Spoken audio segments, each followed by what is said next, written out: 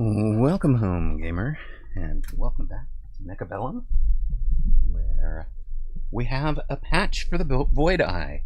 It's pretty interesting. Let's take a look at it real quick. It's all balance adjustments for the Void Eye, except for a display issue in the settings menu. Yay! So a couple of issues with electromagnetic shot, sometimes disabling death effects of units with photon coating. Okay. Void Eye still sucks, don't be fooled. Fix the issue where the death effects, such as acid explosion of units, could be disabled by the Void Eye with electromagnetic armor, even when they weren't attacking the Void Eye. I presume that's by the Void Eye's shot. Aerial mode drops from 200, or goes up from 200 to 250. Energy absorption goes from 100 to 0. Attack goes down 35%, which sucks. Range goes up 10, which doesn't make up for it, but was needed. And hit points up 25%. So it is in a little bit of a mini tank roll. I might not be fooled, but I have to go try it out. I mean, it's patch day. It's patch day, Megadon. Camo Pillbox, thank you very much for the follow. Grey Wolf 2484, it was really fun playing with you last night. Thank you for the follow. I already had this set up, which I am interested to try now with a zero cost energy absorption. Make the beast as tanky at 0 range as possible.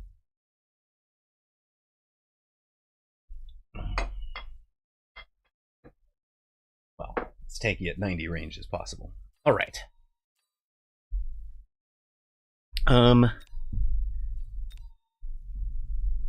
Well, you know, hey. Uh-oh. We're facing the clever cat. This guy's good. Hold on a minute. Also, I wasn't set up to play a game yet. Why did I click the button?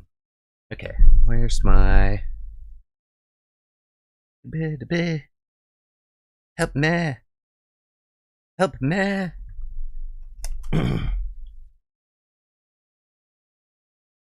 Let's get the patch name, patch into the patch notes. What are the...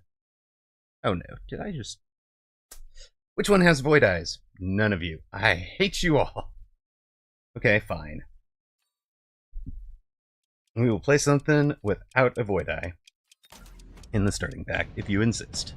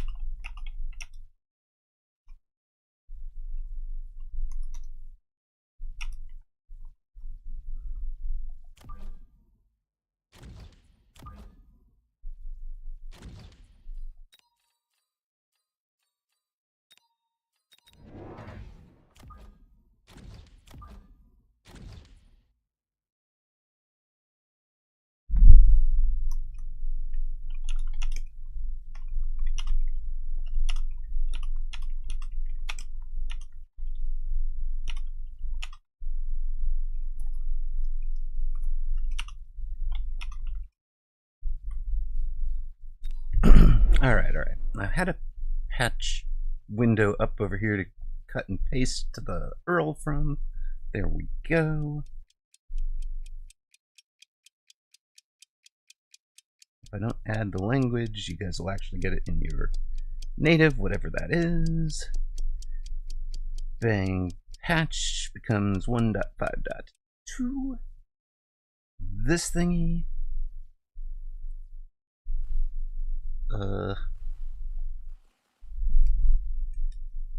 Alright, got it. I will take a look.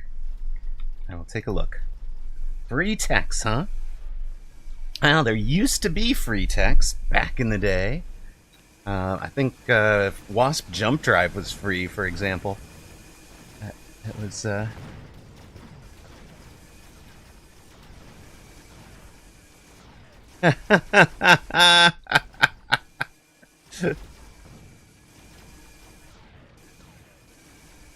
Love it, Baller. Or Nightcrawler. Thank you so much, man. Definitely critical that I look at that instead of the match in front of me. Absolutely. Let us put a bet up.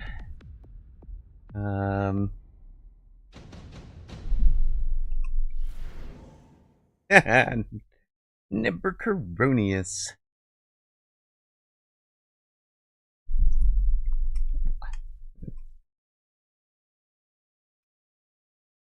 At 1901 on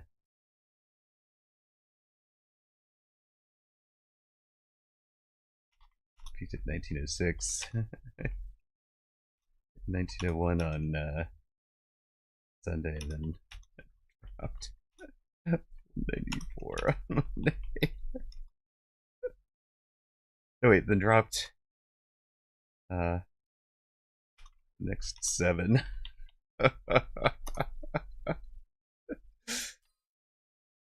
Better not stream snipe neighbor. It's not nice. Hey, Hexton the Third.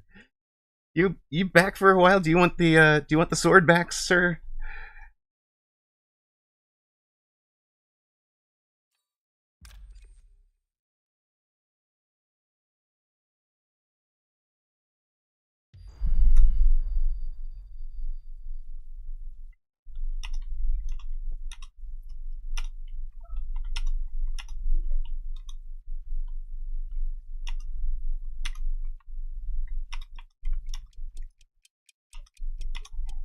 Oh, wait a sec. I should buy 2 units and place them.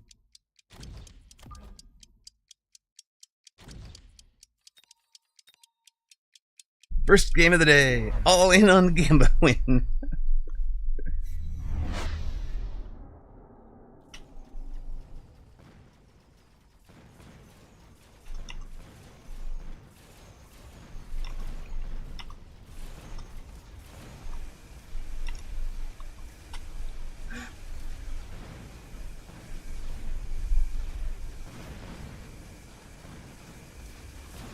First place units, then chat. Okay, lock in, lock it. Got it. When the guy who's bet on the opposition is telling me to lock in, I know I'm not focused. Okay, that's all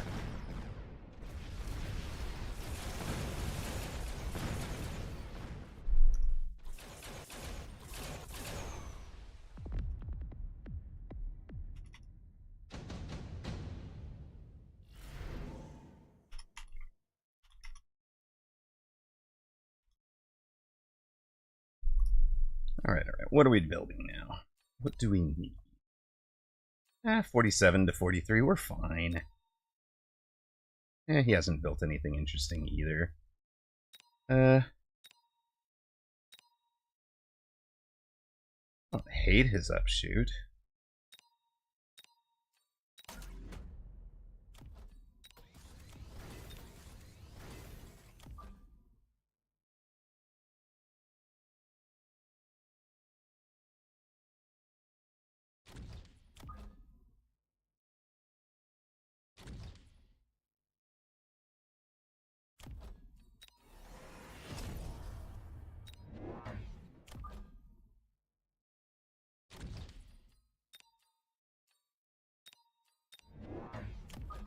Alright, looks like we're going to be running an ad. I mean, stream just started, so, you know. You guys know how it goes. So, whoa, holy. I just looked at the Gamba. You guys know you can get, like, 62 to 1 odds by betting on Nebuchadnezzar? Like, that's pretty good odds.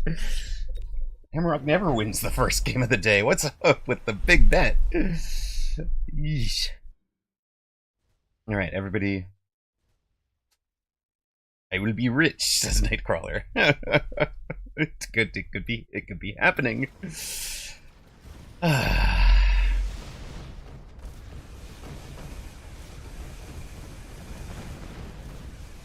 So we floated 100.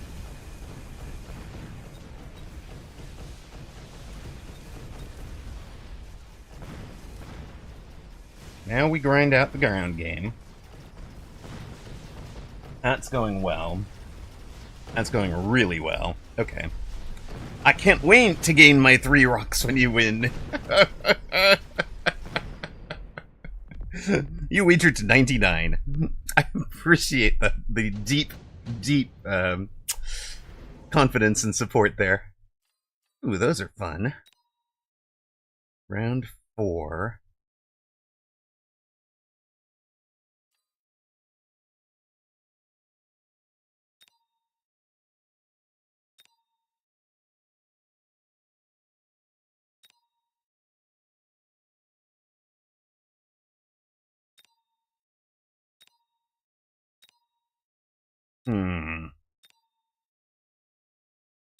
Okay. We're just gonna want the 3rd for like an extra.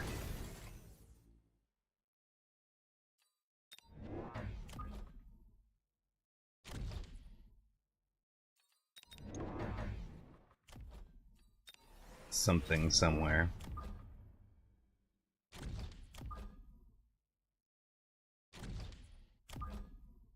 Now, what you're gonna do to try and change the board, but I'm just not letting it happen. Go ahead. Oh, well, adding some wasps, that changed the board. And I let it happen. Excellent. Drink more coffee, Amarok. Drink more coffee. So I do apologize for being gone for so long, folks. I had went out and got vaccinated for a couple of things on Monday. I was like, I'll be fine. No biggie. I'll stream on Tuesday and Wednesday. Dude, the body was symptomatic. It basically felt like having a really, really nasty whatever. And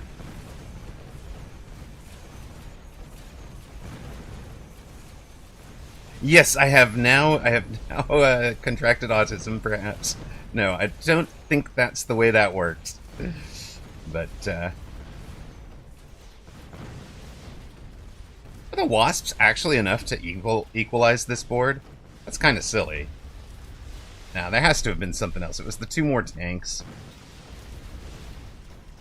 Yes, I can now receive the 5G directly. Which would have been nice, except I'm on, like, you know, the next gen network already, so yeah, just kind of. Alright, well, you want to be in all those. I am kind of fine with that. Let's do this and this.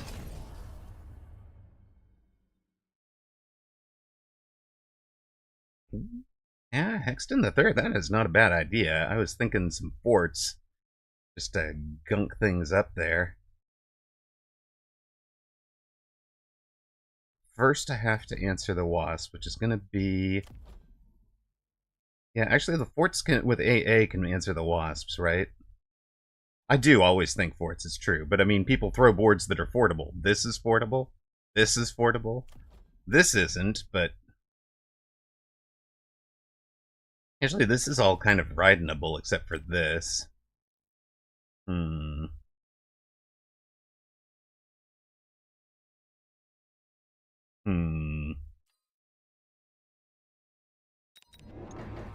Nothing is affordable right now. You are correct.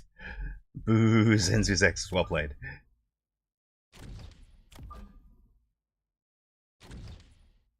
Do I want to sell any of you? Is it boatable? Welcome home, Toast. I don't know. Is it? Oh yeah, hey wait, we are air. What the hell am I doing? We're the aerial specialist. Alright, alright.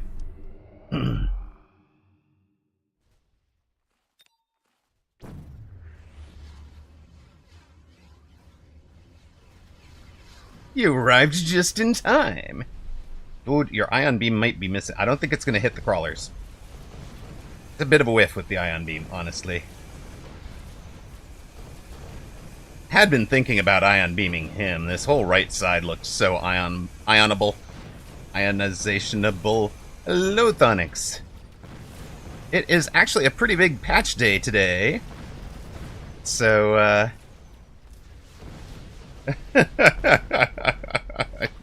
Yeah. Crawlers weren't too worried. I don't know of a big patch. Not a big patch. Not a big patch. It's the little patch day. Where, we got some fun in the shape of... It's a spicy patch, exactly.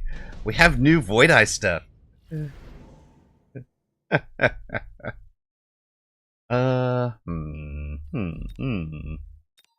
Well, do we like aerial wraiths?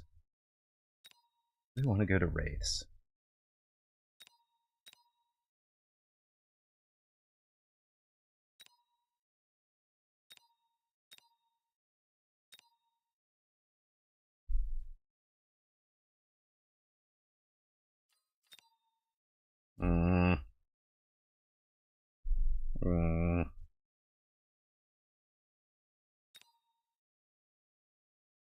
Well, he's so ridenable now, right?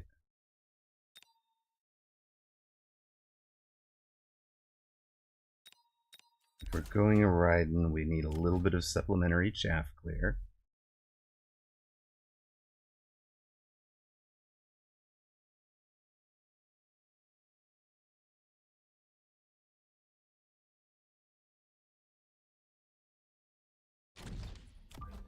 Supplementary chaff clear. Sell you.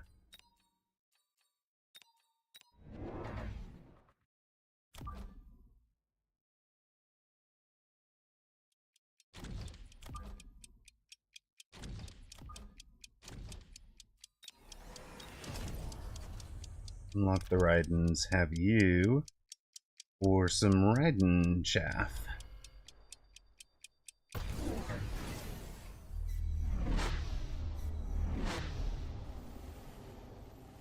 Hello, hello, Whooped. Welcome in. Hello, Sirpar. Void Eyes with range and suppression shot were very good against melters today. I love it. Did you just buy into more Phantom Rays? Look at this. We have invented Hound Raiden. Hello, hello, Harry Dresden.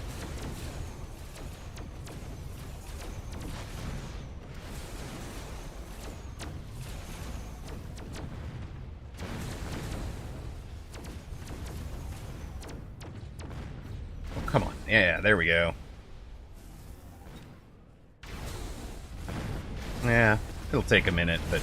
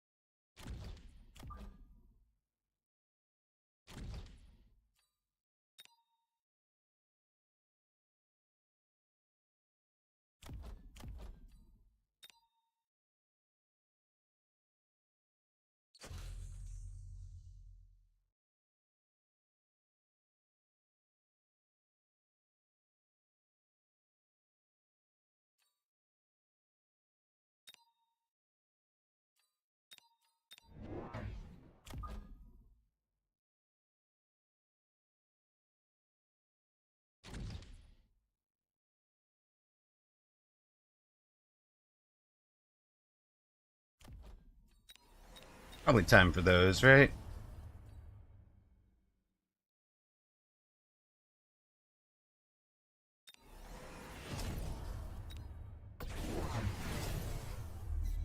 Alright, man. He has gotten into an air war with the aerial specialist, but what has he done here? Anti-air on the wasps. Alright.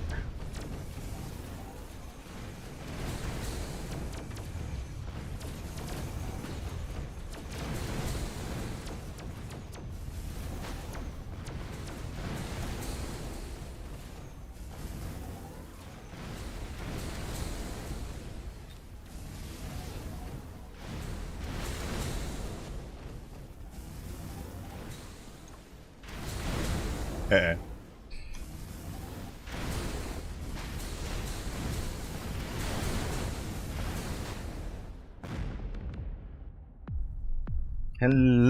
Tico Miko Jump. How you doing? Well, welcome home, man. Stukov, how you been?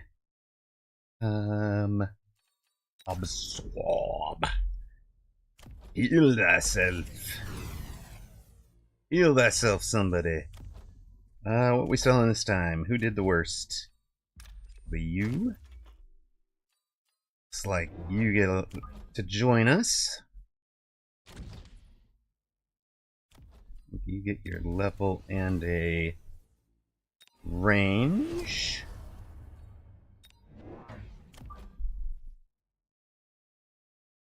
You get that. No, you get this, maybe. Yeah, you get that. Lone, range, and moss, late chaff. Let's go, baby. Where is the concentration of wasp? Concentration of wasp is there. Go, boys, go. I want you arriving last. And wasp concentration, let's just call it here. Glad you're fine. Glad you're fine. Just Tico. All right. But when you have such an elegant, multifaceted name, how can we resist? That's a lot of Meltasa. Your face is pretty fine. Actually, the wasps, he lit the ground on fire here so that he could get the AA connecting, as well as the melters.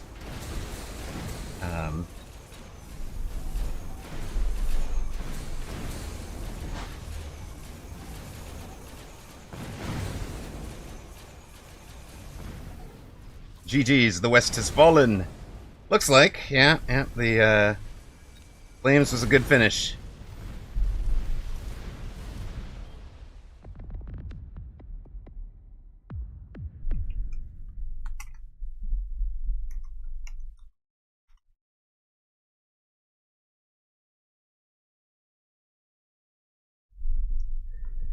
Always the tower oil.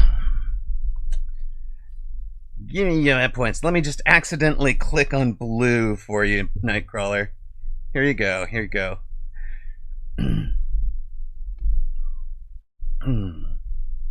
Alright, we started the day at 1793. Where were we? I don't think I've gotten any of this into the overall. That was the last time out was pretty grim. So, did we update the overall? We did not. So we were down 108. Oh, sweet. Say hi. I'll stay in. I'll stay in the battlefield.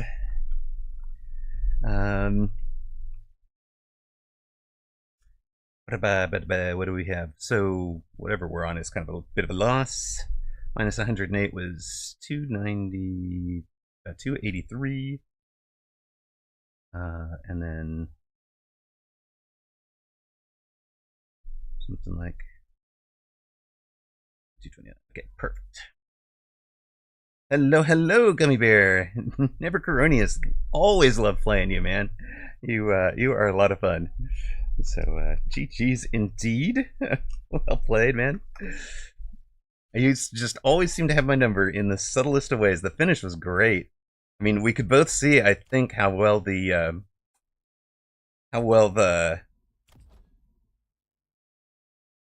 Fangs and Chaff were screening the Raidens on the previous round. And yeah, I should have absolutely have shielded the Incendiary. I skipped it and didn't I skipped it and then didn't play around it, and that cost me. And like, you know, that's just not a forgivable mistake at 1800 if you miss seeing us playing around a spell correctly, especially when you're on 1500 hit points. It should cost you the game. So it was a Yeah, I was actually just thinking that. Like, if we come back to that, I think I spent a ton on leveling that round, and if we came back to that board and try it differently, we'll see. Of course, that'll be special content for subscribers, of which Gummy Bear Go is now one. Thank you for the gift sub from Toast. Much appreciated. Toast is a wonderful patroness of the arts here, supporting us. If you do see the ad, just refresh your screen. We are 0-1. We're chatting over the game with Gummy Bear Go. So that last round, I needed to respect this incendiary, right? So let's take over for Amarok. No, not. Excuse me. I know how he beat me. Try this round again. Now, okay, look. No, look, yo. Okay, back to watch replay. Yes. Yeah, so this is why I should have been playing around that, right? Is that back. Here we are.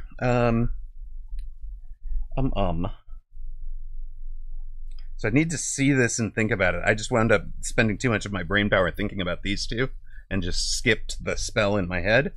So let's go with the alternate universe in which we take the spell.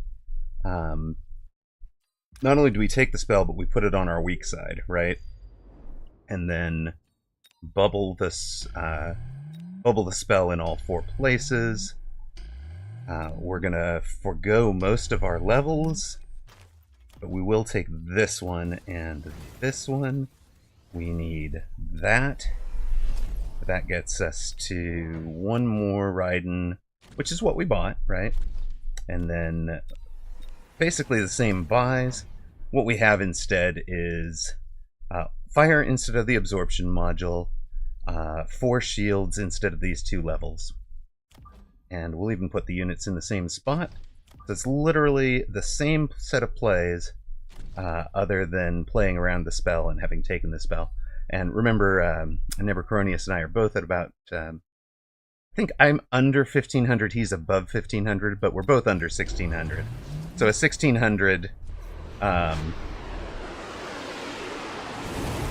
you know, and so some of that lands, right? No, actually none of it does.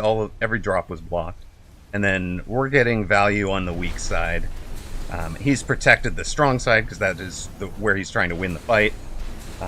Makes good sense. And again, if we can have 1600 survive, which would be all 5 Raidens and either of the storms, that'll be enough to win it. And that is exactly what we get. So, yep.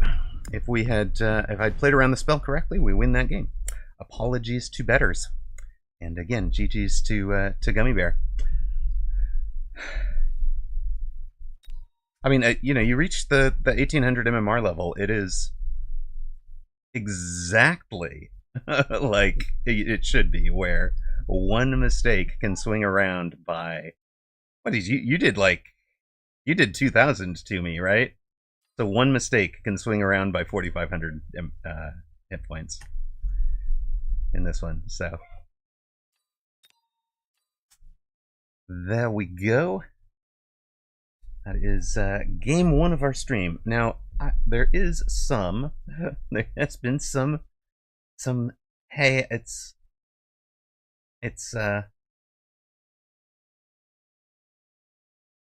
yeah, sure, there was a patch, but we want to play some fun Friday stuff.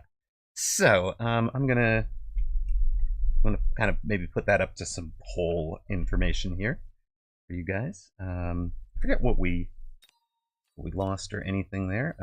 Okay, return to lobby. Add the replay here. Delete all the expired ones. We can't watch them anymore. And what did we lose? We lost 19. All right, all good. Right? It's 19? I think it was 19. Alright.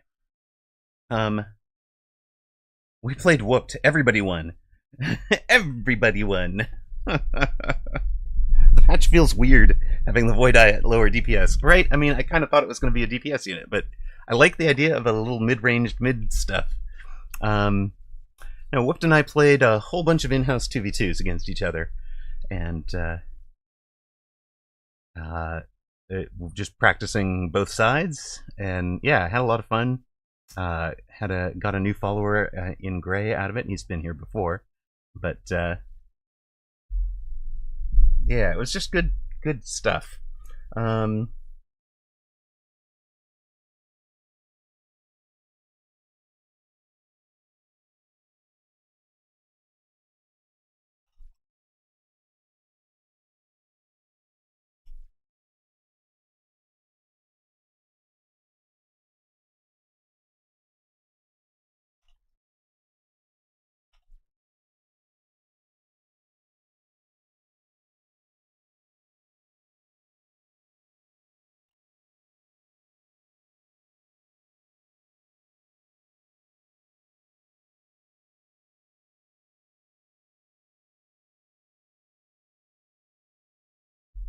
All right, I'm going to put a poll up. I'm going to play another game. A poll gives you 3 options, and you can spend 100 rocks a piece for an additional vote if you want. If the vote comes out with any individual thing having less than 50.1%, I am going to pick it myself, whatever I want.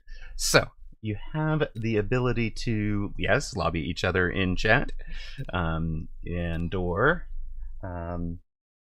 throw down your rocks to select what you want. Personally, since it's a patch day, I was thinking I wanted to play on ladder, but you know, I also serve an audience. It's not a part of the streamer deal, and Fun Friday is our tradition. I've also said that, you know, Fun Friday gets put off for patches, and I thought this was a substantial enough pattern. I think this is a substantial enough patch to make it worth taking a look at. Polls are heavy, but I am aware of how the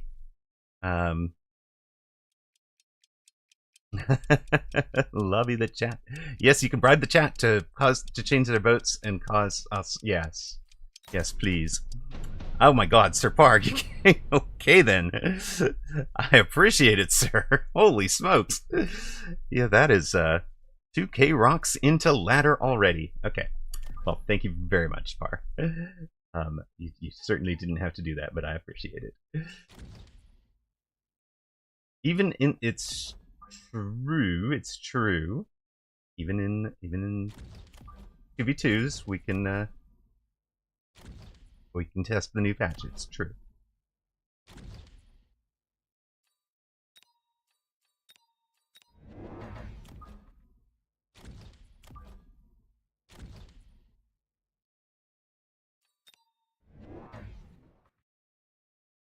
Yeah, I mean, Nightcrawler, you just won a ton, right?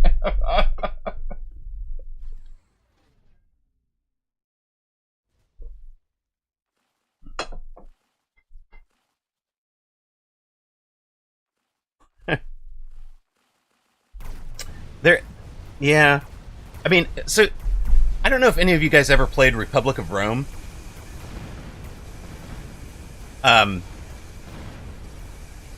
Amazing little board game. It's one of those. It's like if played at the highest level, the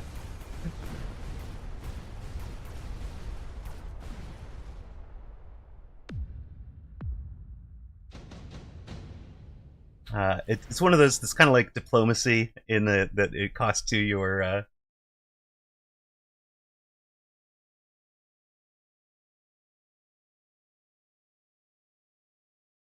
Anyways, for those of you who are not all in, I should be putting up a game here. There you go. For those of you who are more interested in what's happening on screen. Opening the queue, the Mega Knob is in-house 2v2s.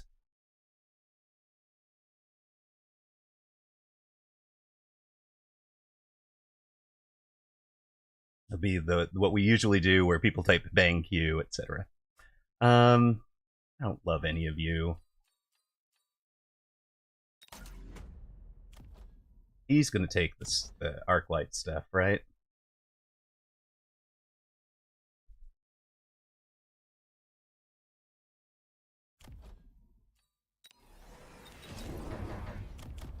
Yes, I know he's in a million Arclights. Now, I've been interested to see something.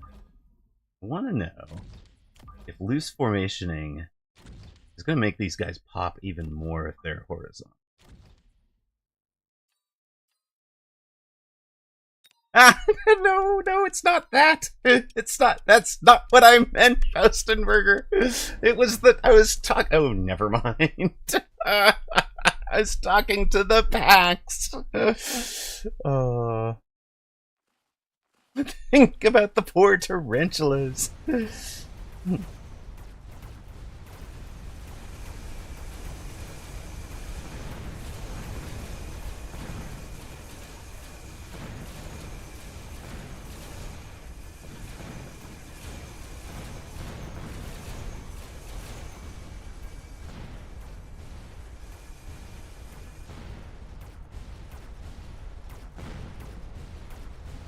Not the starting packs, not even the starting packs, the drops on round 2.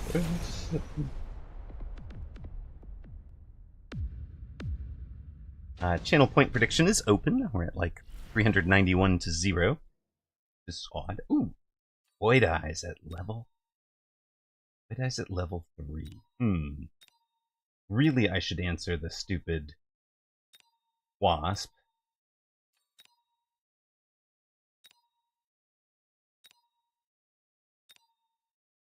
Really, I should answer the Wasp, right?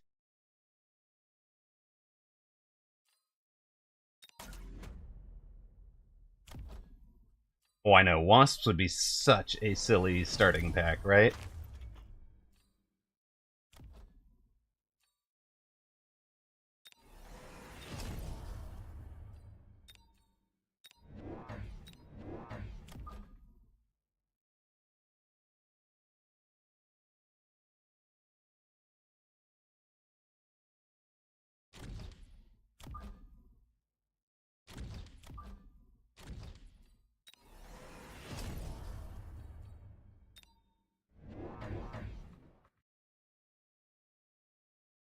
Oh, that's going to be painful.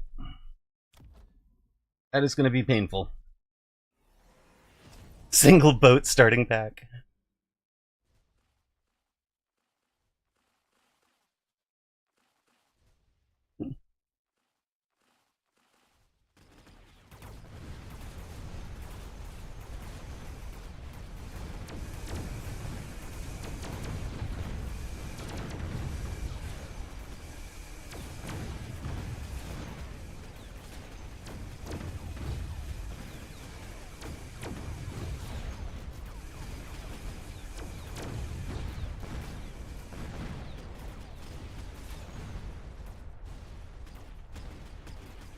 I know.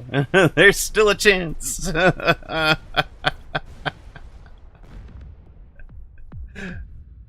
Wow, you guys have really gone all in on that one. I appreciate it. Right. Poll is still open. You can still bet on this game too. Let's just drop this on the Mustangs, because they're the unit that clears my Jaff. Alright, sounds like a plan. You guys, let you get some range. Sir Par is my new #1 enemy. He didn't even put that much in.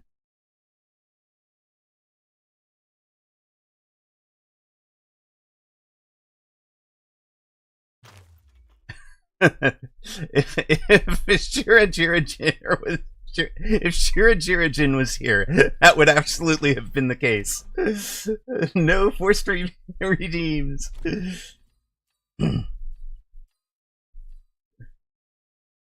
No forced redeem, no forcing me into Hacker Man.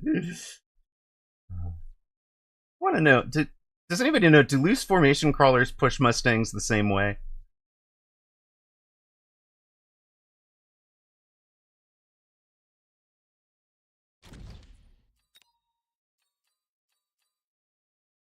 I do think for science. I think we're gonna do it for science.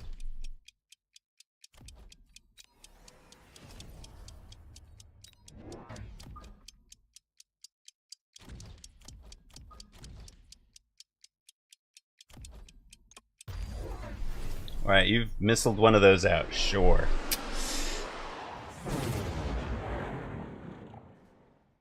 Hello, ruffled potato. It's crawler. We know that crawlers push mustangs, right? But loose formation, do they kind of...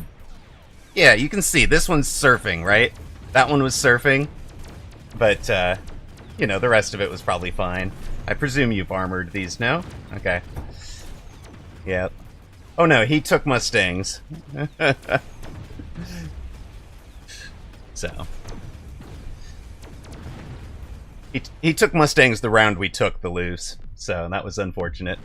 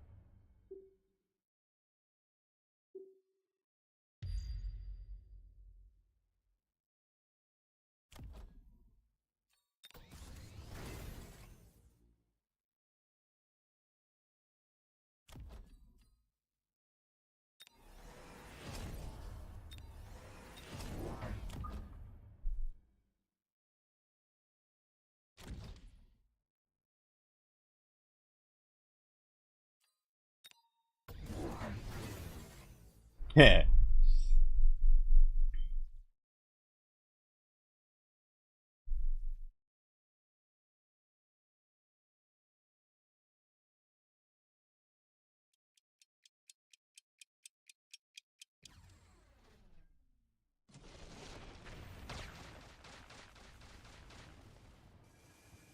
Yeah, his attempt at Storm Cheese to finish was fun. Does not actually work. Our worm doesn't actually work either, which is a bit of a problem, I think.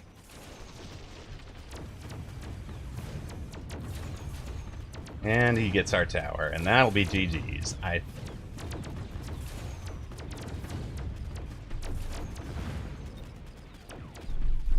3, 6, 9, 13. No, maybe not. Maybe we win this. I mean, not win, but stay alive. Okay, we stayed alive. That's good.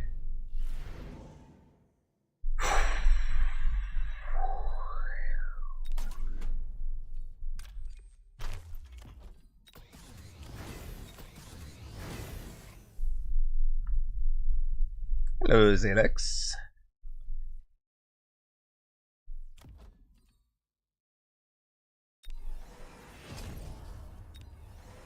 That's gonna hurt. It's a Zalex.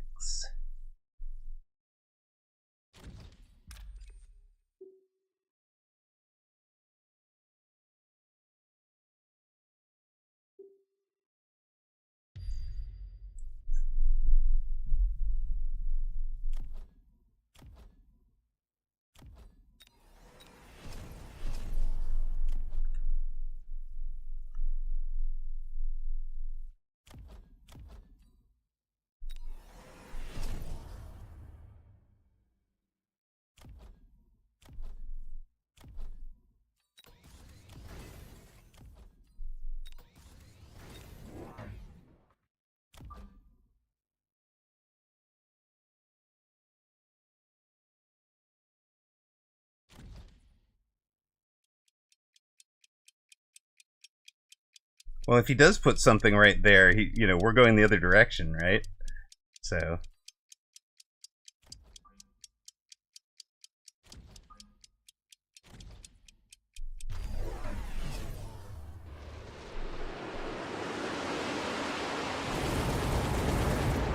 No, he expected us to sell it, I guess.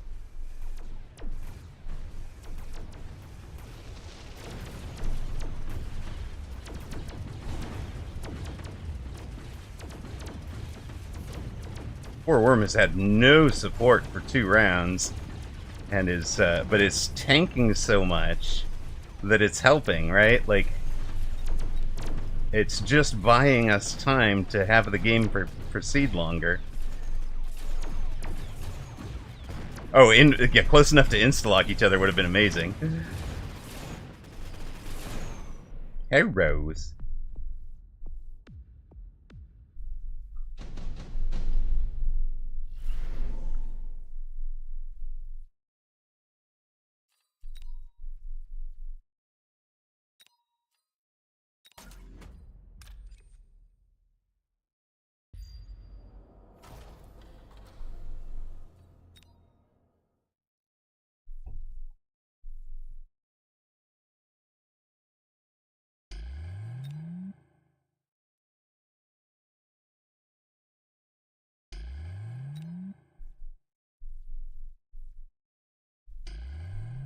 I'm gonna just keep that stuff alive. How are you guys up?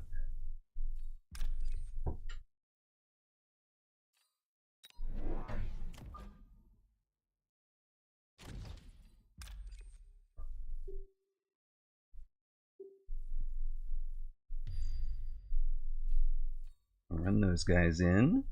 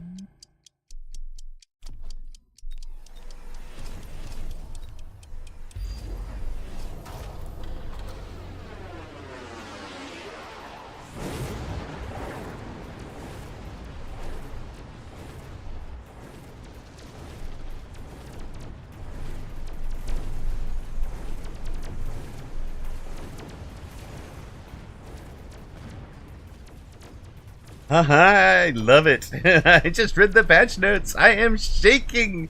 Zero cost techs are back. Yes, indeed. We have a zero cost tech.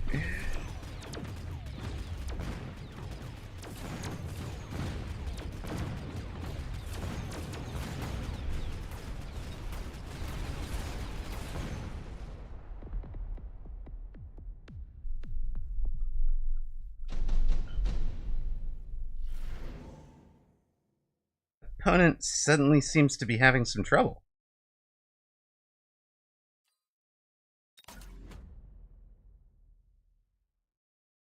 Opponent has no solid anti-air single target, right?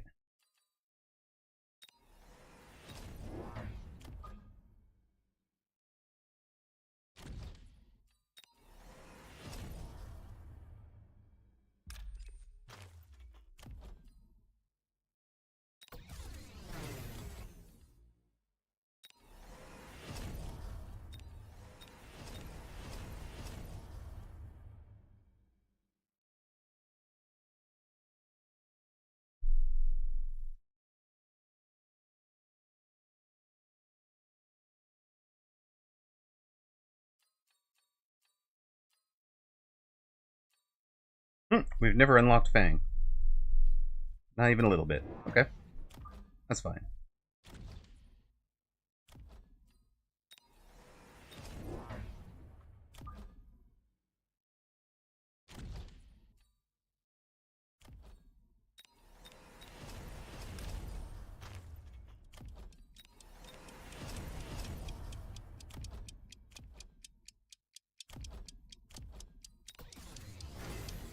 Yes, Control Z is the hotkey for undo. Control Z was what got me all the way back through that stuff. There is no Control Y. Gotta be careful of that. Nice try on the finish over here.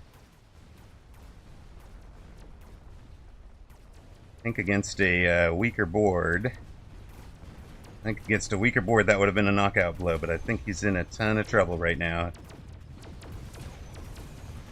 Does land it just as the missiles are landing. That keeps a bunch of units alive for him. That's a problem for us.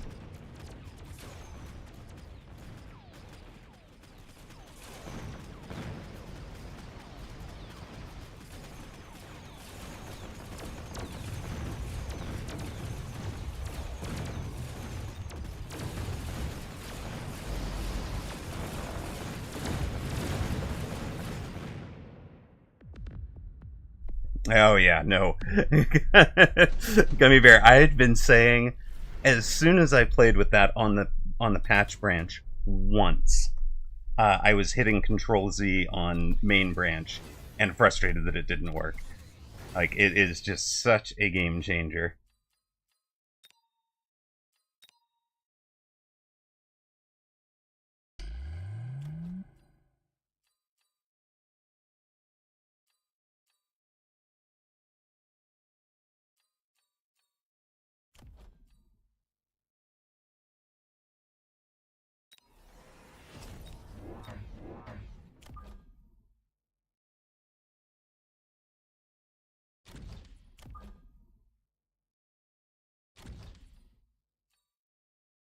Why do we have our thing back before he does? Odd. But it just goes out here, right?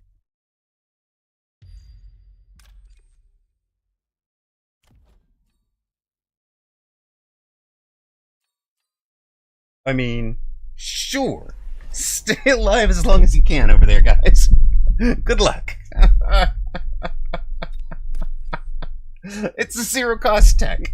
What's it cost me? Nothing. Y'all can have a tech.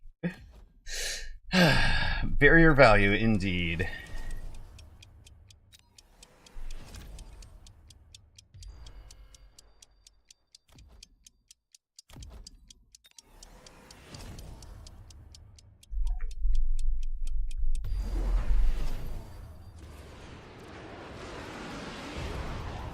Everything is over there.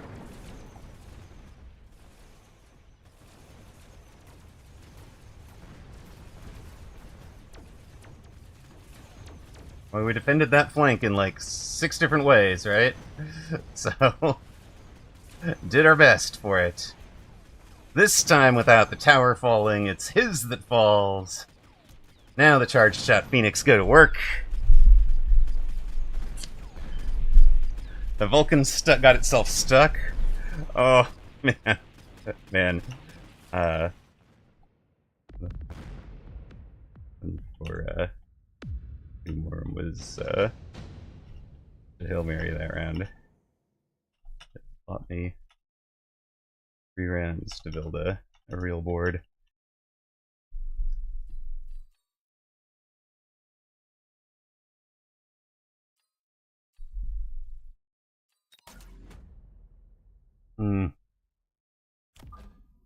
And I do feel you there, brother.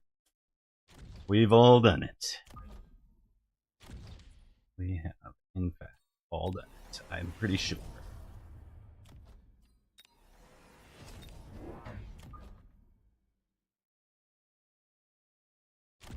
Two together strong.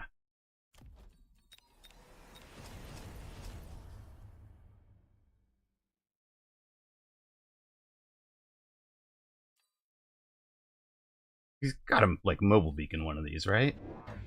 He really should be on like a mobile beacon Rhino for right here. I think.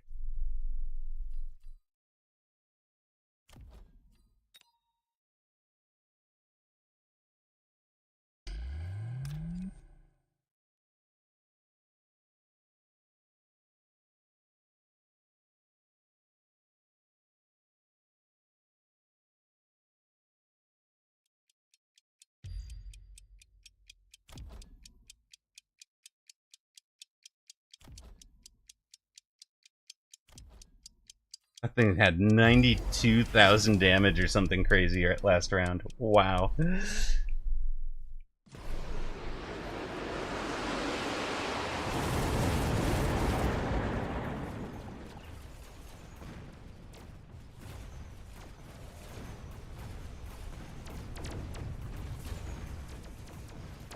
Yeah, Mobile Beacon run away, lit the ground on fire. He's done everything right there. But that is just not gonna end well.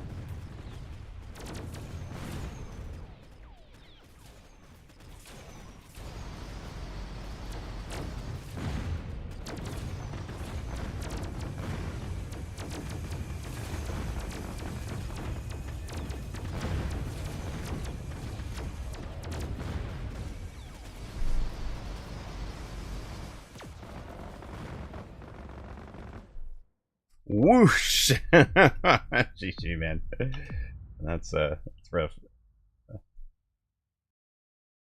Sweaty over here.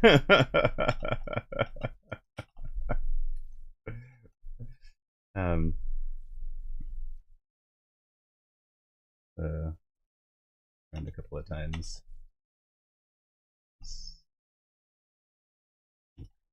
Correct it next time out.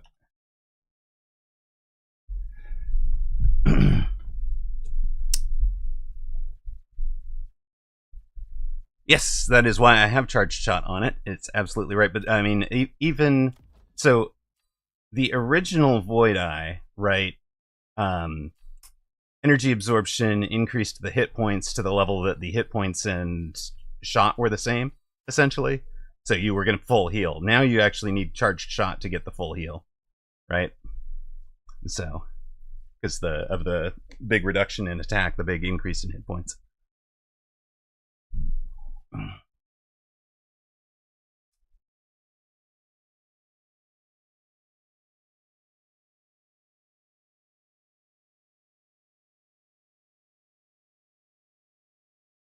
So we closed that one out. We got a W.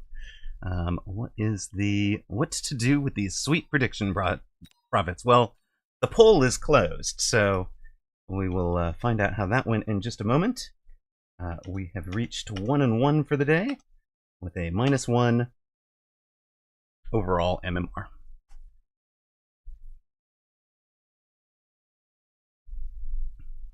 Yes, you do cash in stuff and things. You did believe it, and paid out at 2.56 to 1. Congratulations. And also to Viking Raider. We'll run the ad now. Let's just get that out of the way. Apologies to those of you that see it, but I'd rather do it between matches. What are these poll results? Poll results are 71% play solo ladder, 29% to open the queue, and 0% for laddering some 2v2s. Okay, well that is complete and done. The poll was a wash. A billionaire bought the election. All right, but will he accuse me of all sorts of random things when the bromance ends afterwards? That's the question. And there we go. Zalex is going to ask me to force a Raiden. Perfect. I am also trying to force a bit of a Void Eye game. I want to get them in a starting pack and see if I can get off and running with them. Since we're still in ad, I'm going to refill the coffee real quick before I jump in the queue. One moment.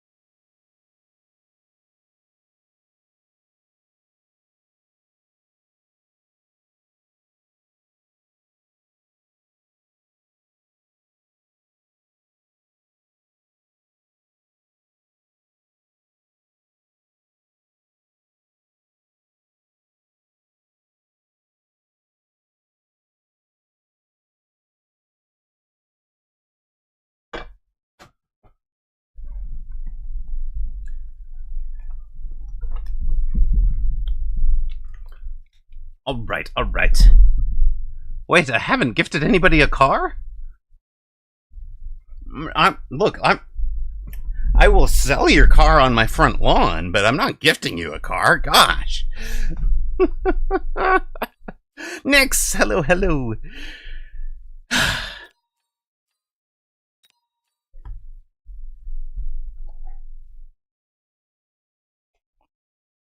You want a car? Go win the Indy 500. You get the pace car for that, right? Sounds easy.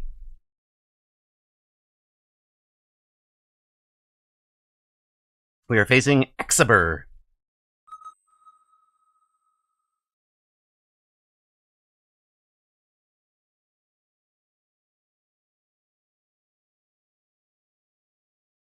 Exeter was like 1782, I think.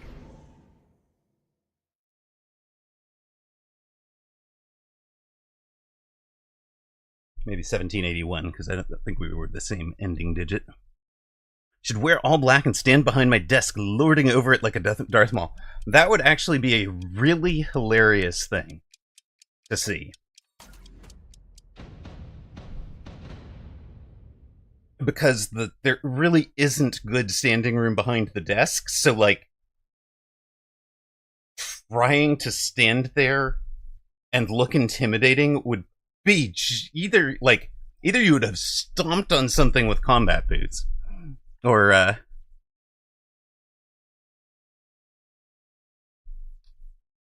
something. Yeah, it's one of the weird traditions at Indy is the winner wins the pace car. Just bizarre, right? You know, like, okay, but I mean, it's gone back from like the 30s or something. And fun fact, living in San Diego as a kid, there was a San Diego County-based winner of the Indy 500. So, there you go, guys. And so I actually got to see the pace car from the Indy 500 driving around. And it was not a replica or anything. It was the actual thing. And you're like, oh, that's Rick Mears. Awesome. Or Rick's wife or girlfriend or whatever. I think wife, he was married, right? I don't know what I'm doing yet. Let's just take... Take a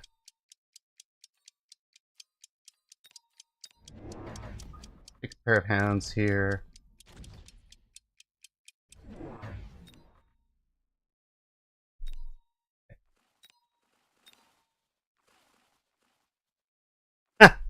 Well, since it doesn't happen from every race, just this one.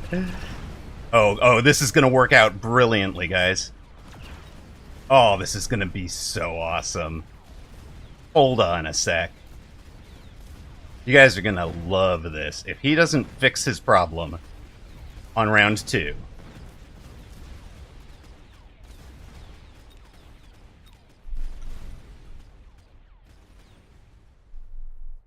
You guys are gonna love this. You guys are gonna absolutely love this. Okay, so these things lock, right? They locked onto not...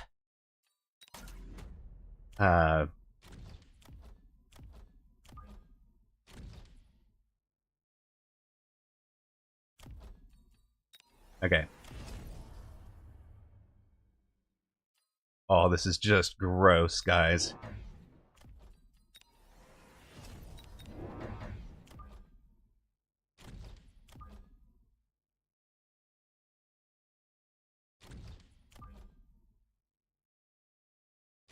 Oh, I'm so looking forward to this. Okay, what's our specialist? Oh yeah, we're speed. Hey, cool.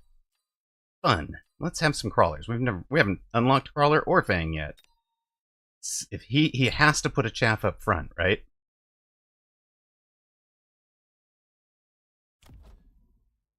Otherwise he's in a lot of trouble.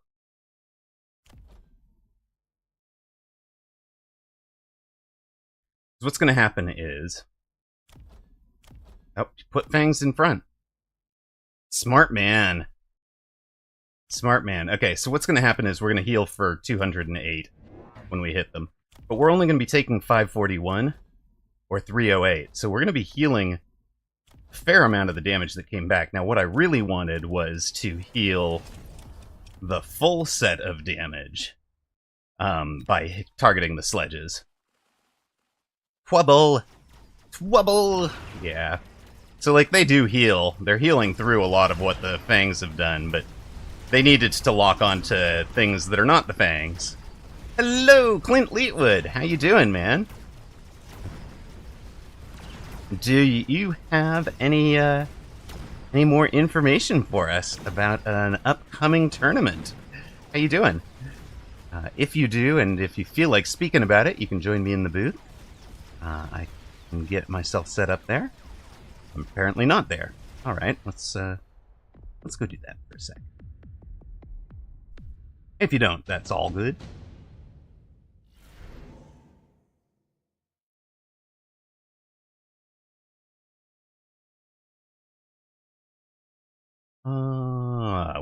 Well. Laser sight somebody over here. You guys get range. You guys aren't connecting yet, right? So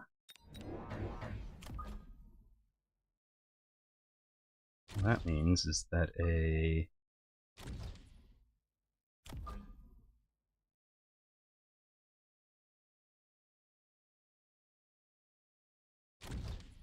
of those will help.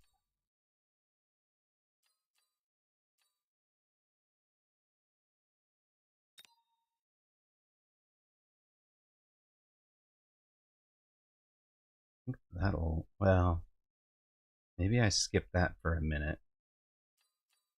Just take this for the Mustangs. So now I can throw Mustangs up here and just destroy these guys, right? Yeah, that'll be good too.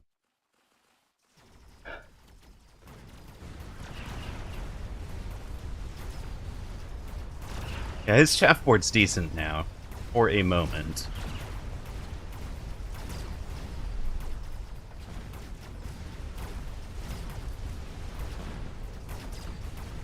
Alright.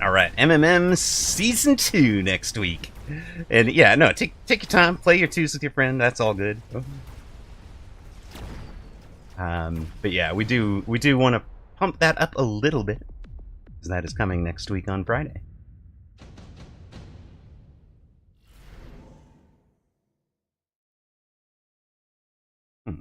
Are you too far forward? Not really. You know what?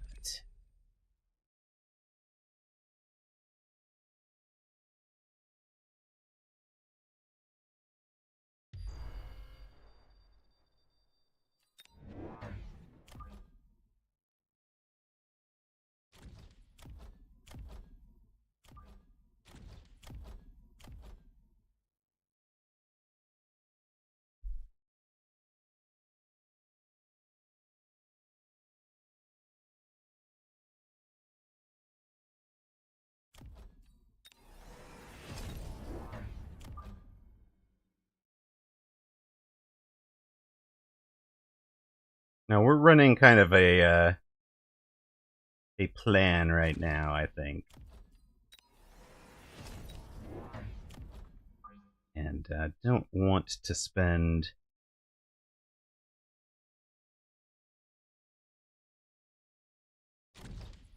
too much of it.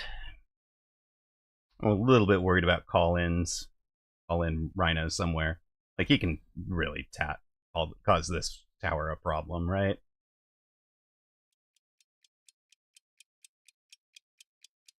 That's where he puts it. Maybe even right here. That would be funny. Both the Rhinos are right there.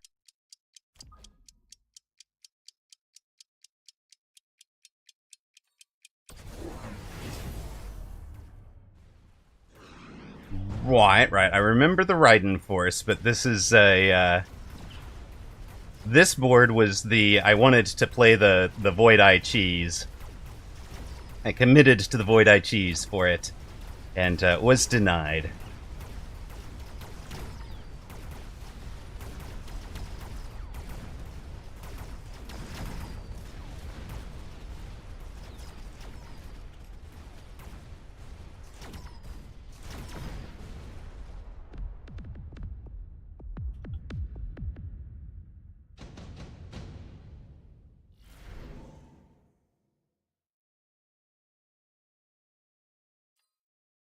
Mag 1 is showing new stuff. Alright. Like, currently, as in right now, they're live.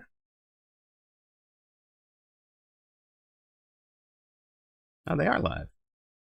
Community Clinic. Very fun. Yeah, I streamed the game for about a year, played about 4,000 hours in total, been ranked 1 world a bunch of times, currently do a lot of work for the competitive organization for esports for Mechabellum, which is called Mag1. Julio. Oh. Alright, alright. I know what that's going. I actually knew this was happening. I knew what that one was going to be. I don't like this. I don't want to be throwing you into this board. Except... Data while the game about scoring? What?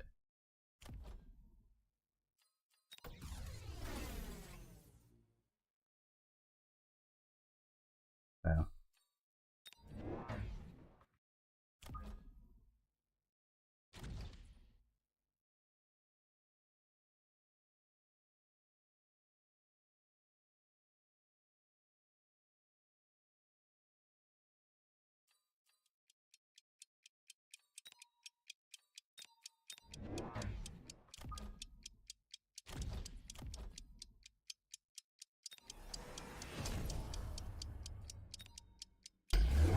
Yeah, hello.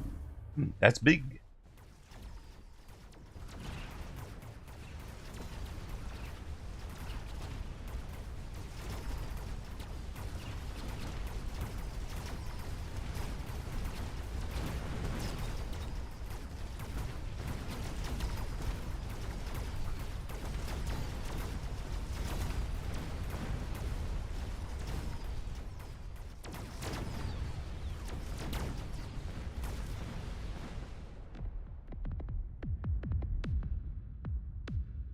Alright, 70 hit points left. Let's pay attention. What is going on? How are we fixing this one?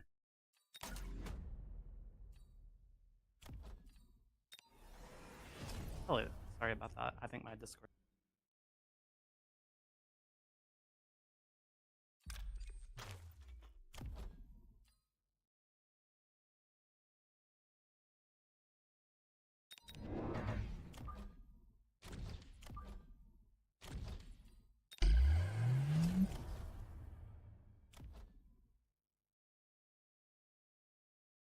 These guys are beasts, huh?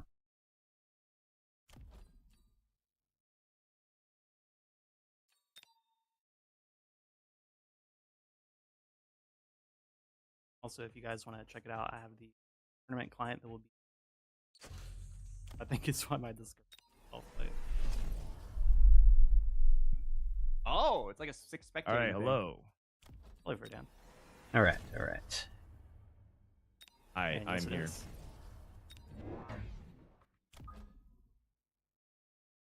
This is our tournament client. It shows like the hero units for each side. So like this Wasp is currently the hero unit on this side. That's why it's got the blue R around it. There's no hero unit on the top side. Just, like, wait, what do you mean hero readouts. unit? Like got the most damage dealt by approximately 20,000 total on its side. Oh, like best unit. Cool. Hero units and stuff. Like a That's pretty cool. meter in TFT where you can like see your top damage units. Like that. Have a similar thing like that during the round as well. Alright, Okay. we got this, right? We got this. Wait, so me and friend were just like hold the cover. Yeah, new spectator overlay is what it looks like, but it's because they've got so much data-driven stuff on the underneath, you know. So like, it's free to play for YouTube. Like, I'm down to do whatever you want. It's a bit weirder if we do twos. So, I don't know. It's really up to you guys. I'm happy to. Okay. Oh, I'm up for anything. I had a lot of fun playing 2v2. I also... Well, that is totally GG's. I don't know how we would go with one. We go down. Congrats to those that bet on Josh. I'm not sure Nope. either, so. I never put a bet why on don't we up do on this 2v2 one. Then? Boxbox, I'll invite you. And... Do you Wait, mean how do like we do a 2v2? That was the Mag 1 stream that was talking in the background, if you were picking it up there. I just had it open because somebody had offered a offered a little bit.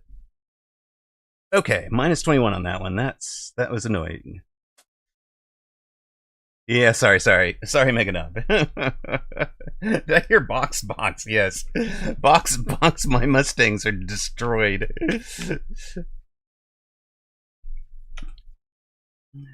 All right.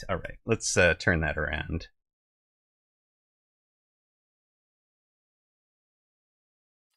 Not much to learn from that one. I was a little distracted during it, I think. Okay. Minus. Well, oh no. I tried the Void-Eye cheese. I got punished. That's the lesson. Don't blame it on the distraction. The Void-Eye opening commit perfectly read and then transitioned into a Fang carry for opponent. That was nicely done, honestly. Honestly, nicely done from him. Okay. Moving right along. I'm gonna be annoyed if I asked you guys to make me queue and then play like, 0-7 or something today.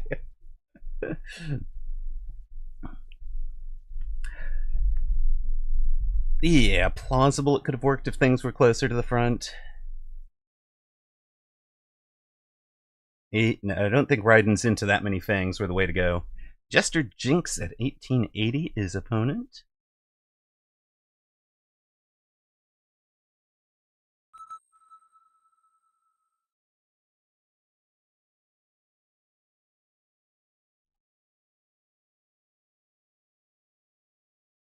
Channel point predictions are up for this one.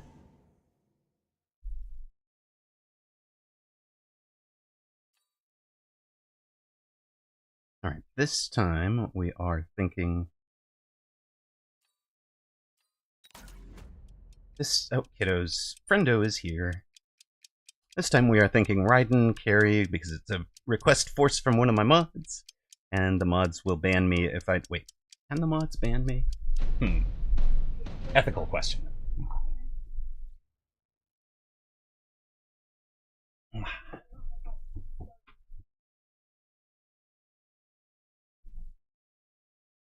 All right, Friendo's leaving, actually. It looks like.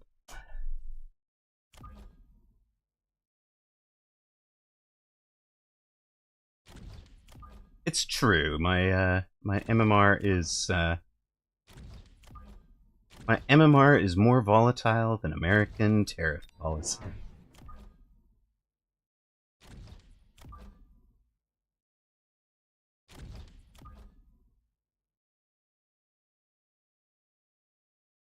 Too soon? Sorry, guys.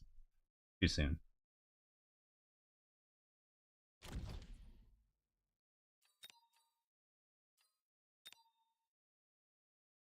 It was a result of a poll. Love it.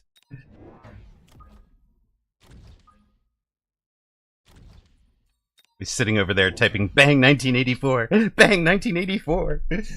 Chronicles Medieval being announces at Summer Games. Oh, hey, fun. Also, hello. How you been? Fun and all that.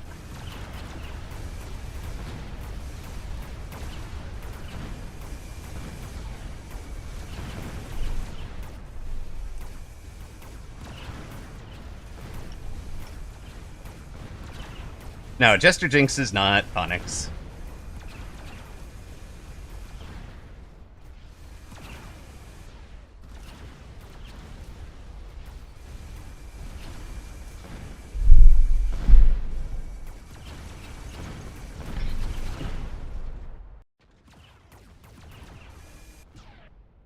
Oh, my Reddit account, Toast. My Reddit account got complimented on insisting on using EM dash, despite the fact that everybody says it's an AI thing, and then clearly not being AI written by content. I was like, I was part of your training data, damn you! Not letting you drive me off the EM dash. I was laughing. I don't actually want that. Lol. Right? Like, I was very amused.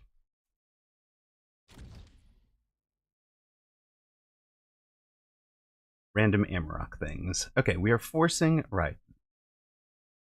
Forced right. Forced riding right now, right? Okay. Remember that. But for now... There we go. We are adding literally 4 different unit types this round. And this one, I'm going to put out here. I just have a weird feeling about Jester Jinx this round. Thinking something weird. No, okay. Oh, it's Jester Jinx Thonix. Is that you? Is that because of the PFP? Because we've seen Thonix in that PFP before.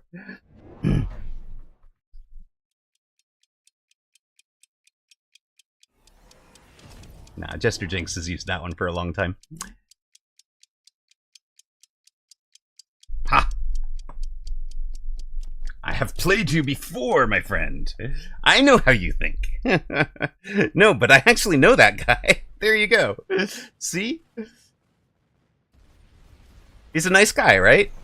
Right, Thonix? Like, I run into him so many times, and he's just always super polite. Oh, I see, I see. Jester medieval-themed game. Ah, got it, got it.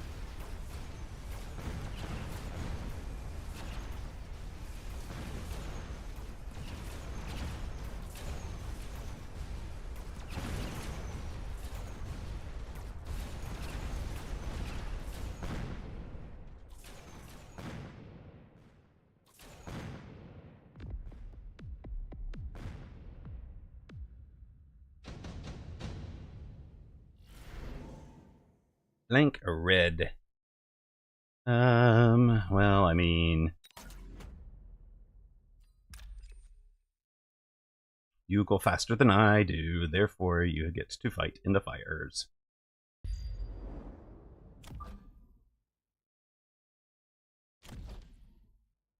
I don't know if that'll even work, but it's worth trying. You guys are getting range, not this turn. You guys are getting protected from the world's fire.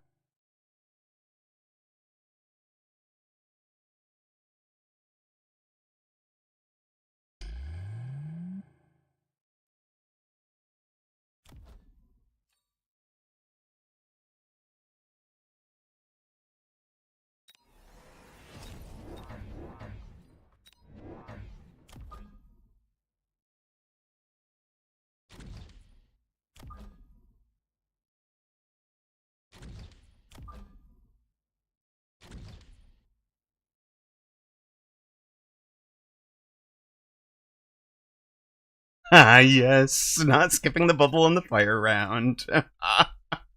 Lesson learned, right? Oh no, subsidized steel ball. From a giant specialist? What?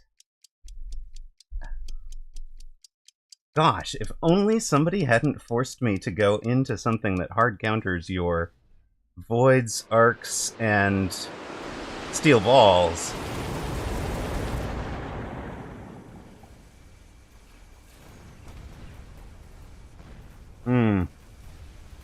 That's very unlucky for me. Sir, you have achieved the tower.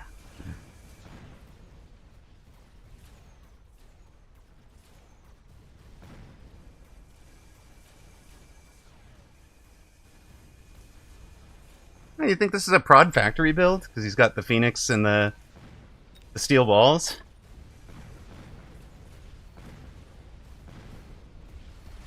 Yeah, it could be. That could definitely work. I mean, I think they just saw subsidized steel balls and decided that was their chaff. Which is fine. You're, you know, totally within your prerogative.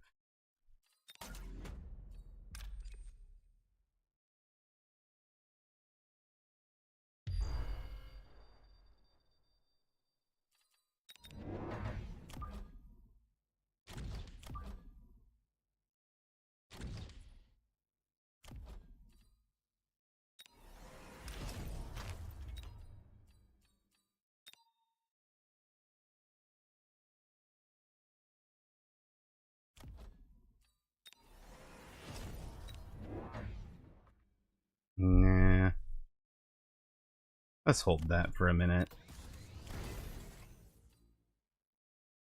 Before we do any of that, we need to have something like that. Probably that. Quite plausibly this. Nope. Quite plausibly that. Maybe even that-ish for now. Falls as chaff? Yes. Because he got them as subsidized. So they're 150. You can set them to mech div, and off they go.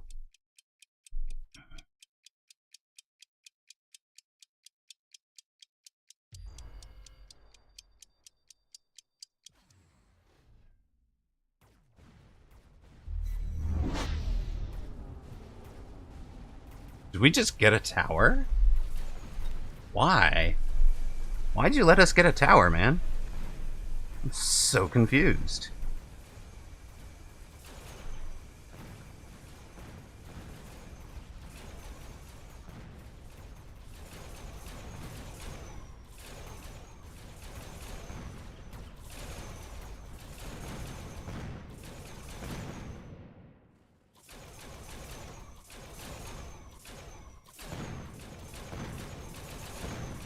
Ah, we have created a hero wasp by taking the tower. How many can he take down? That guy reached ace. He took down like 5 units. But 2536. Aww.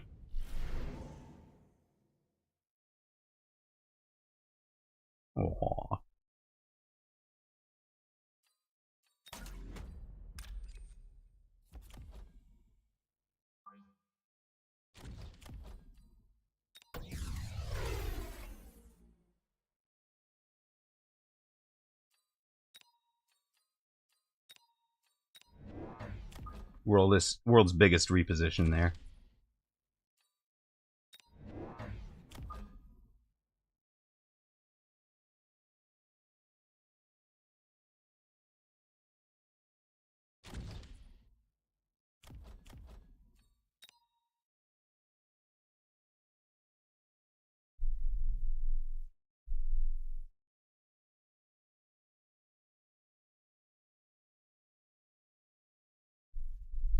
Just hold on here.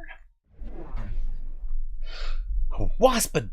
I don't want to see waspadoodles. What you doing with the waspadoodles? Get them out of here.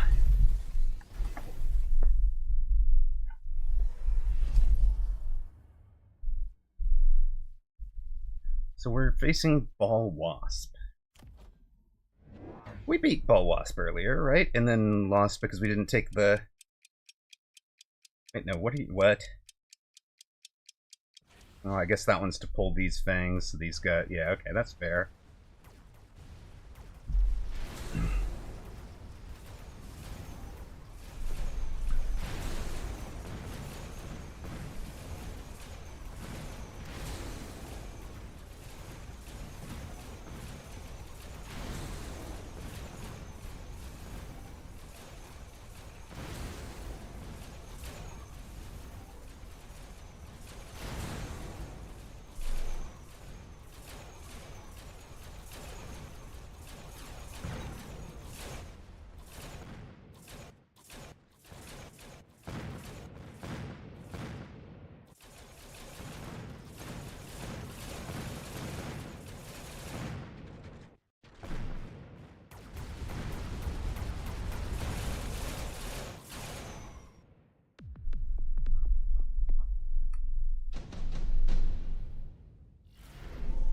Now what am I doing here?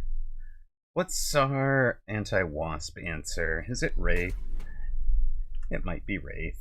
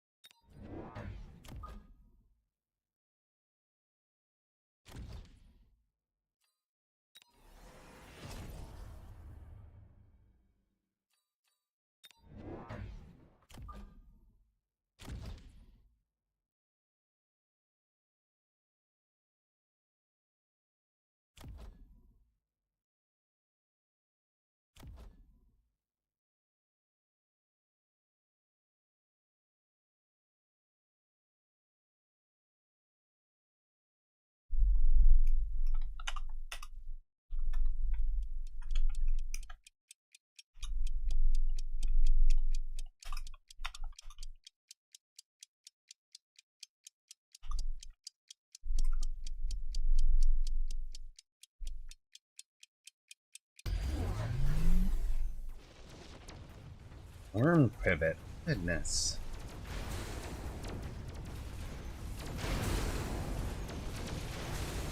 I'm glad we have ionization on the bar.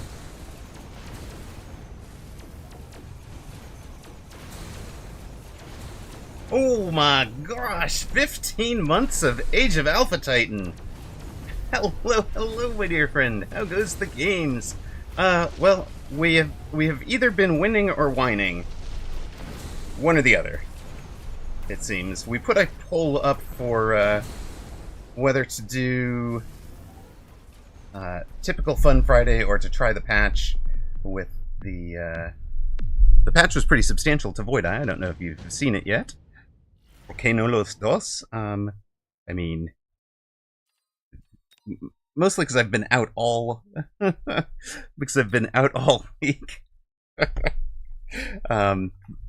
Out ill, so I'm kind of feeling like I actually sort of want to play some games on ladder because I hadn't, done that. Let's have you frequently.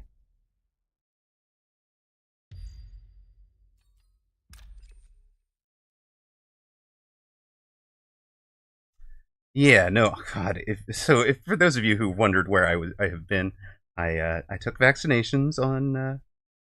I took myself to the vet on Monday and got shot. And it basically knocked me out for like the last game of the. If you want to see how badly I'm thinking, the last game of the Friday shot of the Monday stream. The Monday stream, I went like 6-14 or something. Hey, I'm a wolf. I took myself to the vet. Oh, never mind.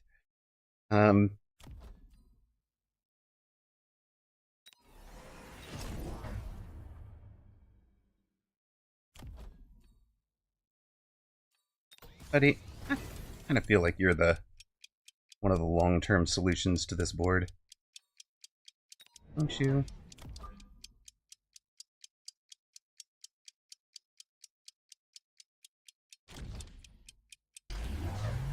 Well, I see. I thought you were going to be one of the long-term solutions to the board. And I love it. That is a hell of a pivot, sir.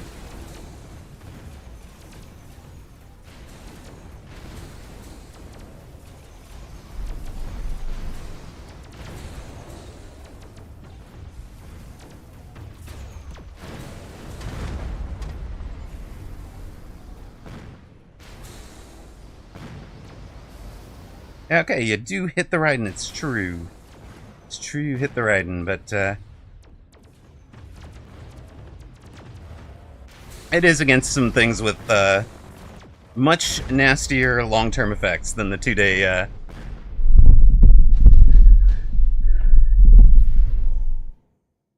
it's just the 2 days is just the body's Actually, no, that is probably not really wise here. I don't even want them, right? I mean, maybe we let them try to do work from way back here. But really what I want is that. We've picked up a level.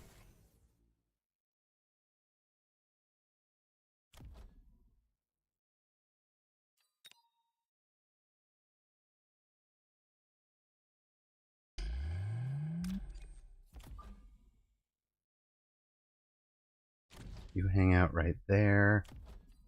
Take your level. You hang out down here and try to help out. Just silly, but eventually he helps out with that, right?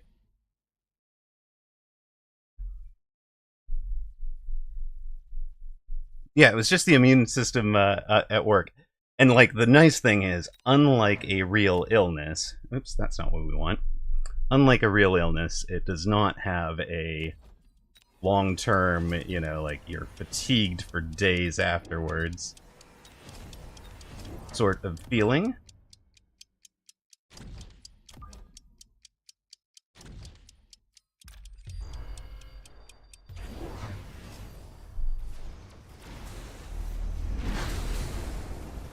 Flank went really poorly for him.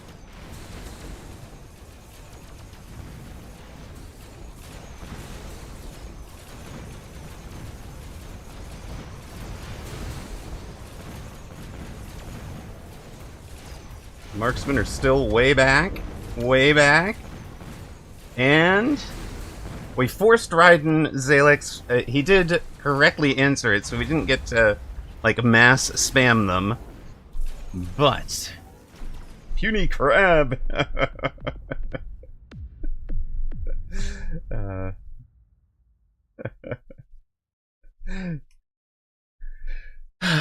So there we are. We have we can lose to 1720 and we can beat 1880, depending on whether we actually play the unit requested by the mods. Wait, hold on. What? Oh dear. Oh wait, depending on whether we don't try to force the patch unit. Oh dear.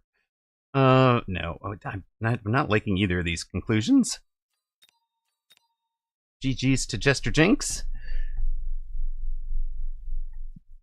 Plus 27 gets us to a positive for the day.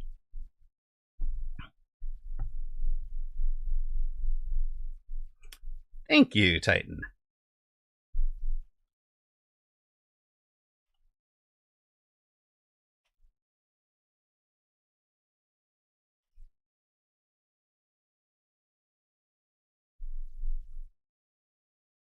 And that looks like we are just about back from our ad. Hey Titan, check this out. We have thought of something clever. We have a little jar of water next to the next to the desk now. Wait a minute. Let's try not overheating all summer long. Let's try hydrating. I hear this does things.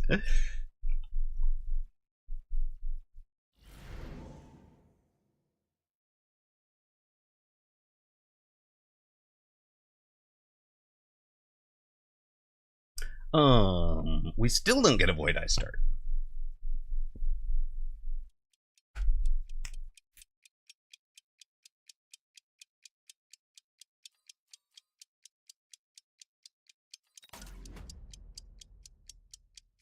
It's your dream elite spec pack? Oh no! And I passed it up? Make you cry. I'm sorry. If the jar becomes a humidifier due to evaporation, it's a sign that it's time to take a break. Yeah, I was actually thinking I might want to look up how to make a swamp cooler. I remember those are actually pretty cheap and pretty effective.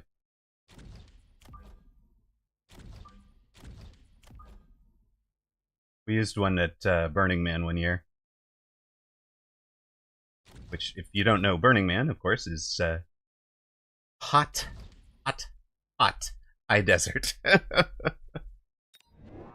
Yeah. Yeah, this is, I mean, California is not super dry, but, like, you know, we're in a drought, right? It's not like it's... We only get a couple of inches of rain a year.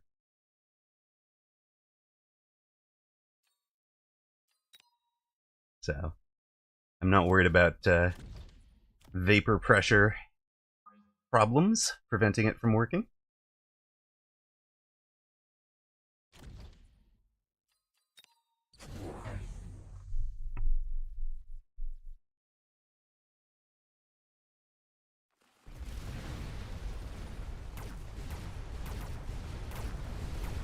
Right, rain makes corn. His opponent, channel point predictions be ups.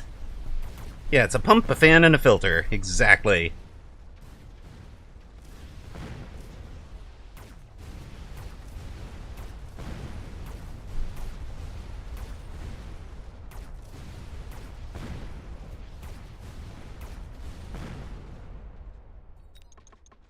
It is the pump, I think, that I am lacking. No former fish aquarium anywhere that I can poach from.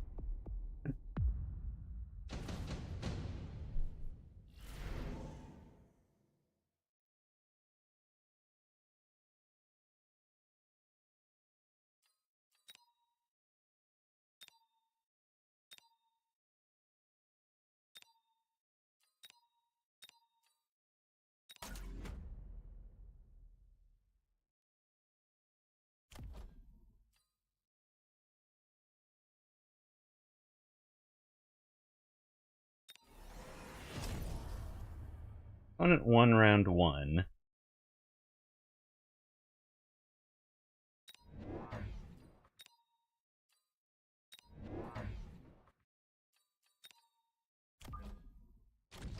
It's 4,200 to 4,600.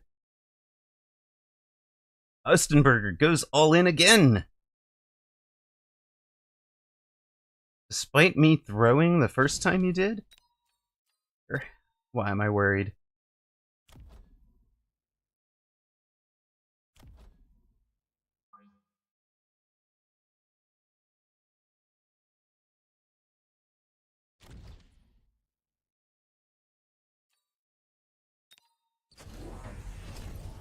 We're trying to envelop here.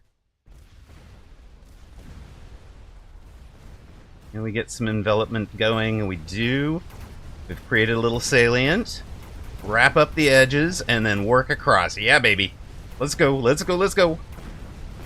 Don't give him no respite. That's right. Envelop that flank, baby. Let's go. Let's go.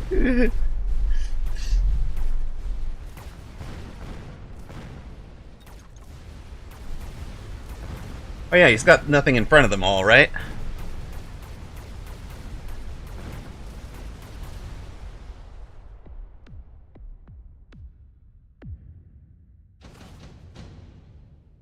No, he's got those fangs now. I mean, we can try it, surely.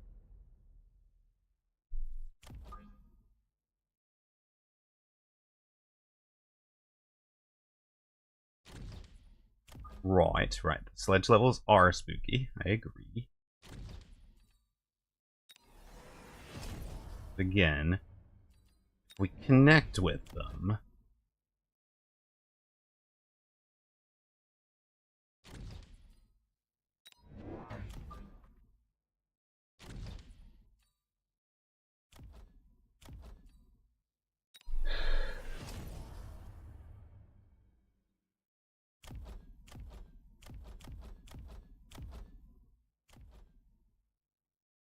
Wait!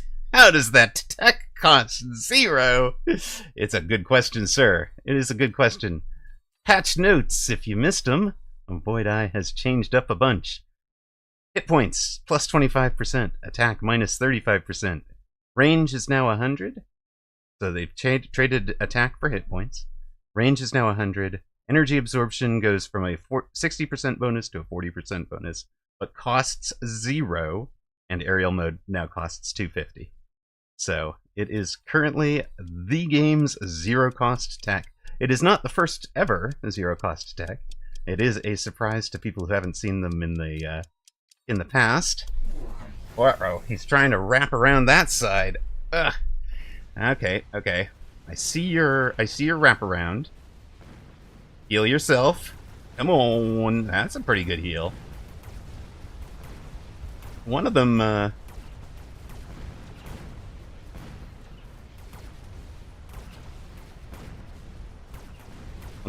I know what we need now. Okay.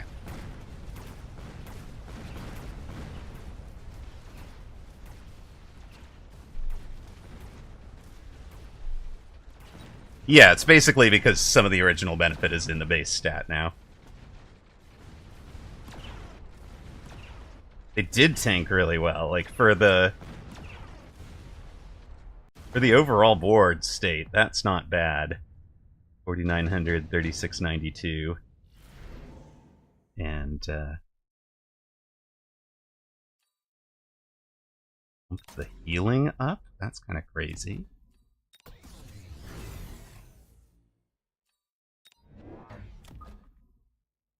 Alright, you're gonna be over here. That's fine. You can be here.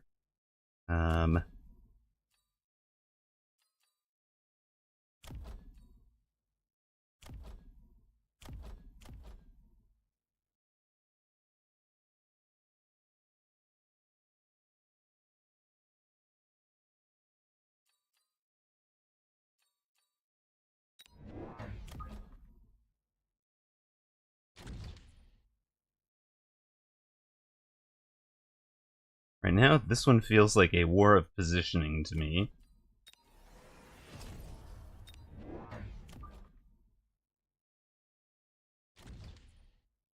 We have no upshoot, he has no upshoot, so we're gonna be flying next turn, I think, no matter what.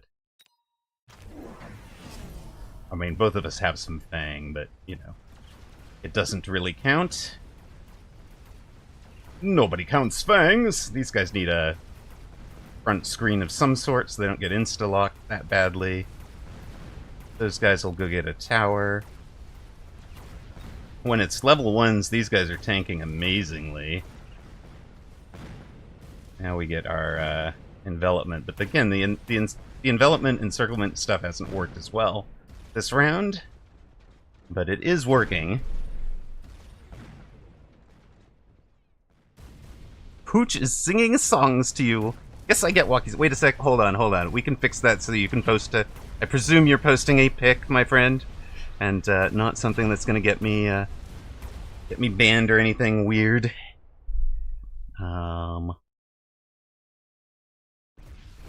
There you go. Have a go at that again, if you want to post that link. Go, Crawler, go! And Tuzzle, you can post the link again. There we are. Thank you.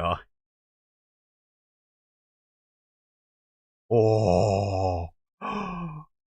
Okay, I'm coming over to take him for a walk. You take over the streaming, okay? Such beautiful. Pet tax paid in full, sir.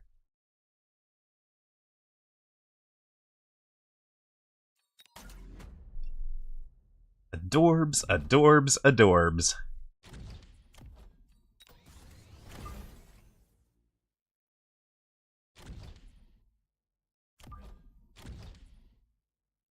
Yes, exactly. Exactly, Titan. Okay, what did I say I wanted? Oh yeah, I wanted to fly. Is this a riding board? Phoenix board? Probably just a Phoenix board.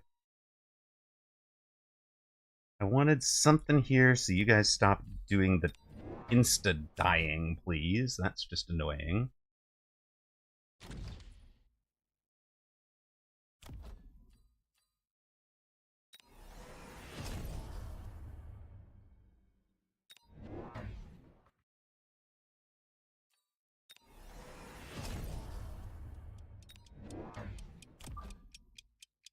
We sink a boat from an opponent here.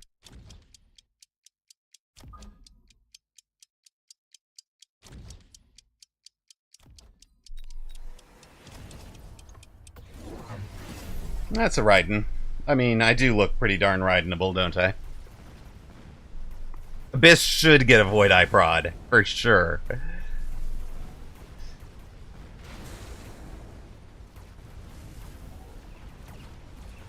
And we know it's not a factory, just let it go. Did you seriously just leave that tower uncovered? Was I supposed to sell the crawlers? I'm sorry, I forgot to sell the crawlers. My bad.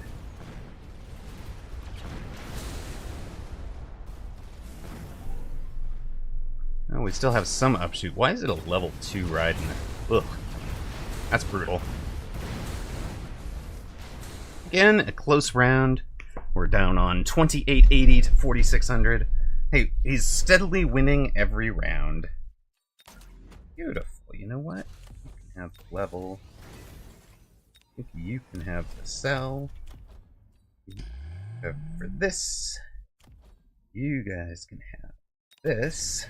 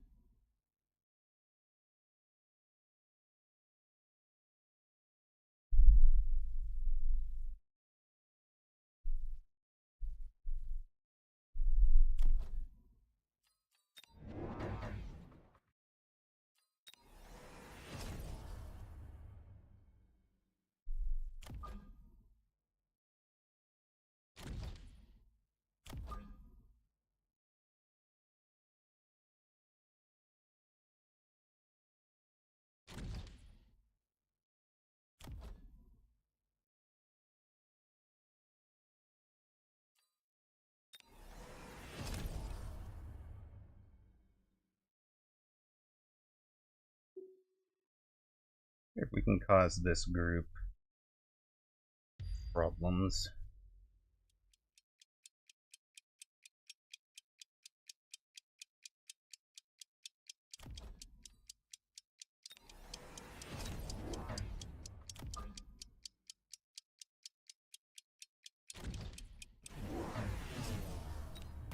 Healing, healing.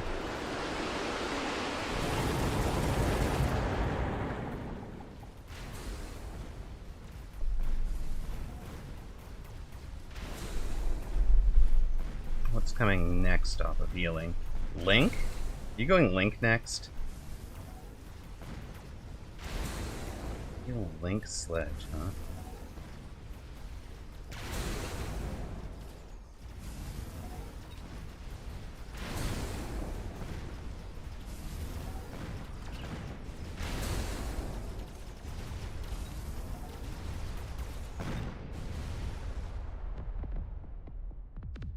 Whoops! We forgot to get attritions to death that round. 2,800 apiece. Well, sounds pretty good to me.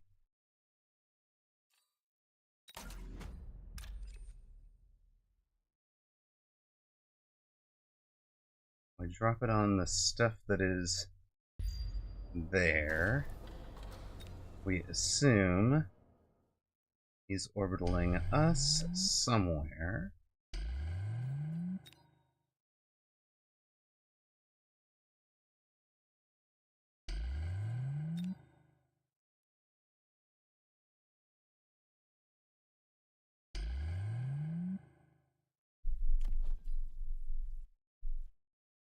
You're gonna be our solution.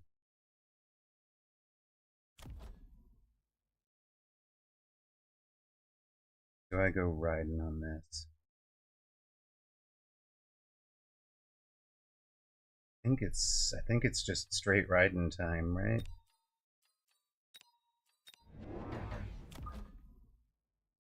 You'll get a riding?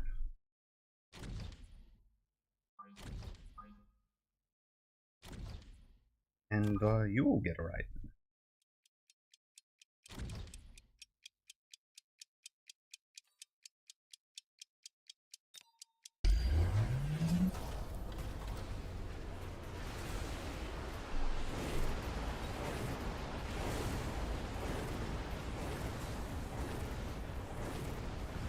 Melter is what you want to see. The fans want to see the melter.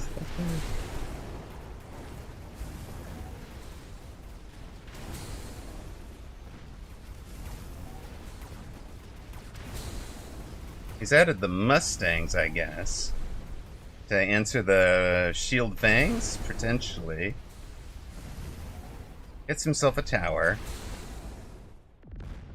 He gets around. Now comes the Link on the sledge, right? The Link sledge has to be the finisher.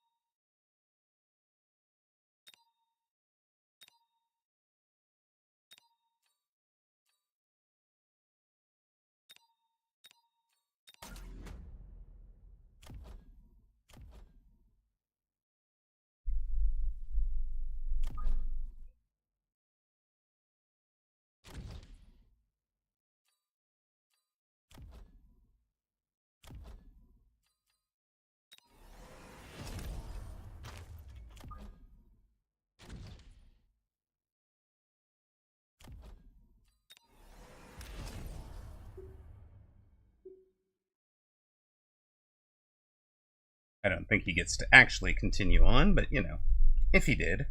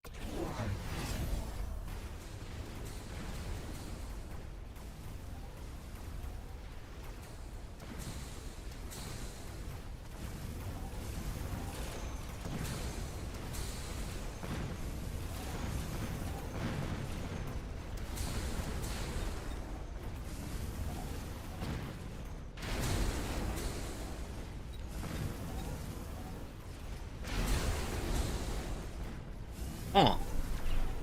That is not the play I was expecting there, buddy.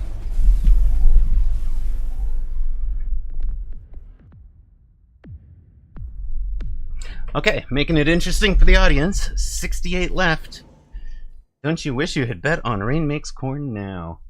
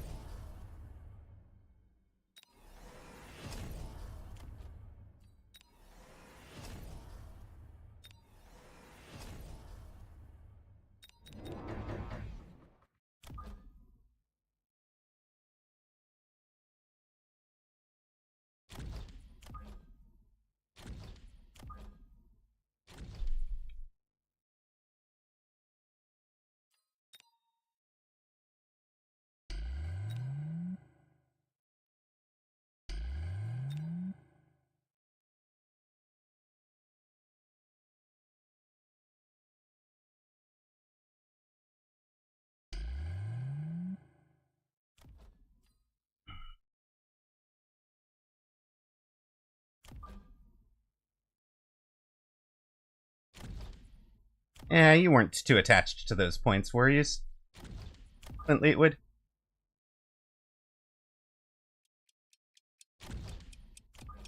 It's not like your grandma or grandfather bequeathed them to you or something, right? It's all good. I'm sure it's all good. Sure. And oh no, no, no. Oh, temp range. Thank you, Lapatappa. Why did I not? I'm literally sitting here with my head in my hands.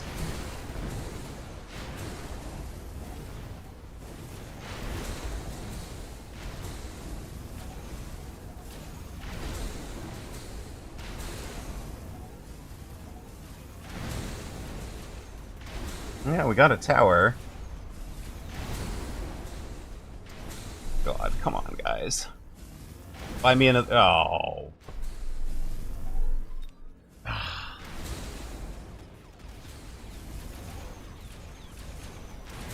Clint, you escape unscathed. Nobody bet against you.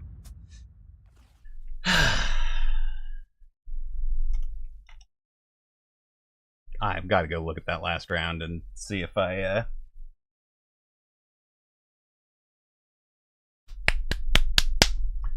Oh, face. Face, why?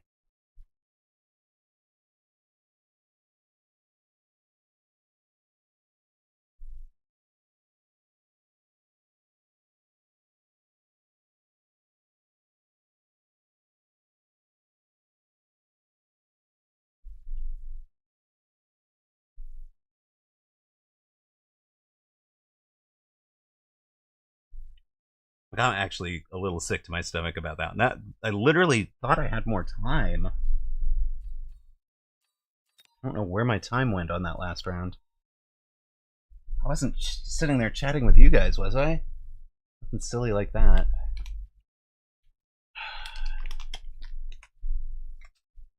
I debate too long on the drop.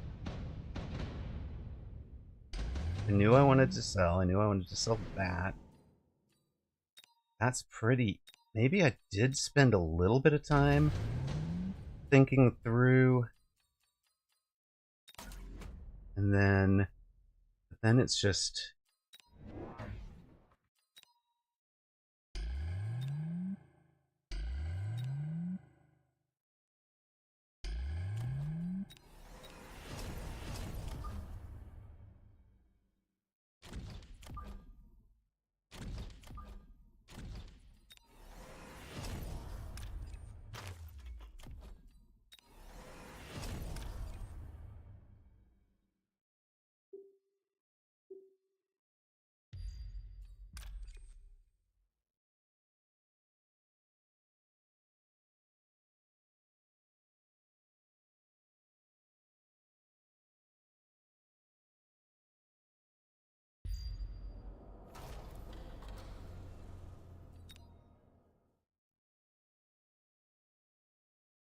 And that's all we need, right? There's just nothing...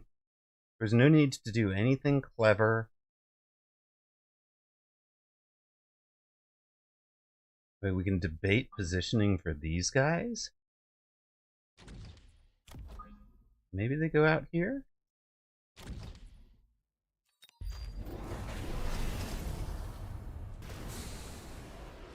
Brings down one of those shields too quickly. That's the other problem.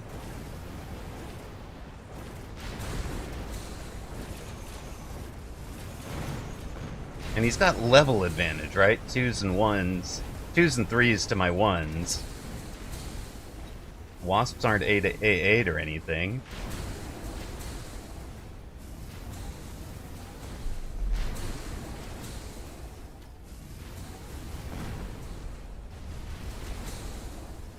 Yeah, I mean, the level 2 Raiden was probably better onto that board.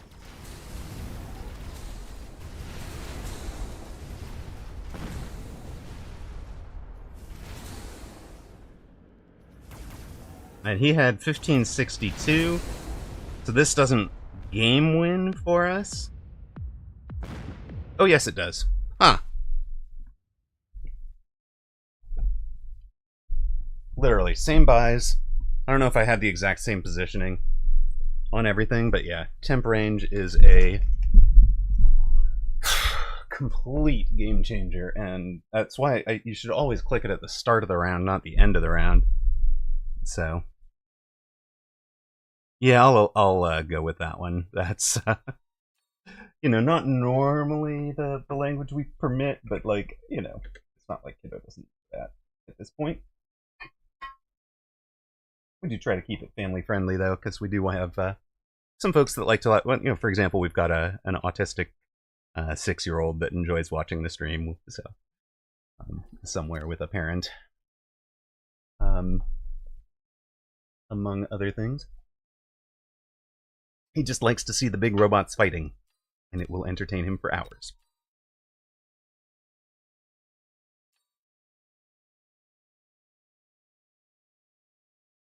No worries, Lapatap. We'll let it through this time. It's all good. I cannot tell. I'm literally sick to my stomach right now after that loss. That is so frustrating. But again, okay, we're looking at a state where, you know, the game is so close that one last round mistake has cost us 2 of these 3 losses. Right?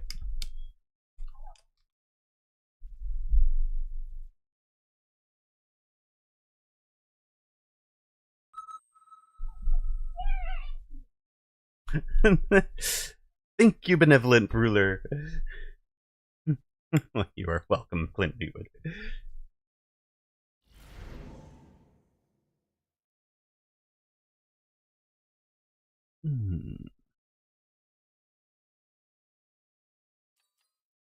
Trained Void Eyes. Blessed be my sacred points. Oh my god, this is gonna be gross, right?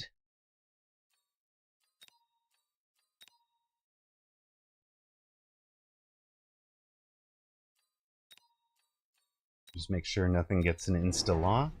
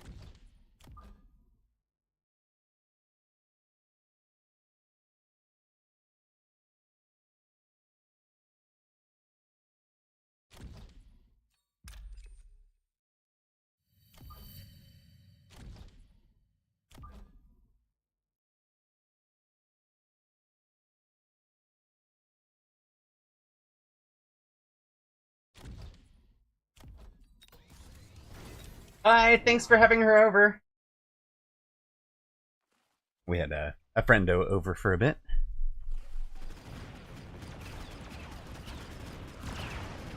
Jahit.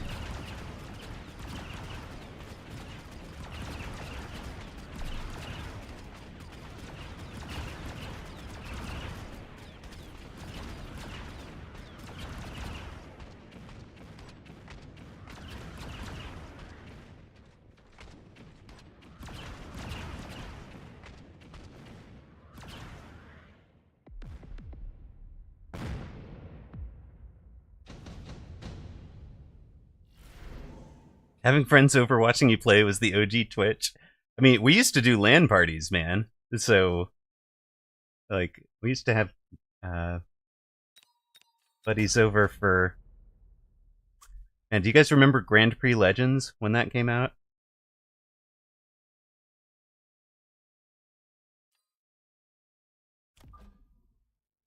Mm-hmm. We used to run full-on championship seasons in Grand Prix Legends.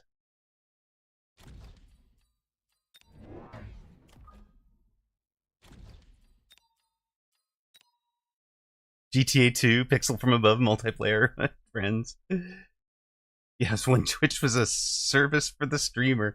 Well, I mean, I remember when Twitch was like live TV with, you know, with Google Glass. So you just have the first person outbound view, and then every now and then the person would take the glasses off, turn them around, and face them to each other's. Ooh, okay. Heroes of Might and Magic with your neighbors by calling each other on a landline and then plugging it into the computer so you can play LAN over the phone line with no internet involved. Alright, fine. Gummy Bear Go, I'll go one further back. The original Sid Meier's Pirates didn't have any multiplayer functionality. So, for one New Year's, my buddy and I logged in to play it on our own PCs at home, called each other, and narrated through the game, and we tried to keep time relatively synced so that the so that it was, let's say it was June of 1772 or whatever, in both persons' games. And, like, if we got a tip about something happening, we would, like, let the other one know, and so that we could try to find out if they were random in all games or the same in all games. Like, if there's a scripted galleon somewhere, right? Like, it was just amazing. We played for about 12 hours that way. Then my dad got upset and kicked us off. Nice try, Zany Zap. Okay, 30 seconds. Let's pick a thingy. I don't know what thingy we want. We have a laser sight on. I'm guessing you.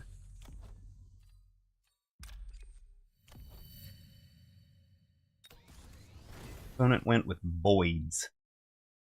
Okay, you have voids. Birds aren't real, it's fine. You're also a giant specialist. Why would you have units that aren't real? Why would you have units that aren't real, sir?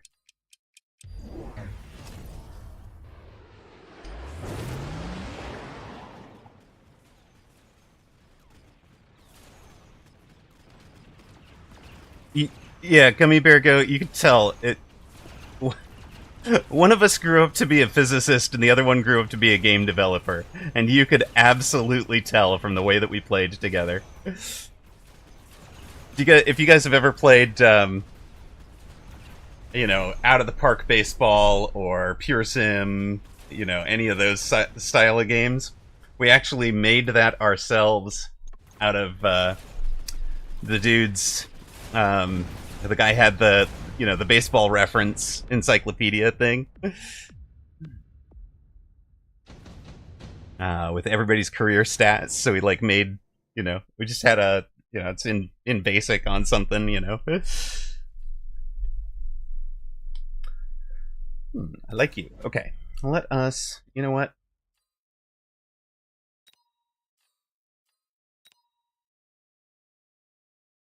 Birds are kind of a good shout. I agree with you, buddy.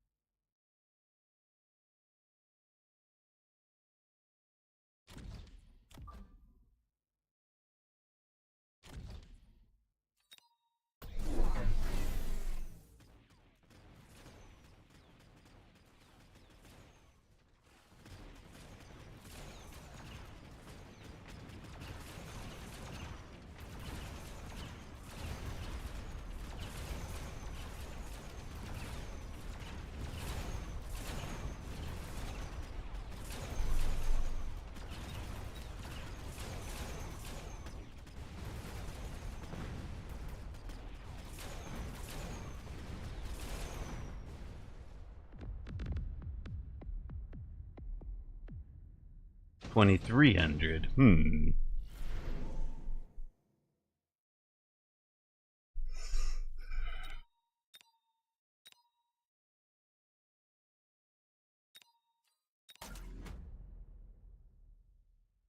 No, I don't think you're a great choice now.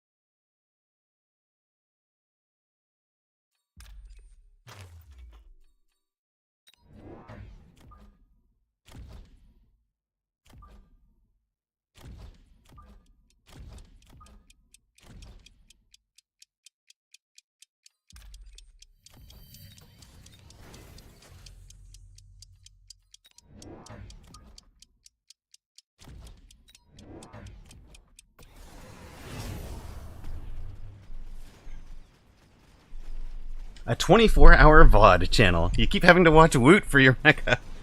Wow, Belduri. Okay, I mean, you do know all of my VODs should be available, and... Okay. We could start just throwing VODs up to YouTube. If that's what you need.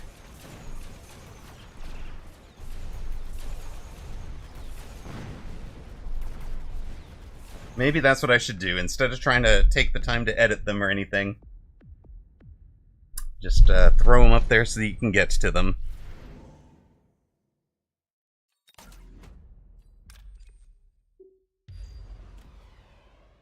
Alright, let's figure this junk out. I didn't want any of you. Do need you guys to have range. Are we doing something useful with you guys? Not currently.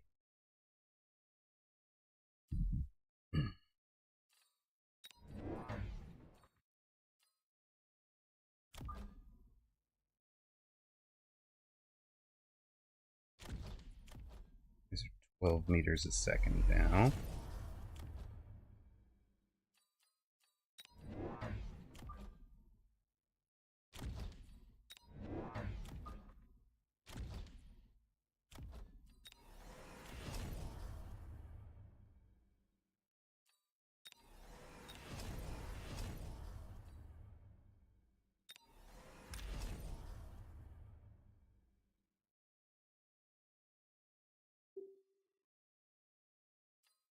Oh my god, hold on a sec.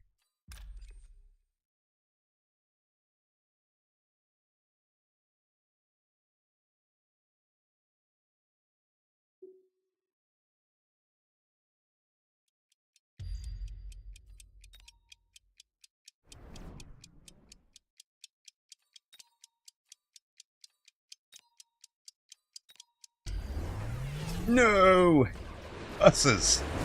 Well played, sir, well played, but still drop that oil behind the tower for next round. Assuming there is a next round. Hello, hello. Okay, between matches, as soon as this match ends, feel free to give a hop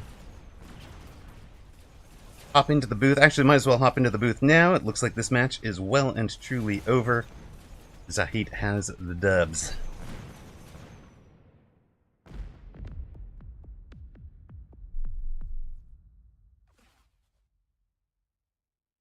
Oh, okay. It's already possible, so no need to upload. Sweet. Perfect, thank you. Yeah, as live, you just click over to the live tab. It felt like a good start, but Zahit just had the better of it, I think.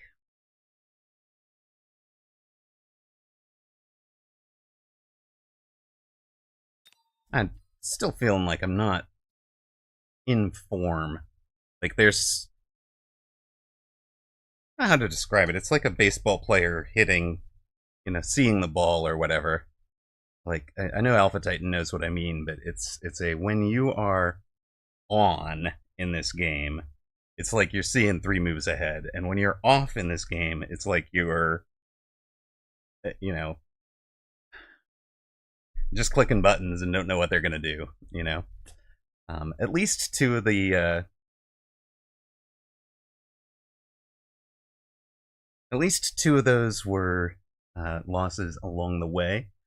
Have been for things like, a single round mistake, which is fine. That's quite all right with me. But yeah, the bigger ones are a little disappointing. Like that one, I just, felt like I got blown out. Well, with me in the booth, a Clint Leetwood. Thank you very much for the big super chat earlier. Much appreciated, the support, and of course, we invited you into the booth to talk a little bit about something upcoming. Also in the booth is the defending champion from Season 1 of that. So, welcome to the booth, Clint Leetwood and Alpha Titan. You guys want to tell me what's going on and when? When and where do I show up, sir?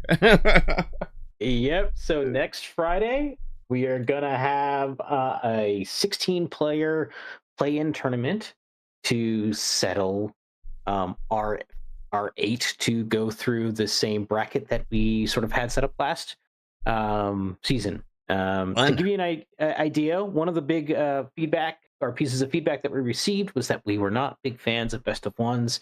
And I'm going to be honest with you guys, I completely agree. Woohoo! Every game is a best of 3. Nice. That's a huge change. Yeah, it's going to be awesome. But I'm going to post... Oh, yeah, lots of fighting. Some really big names on here. I'm just going to go down the list real quick, and I'll post a link. We got Red Scare of 94. We got Mr. Bitter. Ooh. Park 09. Nice. Build, who is I know him. My favorite streamer. No offense, Amarok. I love you to death, but dude, you gotta at least list yourself first. But yeah, I do like Fort Build. He's a fun guy. We got Codafly, we got Dead Eagle, we got Raging Jim G. Penny Feather. Ignatius, nice. Odyssey.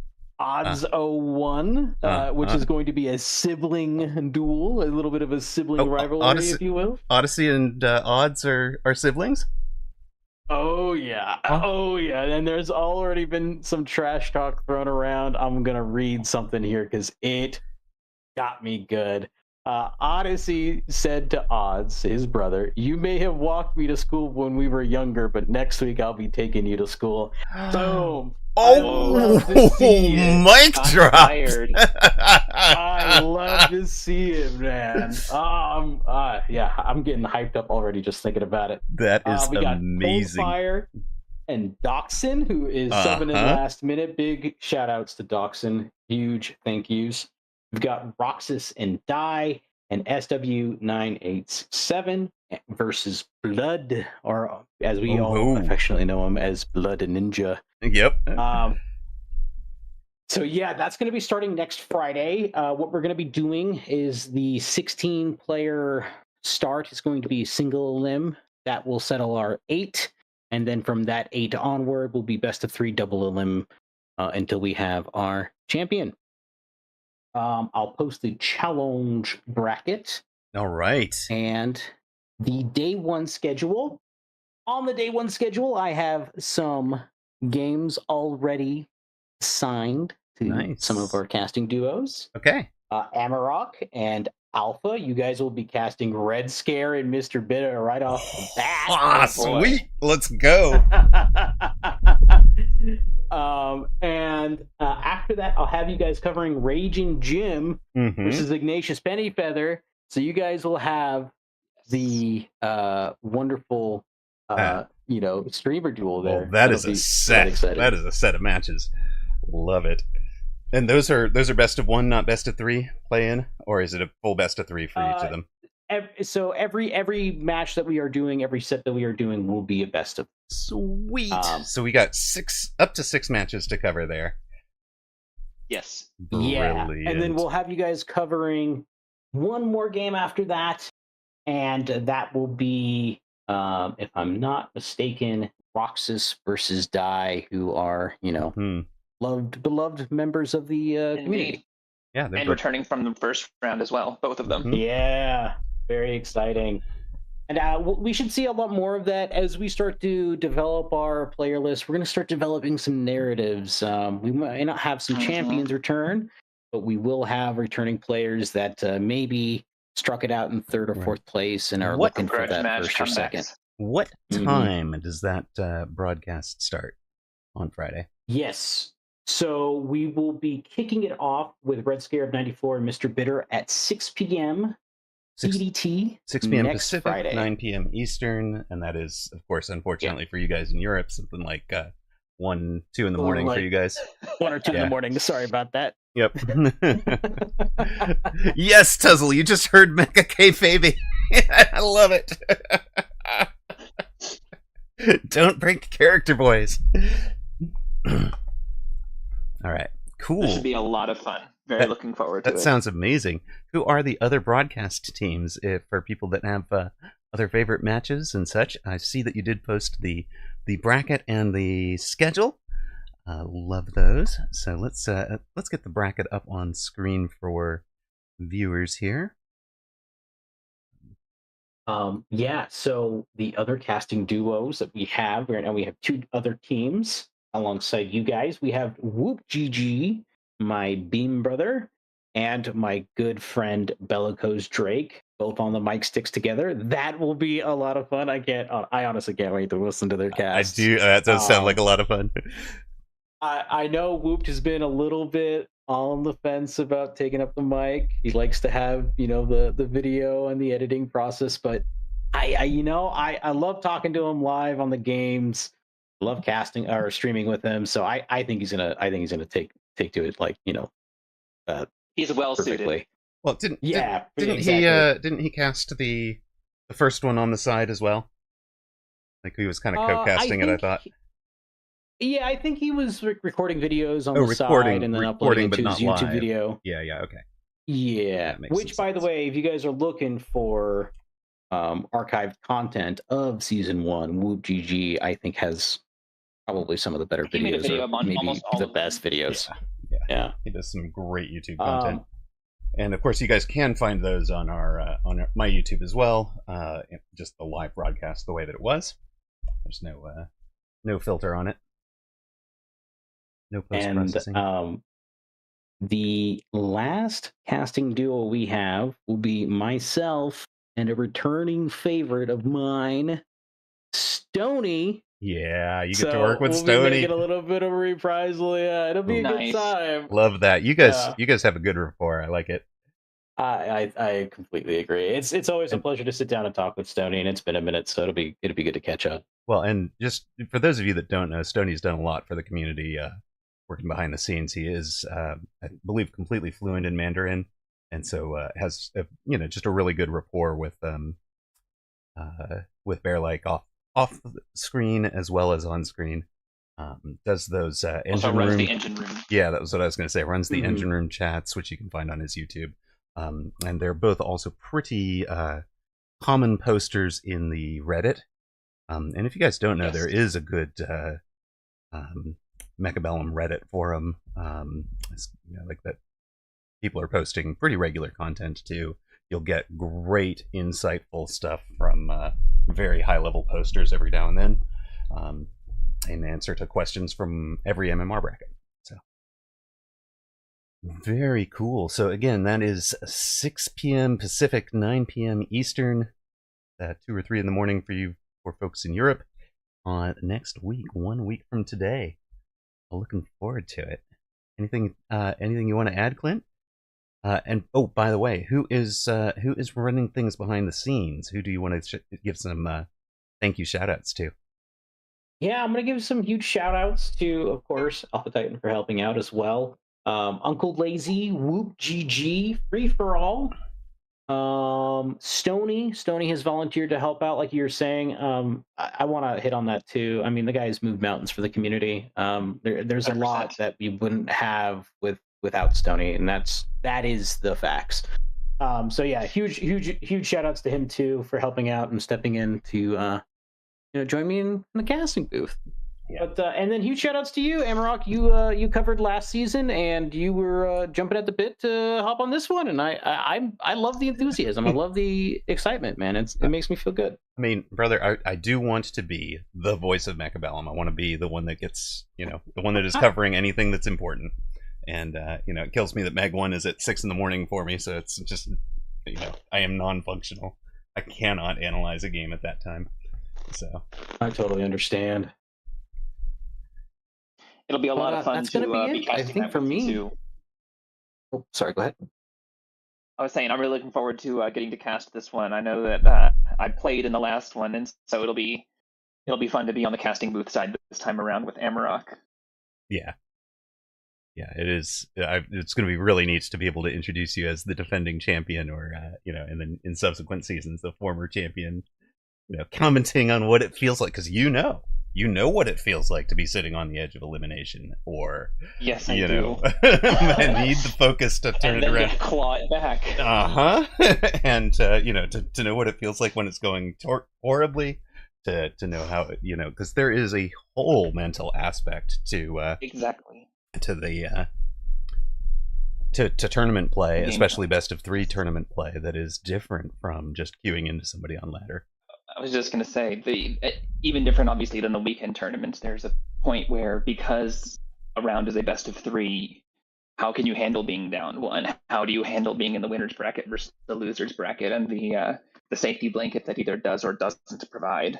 I think some players will play better from the position of favorite, and some may play better from the position of underdog, and it'll be curious to see if people are more or less recognizable when they are in tournament settings, whether it's getting to them or whether they're rising to the occasion. So Right. I mean, lots of cool narratives. I think that's one of the cool things about Apucci, right? Is that he's just so damn focused and cool under pressure when he's not streaming and just in tournament mode.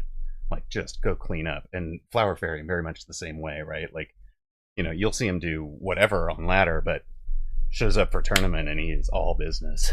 So I'm gonna ask a quick question for the both of you, and I'm really curious what the defending champ has to say about it. Any predictions, or anything has happened before any pieces or any mechs have hit the battlefield? Any predictions on who takes it out? oh, good God. Out of that group? Oof. Yeah. So if I will say, a full disclaimer, Ragin and I have played a lot of just games in general. Ragin, by the way, for those who may remember, I actually gave a huge shout out to, because he and I scrimmed before the finals few rounds, and I pulled out some strategy that I was able to refine by when it didn't work in our scrimmages. So I owe him that shout out. So I very much anticipate seeing him going at least a round or 2 deep, and he has taken games off of anybody. And so he's a name to watch. I also think when he is dialed in, Blood is an absolute monster who has gosh, yeah. just the ability to take a game off, has beaten Apucci consistently in times past, for context, when he is firing on all cylinders. So yeah, Not to take away from anybody in the tournament, but if I had to pick two names that I'm rooting for and I think have a very, very good shot, those would be two names that I would put on my watch list.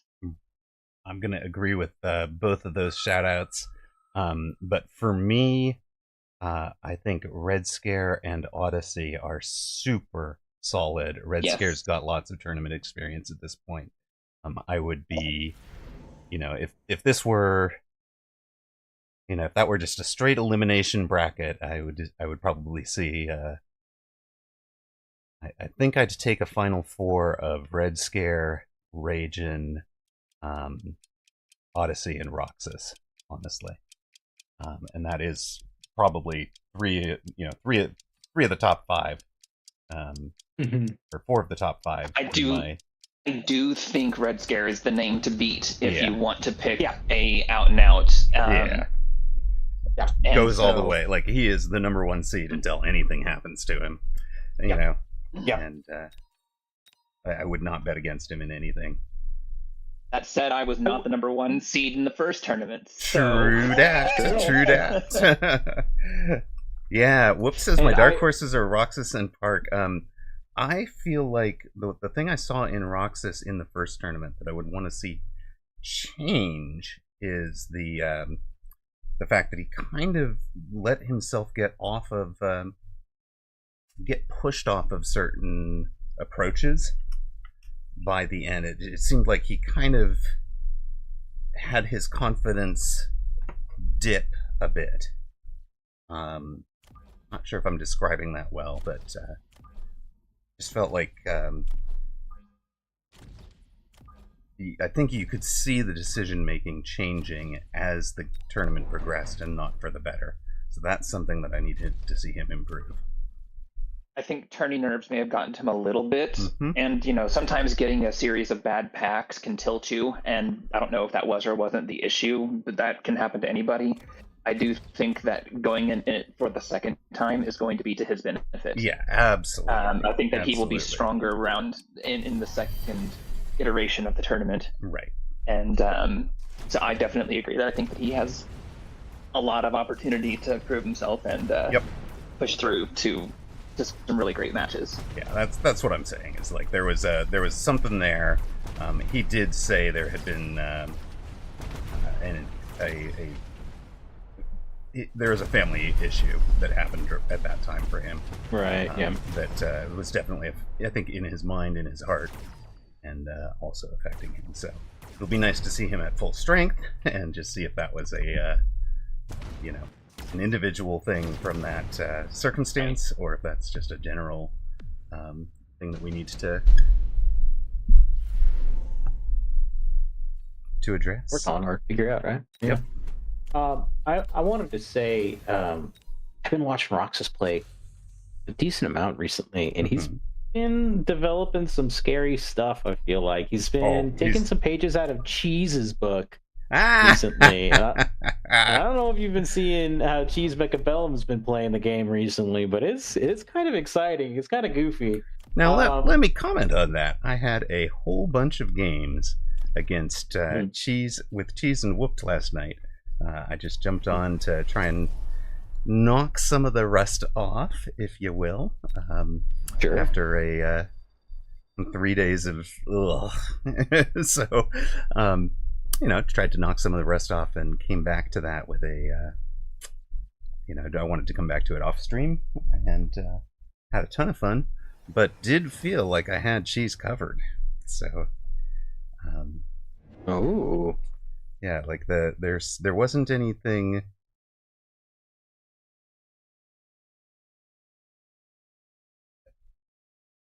It was unorthodox. If you expected Cheese to play things straight, you would lose. But having had a lot of practice against Diana, it was like I just felt like, this is just play Diana, except missing a step.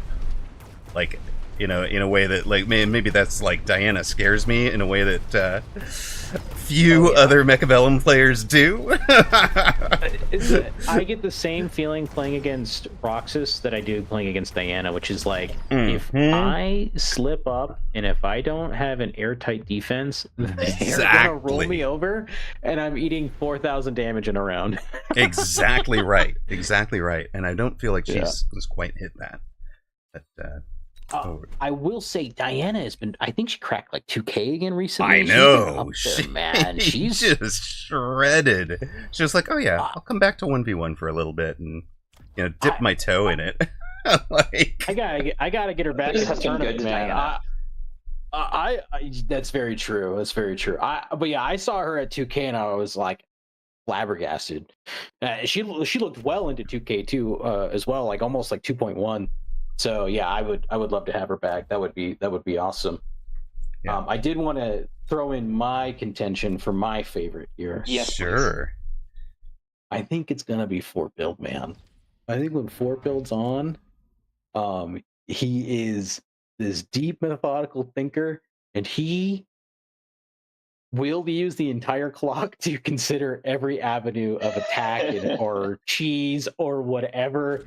And sometimes he flails about, but honestly, he is so disciplined. He has a game plan and he is sticking to it. And yeah, I think when the cards go in someone's favor, I think like Fort Build can't really lose. Like he's just so solid. Well, we will find out in a week. And I'm really looking forward to it, man. Thanks again for all the work that you've put into organizing the tournament. Yes. Again, tournament is the Mechabellum Mini Masters, coming to you on Friday, 1 week from today, around 6 p.m. Pacific. And just for those who are disappointed today, we will do a perfectly bog standard queue open guarantee on the in the lead up to that, the prelude stream to that tournament. So I know some folks are disappointed that we didn't have the queue open today. Well, thank you for having me on, Amarok, and I will let you get back to the games. Always, thank you, sir. And Cheers, buddy. Bye-bye. Cheers. Alpha Titan, how are you doing, buddy? I am doing well. What do you I want am to do with the munching my rest of your day? Chipotle at the moment. Did you bring enough for the whole class? Anybody who can come down and pick theirs up in person can have a burrito. Yes! I'm coming! Wait, shoot. I think it might be cheaper to go to a local Chipotle. Yen travel expense is not included. Dang it. Don't like this game. Right, Ghosters can take you up on it. Blood can take you up on it. Blood's out of state still. Oh, Blood's but, still out of state. Yeah. But in theory, Ghosters could. although Ghosters wants to drive up from Houston, then you know what? I will have a Chipotle burrito waiting for him.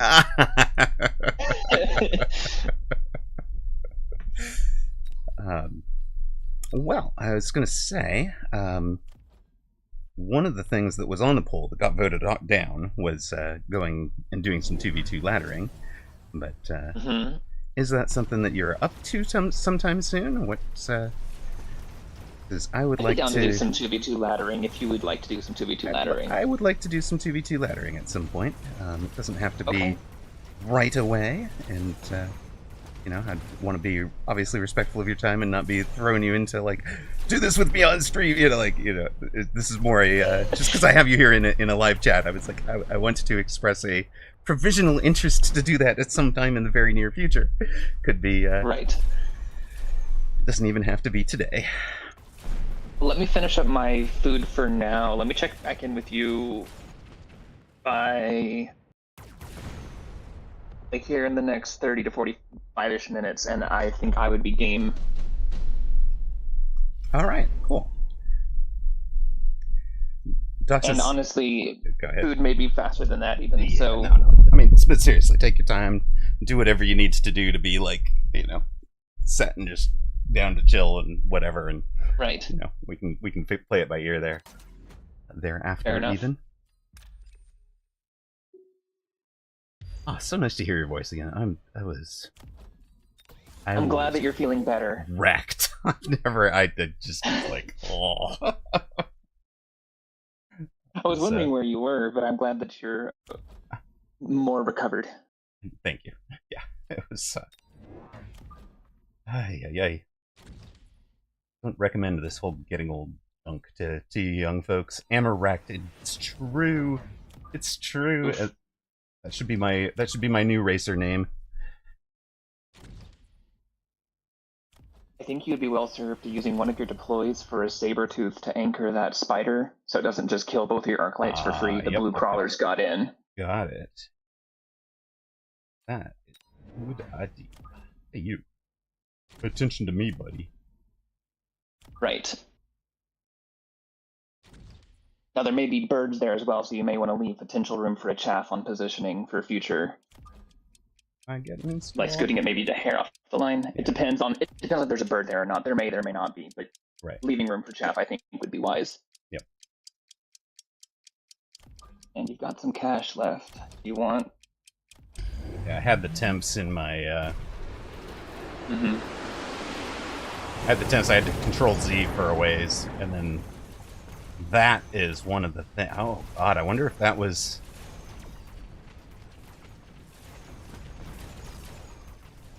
He loaned for this round, by the way, and you Good. floated 250, so That's sweet. you have room to pivot. Although it was not necessarily the round you wanted.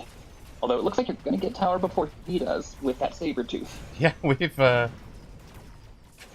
And smoked. There's a world where you scam him by having only air, We are down to only air. He has no Mhm. upshoot. and you made him by more than that. That saber tooth was. That Sabertooth is having a day. Look at that shout out.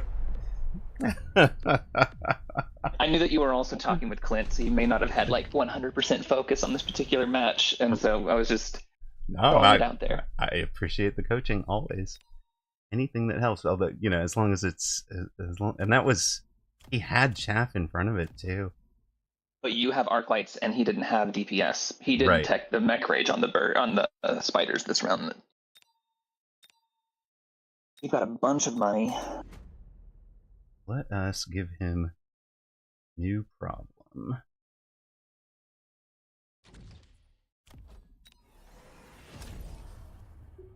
I definitely want to see a chaff there because he's going to put some kind of DPS. What? Never. Give him too much credit. You might be right. Perfect. I like the level. He has a rhino drop this turn. How am I stopping a rhino? I like the level on the back chaff and a level on the tower. On the right side tower in particular, I think the left side is less likely to get rhinoed. Yeah, I'm gonna agree with that. But what I want to do is drop you. Okay. Take that. Bird level, then yeah. They get range right now. Probably. You guys get attack? I do like range on the birds. I don't think you tech the wasp. I don't think so either. I don't know. I could see it either way. I could see you flanking the one of the wasps potentially. I don't know if that's just getting too tricksy. There's the rhino. We've got it covered. Leave me alone, buddy.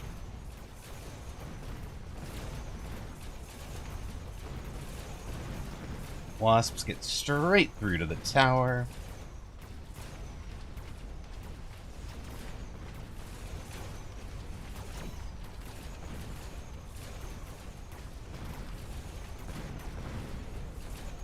We are something short on the left side, it looks like.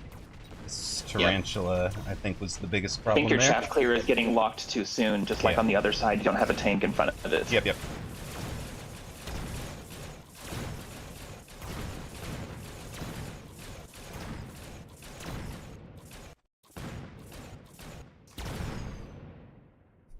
Ian, we are the smoke gonna say the smoke the saved smoke saved us. I love it. Oh, well then. A lot of spider levels over there. Yeah, but also, Gotta be storm at this stage, right? yeah, it's storm over presumably what is our weak side. You're right about these guys getting locked. Go ahead and drop a similar piece out here. Basically, I think the a bird same on that side is format. also really valuable. Obviously, you want to get some shields up. Yeah. Right. So, are we selling the Range. wasps? Did the wasps do the work? I think the wasp did work. countered. I don't know if you level them, but I mean, he'll do something, but force him to answer them. Right. Don't sell out of them before he's had the answer on the board. Let the Phoenix first shots hit the Fang, not shield. One shield covering the chaff on the left, I think, is good. I think the middle is mostly safe. Okay, you can shield there, though. That doesn't hurt.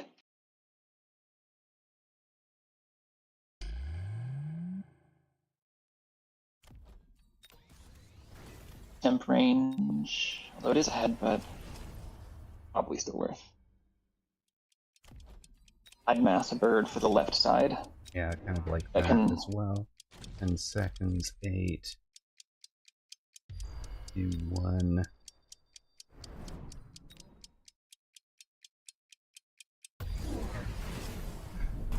Yeah, there is some Mustangs right there. No shields from him into Lightning Storm.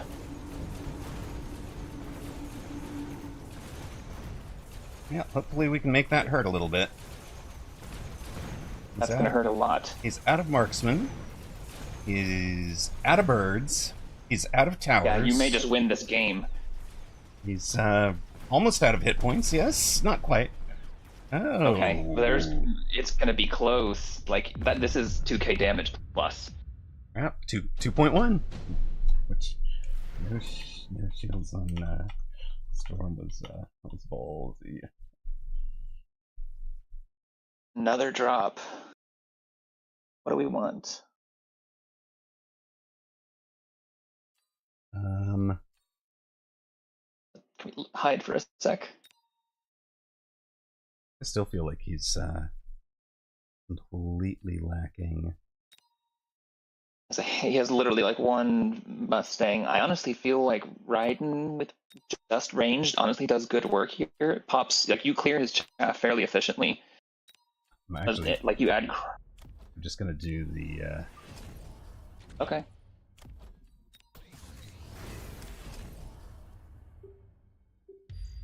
go hyper annoying with that. If we Missile can, in front of it then, I think, as well. Oh yeah. Yeah.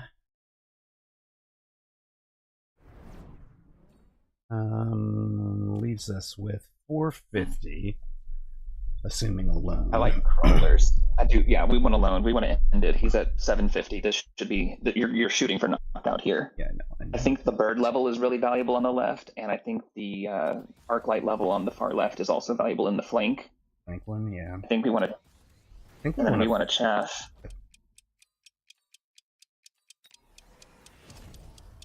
Definitely loan. I mean, we're going to be shielding and getting our deploys, right? 5 seconds. I didn't get the shield down, but it's alright. There is a multi-melt.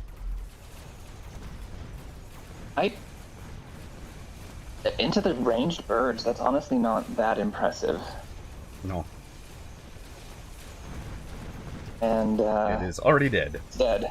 Mhm. And we got the tower. That was, yeah. Yeah, we played Worm Wasp and we played Arc Saber Phoenix. And if he'd ever taken Wasps, we could have been in trouble, but he didn't, so.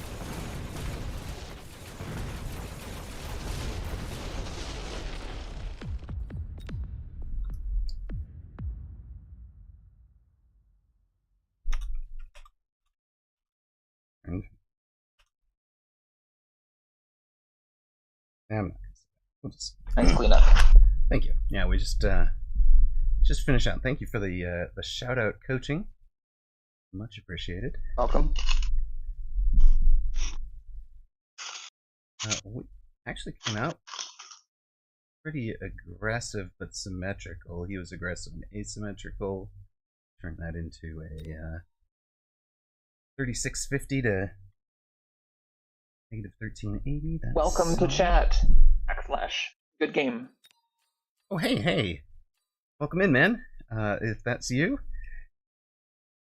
How did talk me through the storm round. How did that one come about that you were like, I'm just gonna just got my ass kicked?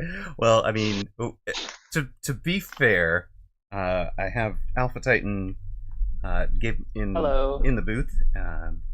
Gave a couple of shout out coaching tips along the way.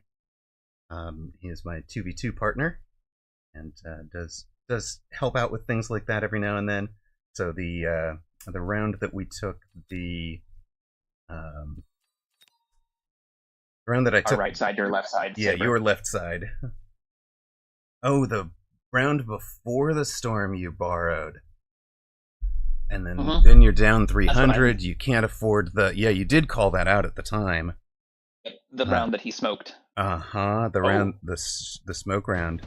No, this is the The replay. The replay.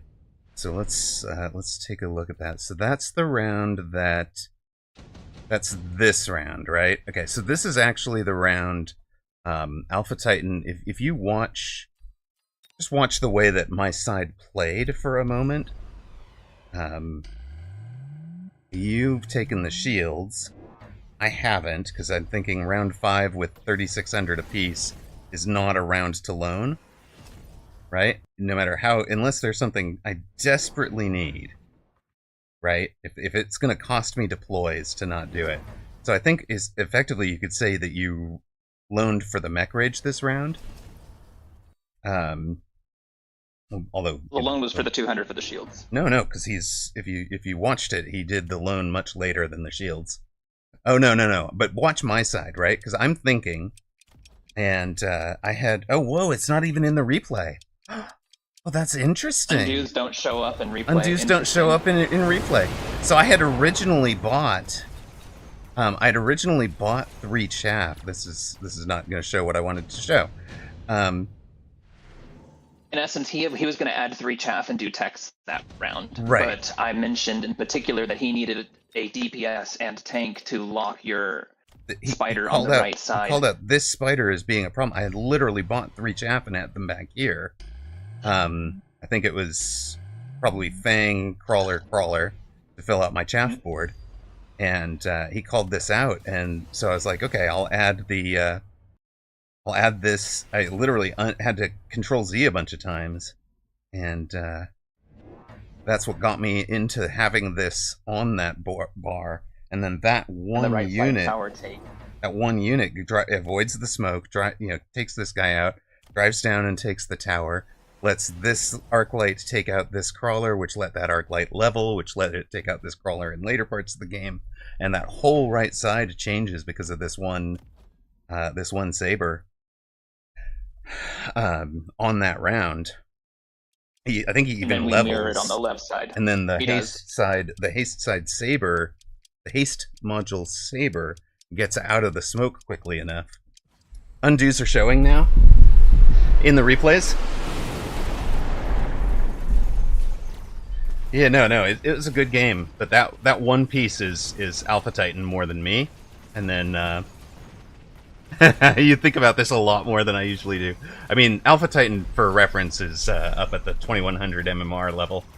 Have you cracked 22 yet? Not this season. I haven't been playing on my main very much. All right. I need to sit down and knuckle through that, but. All right. Yeah. Yeah, correct. A little bit of end season grinding. Well, we can do that. You can do that for your Friday if you'd rather. Whatever you're up to. It needs to happen, but I do think 2v2 would be a lot of fun. Okay, coolio. I'm gonna run the next one. Yeah, I usually just do what feels right at the time. So there are there are folks that are stronger than I am who just play on what feels right at the time. But I think to get to the elite level in the game does require having really thought things through a ton.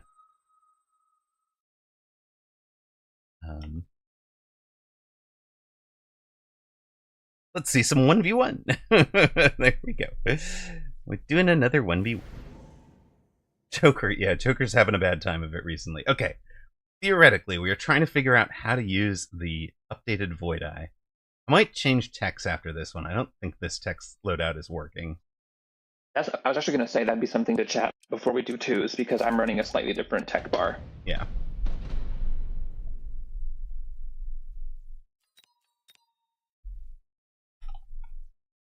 For one, I think suppression is actually really strong right now. Yeah, no, I mean, this was experimenting with getting them up at point blank as tanks instead of... Right. You know, as chaff tanks, because they can heal through... In theory, they can heal through, but they don't, in practice, heal through a tarantula or anything. Took energy absorption off again. Hated it. Aww. Wow. I want to love it. I want to love it. I definitely think horizontal is better than vertical because you don't want them to focus fire each of them down. You want them to be shooting each of them. So I think vertical undermines the ability for them to share the damage and then heal it off. Right, right. It's too far back. You guys just need further. Don't forget click the absorb if you plan on using it. That's another thing I did one game was I forgot to click at round one because it's a tech. It's not part of the unit, even though it kind of is. Right. Yeah. Feels bad, man.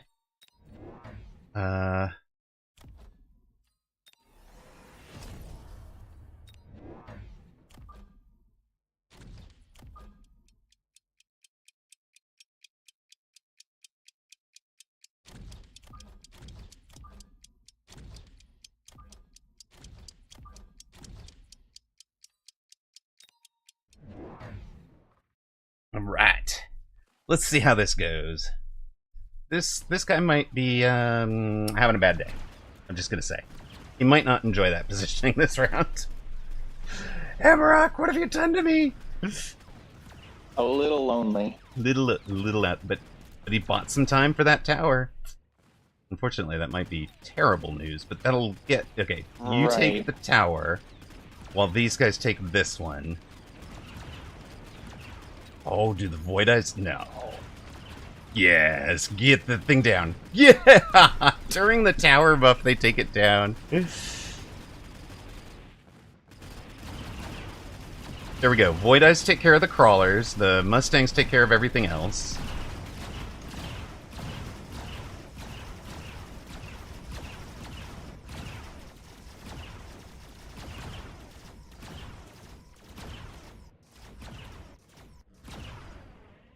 Void Eye beats Fang. Let's go. And out heal Fangs. Laser sight the Mustang, right? Far outside Sting gets it. What are we doing to stop you guys? Do we wait a turn? We need a chaff clear that isn't the Mustangs. We need a tower help for the...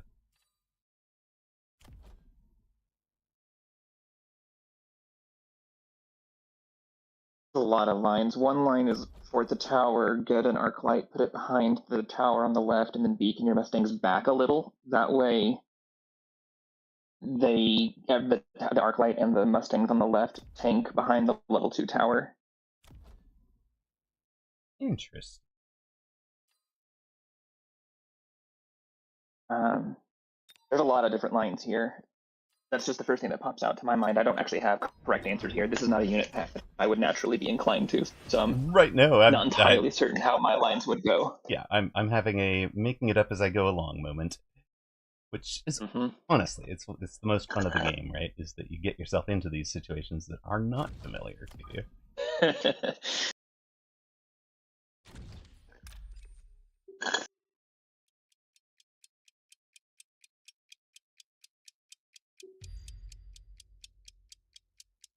I would actually drag it a little to the left. I think that way you pull them away, or maybe that's wrong. I actually don't know. Now I think about it, which way you want to pull them.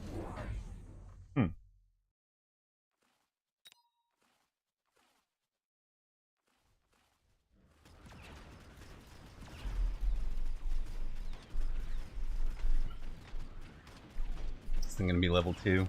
Sure it is. Yeah, you both had to level your towers. Yeah. Void Eyes should be better damage, although crawlers are pretty good damage too. I mean, the crawlers were. That close timing. Yep, now we get it. It'll be actually fairly decent for these guys to clean up the crawlers. I think that was pretty good for this set of Mustang. How is this gonna end? I mean, these armies are in the wrong positions to fight each other. I think that you win this. Yeah, it looks like the Void Eyes got the right locks, the 4 people went and got the tower. Get around. And the reason I was thinking you wanted to beacon out to the left was so that you would delay his tower take, but his flank pulled your hounds there anyway. Yeah. That was why I was thinking left as opposed to right. That makes sense. Now the laser sight. Absorb mod.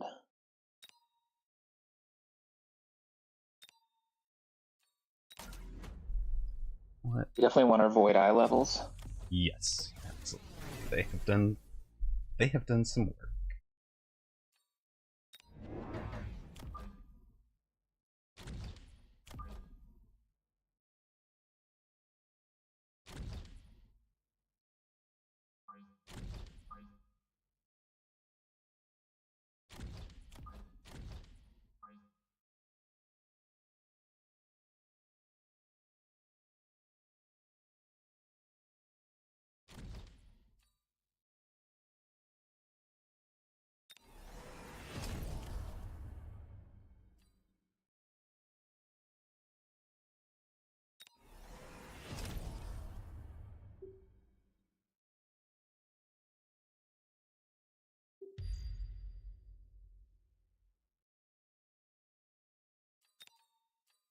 I would place one of those hounds at least where they're getting insta-locks on the forward crawler.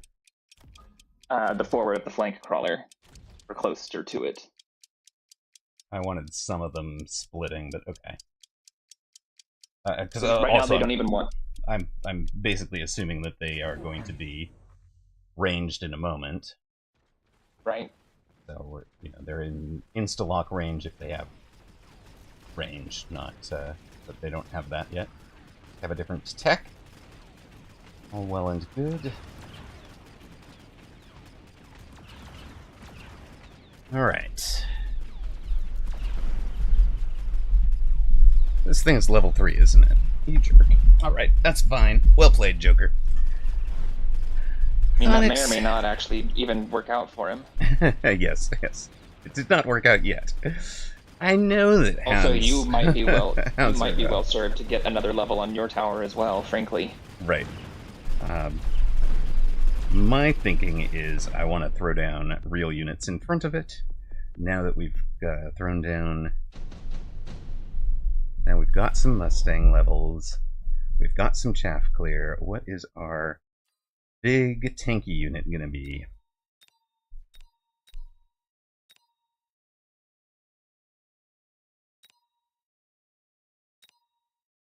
Hard to argue with Badgers, but the Sabres are definitely strong in the moment. You don't have much to answer a Wraith other than the Wraith. He also gets Farseer. Yeah, he gets the Farseer, so I'm thinking these two are contraindicated for me. That one's contraindicated for him, so he takes the Wraith. I'm going to take the Badgers for now. I think they... kind of neuter that push. We need a... I honestly think birds are solid for you, answer. although Wasp he doesn't take. I think bird is probably your best option for a single target DPS. Yep, that's exactly what I was coming to here. And, do you mind just doing it from about here and here? For now, how do you guys feel about that? How do you feel about fighting from where you are now that you're level 2? Oh, cool. Thank you, kiddo.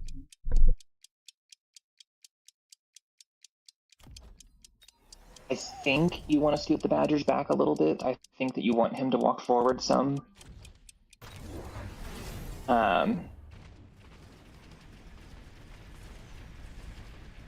Got one bird going back. Did he sell the other wraith, or is he flanking your other corner?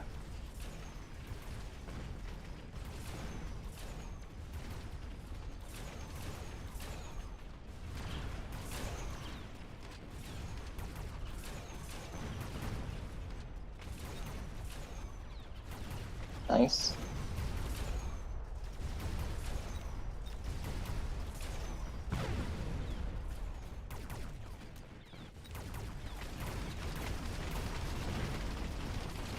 The Mustangs obviously definitely want range sooner rather than later.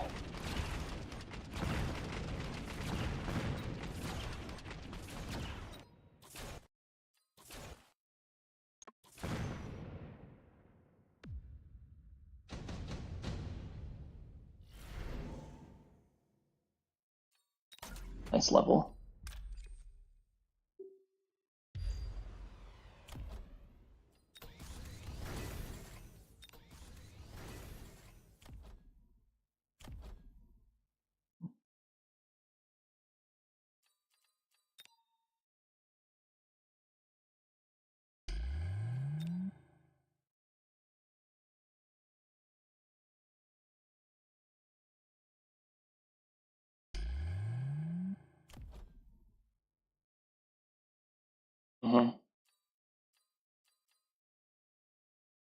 I think the Mustangs need range.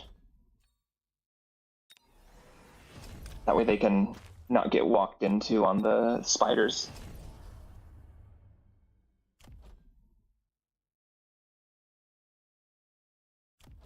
I think another bird on that left side is strong.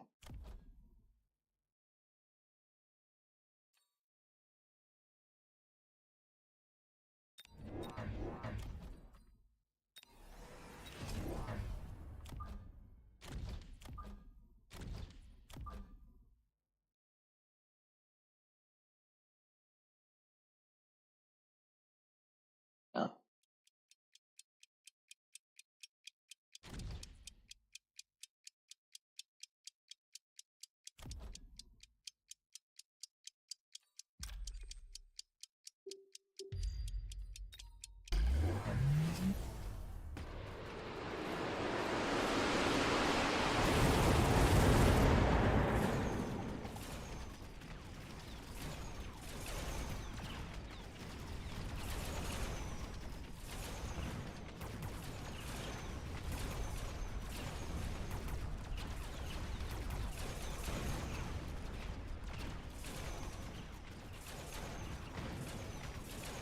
Kind of want to see us add a steel ball to that right side just to keep him honest about the kill time on that tower.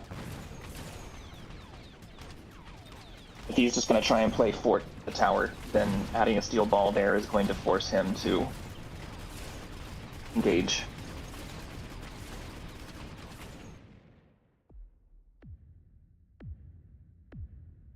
Pixels.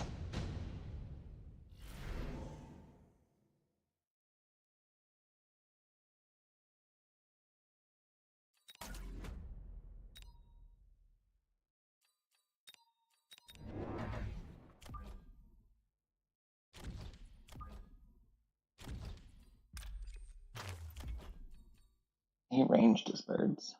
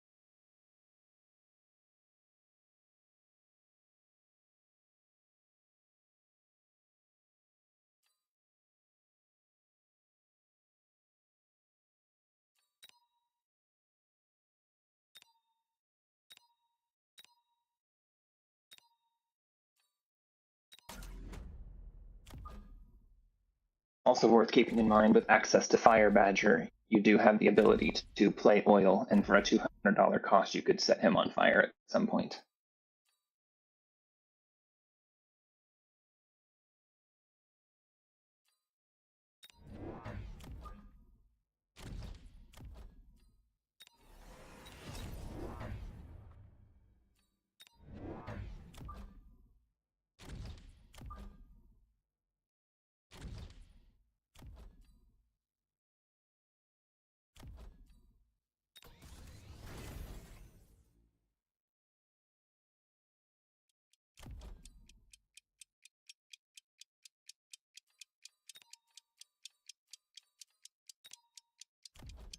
Jeff Bezos, you are hearing Alpha Titan in Amarok's ear.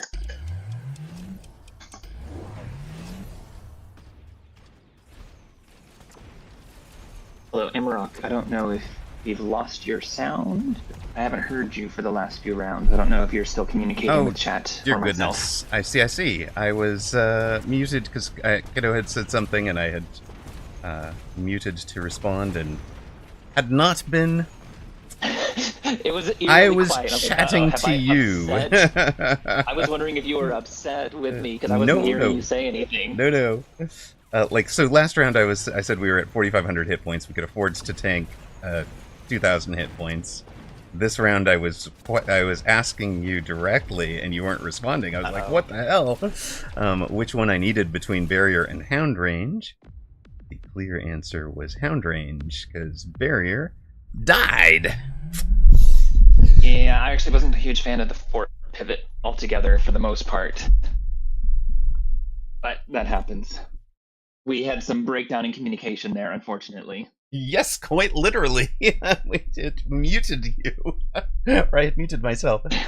Oh. Right, and then you could hear me, but you couldn't hear... Right, but so much of I couldn't hear you. Mm-hmm. So much of what you said had sentence-like pauses, and my responses to you and your responses to them made it sound to me like you were hearing me. Like... I see.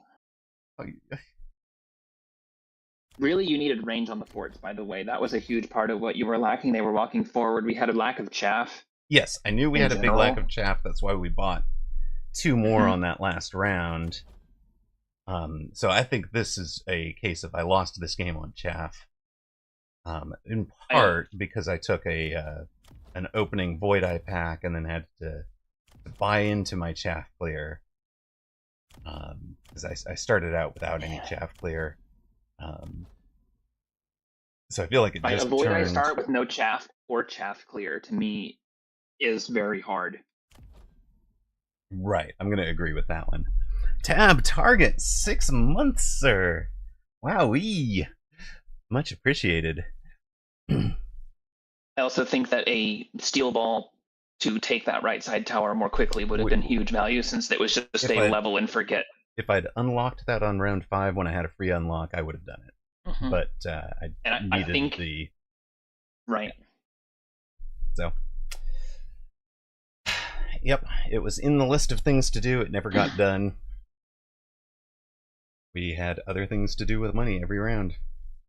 Maybe this Mustang here is a mistake and should have been the steel ball. I do also think that picking hounds when you already have Mustangs into Spider is giving too much value to an all Spider board, or a mostly Spider board. Right, that was the thinking behind the forts. Of course, he also took the Scorpions, which kind of negated the forts particularly. Which is why you said the forts needed range, not shield. Yep. And obviously, Fort Shield is also valuable, but there were a lot of struggles by the mid to late stages of that one that were set up by the starting unit packs and the early deploy decisions. So it happens. Right. I mean, for me, that one is I certainly don't have the set of lines for the Void Eye in that tech configuration, and all of that. So, and from that positioning, of course, we were lopsided offset on the wrong side.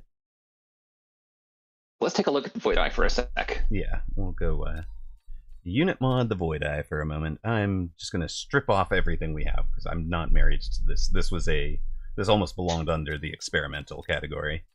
That's fair. And I mean, it's day one of a new patch, so that is fair. That's what day one of a new patch is for. Exactly. I think the set I want is probably going to okay, wait. It's going to be shield, electromag, range, and suppression. Oh. Interesting. Shield gets the electromag off twice. Range and suppression make them useful in their single target roll. You could argue that for more single target damage, or that for more tanky. But I'm just going to that's my thinking. Let me share with you my current loadout and why. Sure. I'm definitely running, so I started from the premise of running energy absorption because it's free, the unit got a health buff, and I wanted to try and leverage that. Right. The trade-off, of course, is that all the other techs are more expensive. Right. But with a 10 base range increase, suppression is a 15 range, so it's almost like old Void Eyes with range. But sorry, run that by me again. That did not track. So they got a 10 range buff. Right. Suppression is a plus 15 range. Right. So plus 25 Void Eyes total. with suppression is almost the same as Void Eyes with range pre-patch. Okay. But since suppression is 150 instead of 300, it's only 350 after the free tech. Also, the suppression ability is inadvertently contributing a decent amount of tankiness as long as what is shooting the Void Eye is being shot back, because that loss of range means that it re-aggroes. Okay. Can we stop? Are you trying to build a tank, a DPS, a chaff? What's your build? It's a tanky DPS mid range. That is what my build intends to be. Wants to be all three things. Okay. Kind of best of both worlds. The idea is that it's never, so the three techs that I like the most are absorb, charge, and suppression, and I'm debating what to put for the fourth.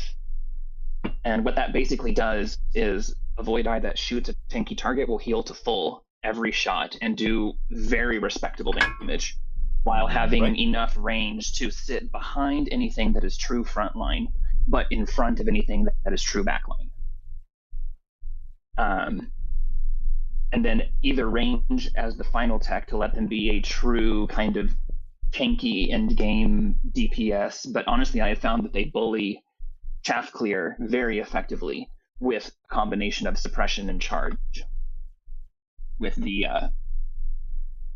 absorption. So obviously it's still in the testing phase, but the role that I have found the Void Eyes in is early levels plus suppression. Now, when you with the free tech, when you say bullies chaff clear, which chaff clear do they bully? What units? I mean, they absolutely just they body arcs, and with one level, they can honestly solo a level 1 spider, a level 2 Void Eye. If they get the level advantage, right? With 1 level advantage, and they level much faster than spiders. In fact, they don't typically have too much of a hard time getting a level as long as they're not just dying quickly. And that's where, when I will say, I only so far have used them as spider support in most of my games. I have not been unlocking and buying them into a naked board. Right. Okay, so that's interesting. Yeah, there is a tech. So Elonfire asks, what does he mean with the free tech? There is literally a tech that costs 0 right now. So what Titan is arguing for is this. Let's just this build. Charge, absorb, suppression with a 4th flex. Yeah, this build. So I've got my energy absorb, which is 0, could be around 1 tech. plus 40% health to make them actually tanky and converting damage. This guy will set it up so that they're basically full healing if they hit anything that has, that they don't kill, and it is contraindicated if they are stuck on chaff. So you have to be winning the chaff war, which is contraindicated for any start. Which means you can't take them in any starting pack that isn't Tarantula, right? Because there's no other 200 cost chaff clear packs. You could also take them with, I think, Saber if you wanted to, and then go chaff clear. But in general, I think that they are kind of competing in the same role as Saber. But they do want a body in front of them to some extent. Right. They need... So because of where you're using them, you're expecting them to have both chaff and tank in front of them and chaff clear.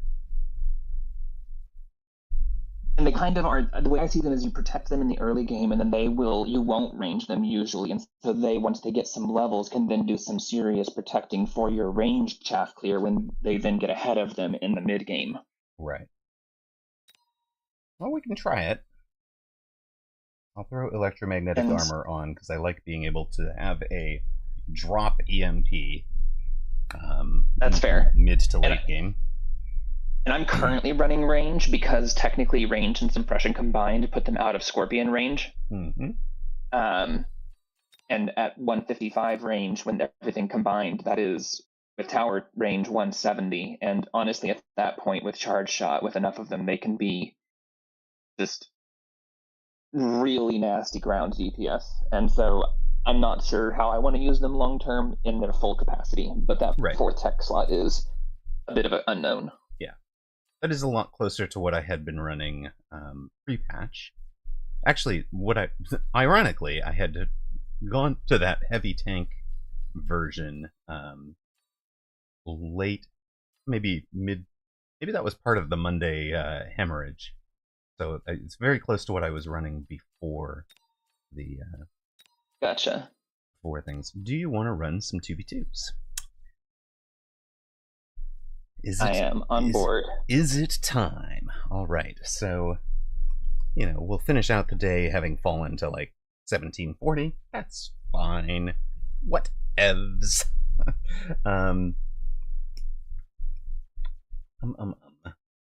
Where are we at in our twos journey? I don't think that is correct. We have not played 7 games today. That does sound correct for a previous day, though. Which, Indeed. Where is that? That was a day that Baller joined to try and rebuild the MMRs.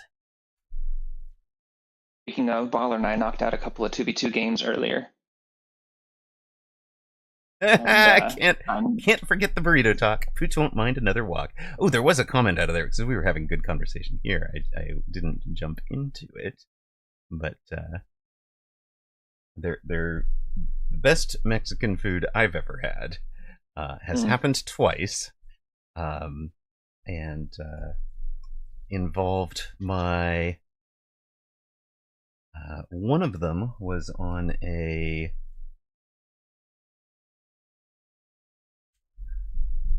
One of them was on a visit to my ex-wife's half-sister's husband's parents' house,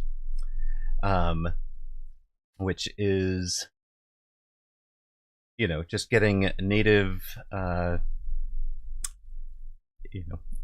authentic Mexican. Native, authentic, prepped by somebody who has grown up. Now, the family were originally from, one of the provinces on the Yucatan Peninsula, which is,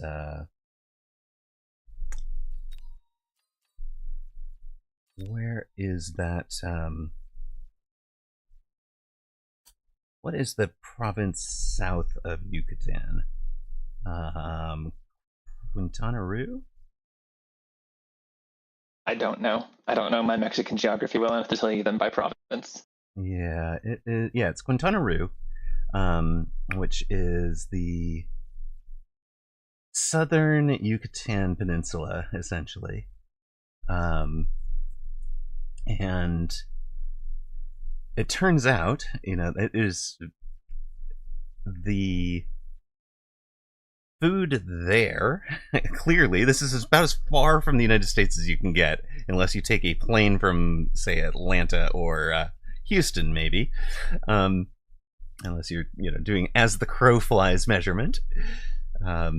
But that peninsula, the food there is absolutely fantastic and completely different from what is marketed in the Americas as Mexican food. Like, literally, Yes. none of the spices, none of the only thing that you would get that is legit from that region would be like a mole sauce.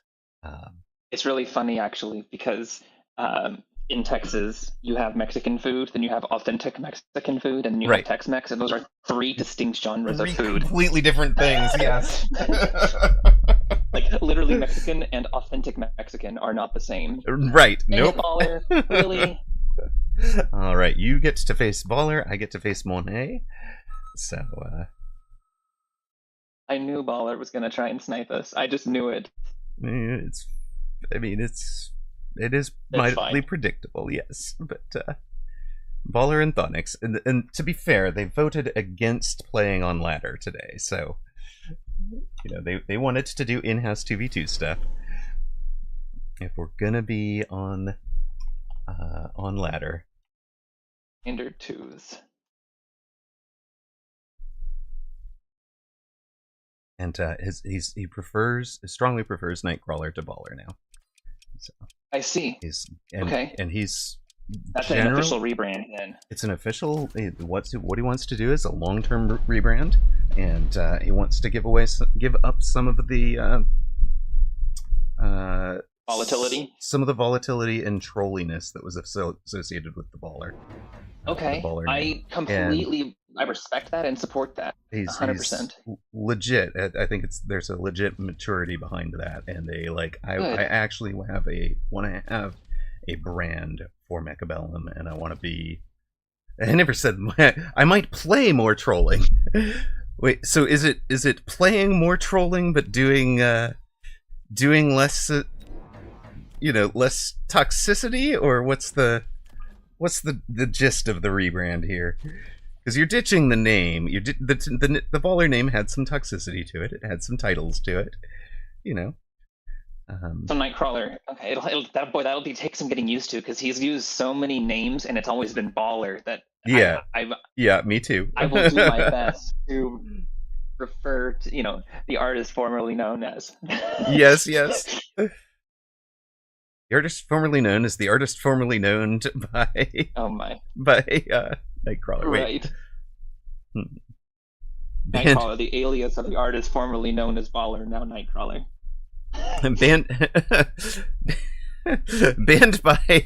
Banned by Rooster, Woot, and Amarok. Any percent. Go.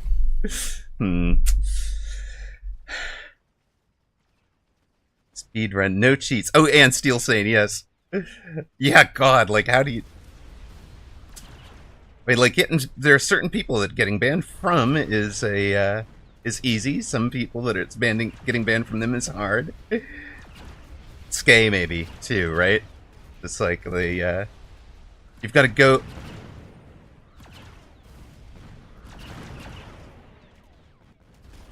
Gotta go get banned from every different direction here. Forgot my free tech because we were chatting. I didn't even look to see that you had them. I didn't. My guy, I'm still not used to having a free tech to click on round one. My guy trained a Void Eye and is not running the free tech on them. So I have trained Void Eye. I see. Taking the Phoenix because I'm in a pretty standard comp here for me.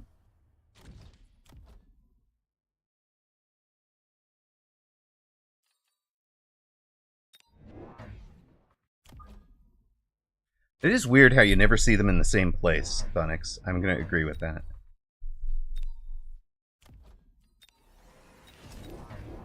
Coincidence? I think not.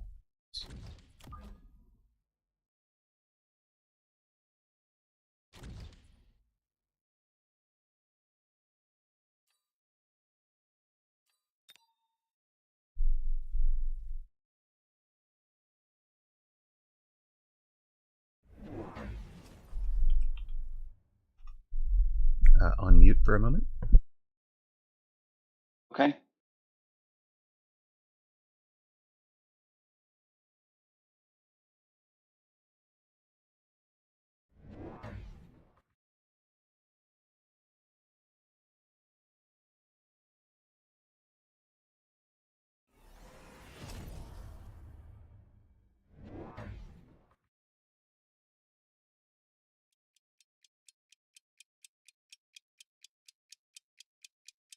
So I'm getting flanked by birds, which Nightcrawler could absolutely beacon to your side in future turns, just as a heads up.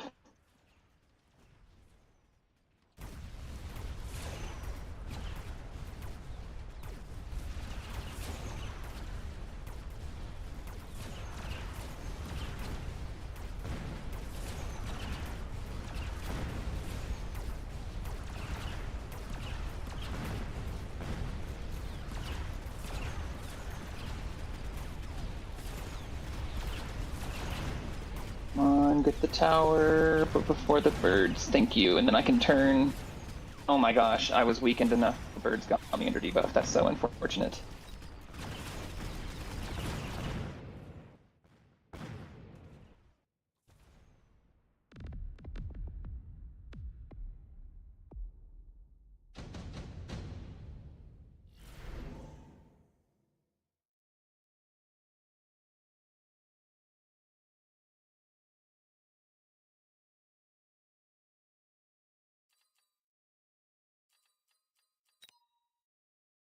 I'm back.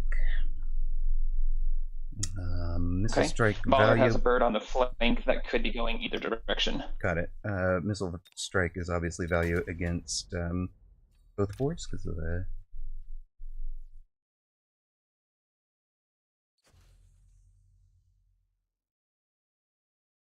stings.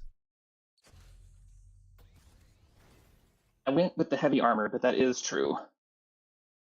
Oh, really? Interesting.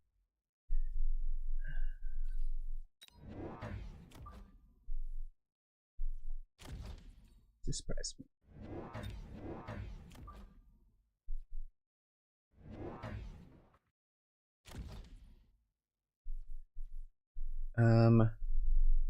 Can't leave him alone with his thoughts again. Thank you. Channel point predictions are up, and howdy, Nimwin. Welcome home. We have a 3-5 record on 1v1, and we are 0-0 on the 2v2s.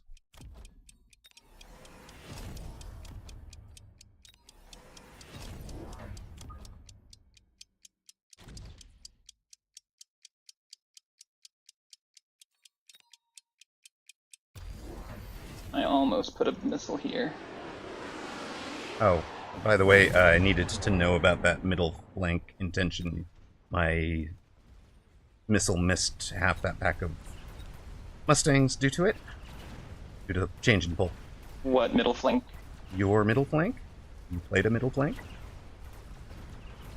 2.1k! Okay. Congratulations, Ignatius Pennyfeather. And I understand I am going to be casting your game in a upcoming tournament. So happy that you are entered in that. Just let me know that you're doing it, because I'd have just missiled the other one that I was sure what the where it would be. I got bird sniped on the back. Fair enough. Almost missile protected that flank. Angelis. You won against your matchup for round 1 for the 2.1k. That is poetic. I love it. And thanks for letting me know, because that makes good good storytelling on the cast. You excited for it? I also took a pretty painful missile that round. We are on 2,800, sir. So let us not do the losing this round. What can we do?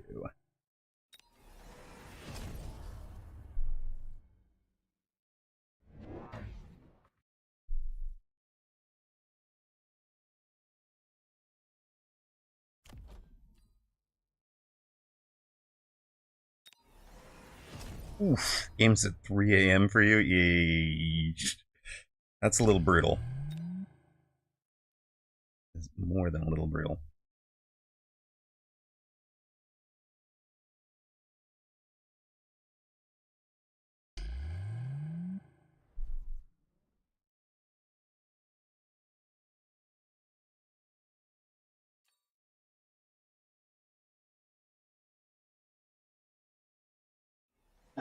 I'm gonna go ahead and loan this round. I think that it's gonna be worth it. Yeah, I had to for shields as well.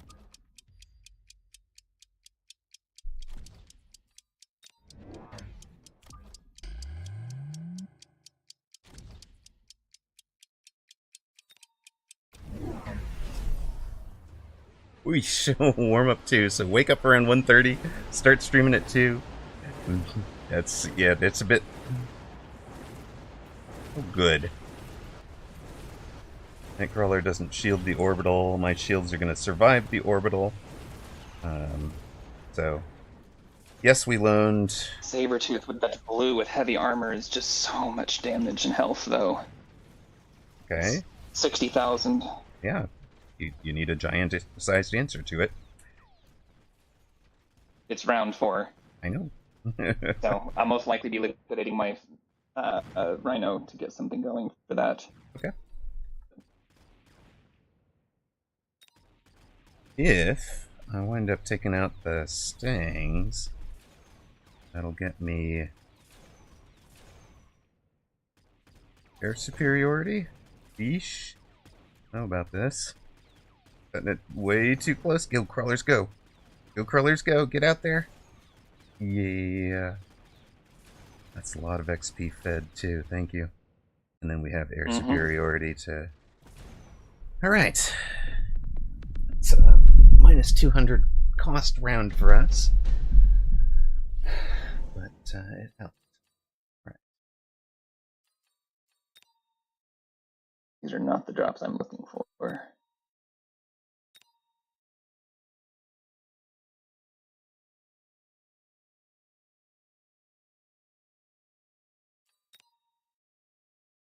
I want Typhoons or Farseers. Tell me which one you pick. I'll pick the other. I'm going Farseer. Sweet. Take the Typhoon, mostly to block it as a drop. Selling one for the cash. Valia.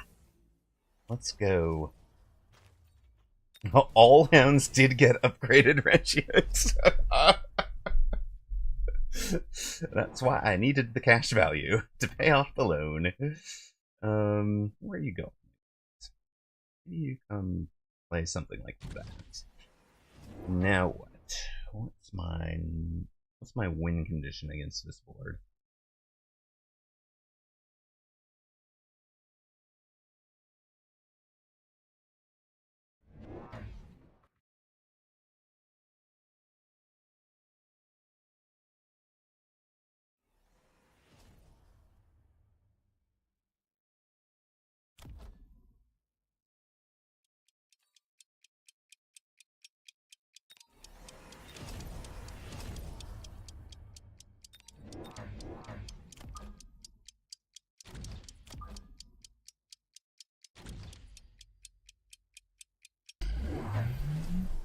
There are a lot of wasp. Okay.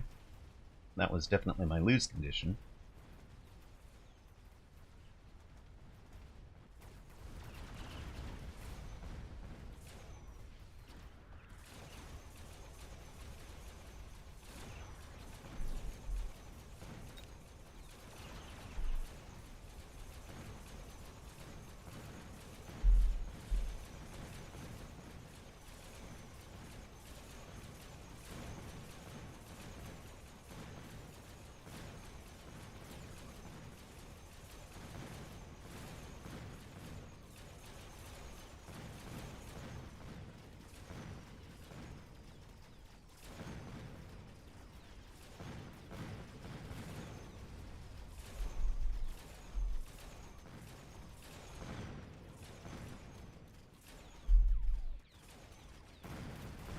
Katsundere, isn't that the best feeling?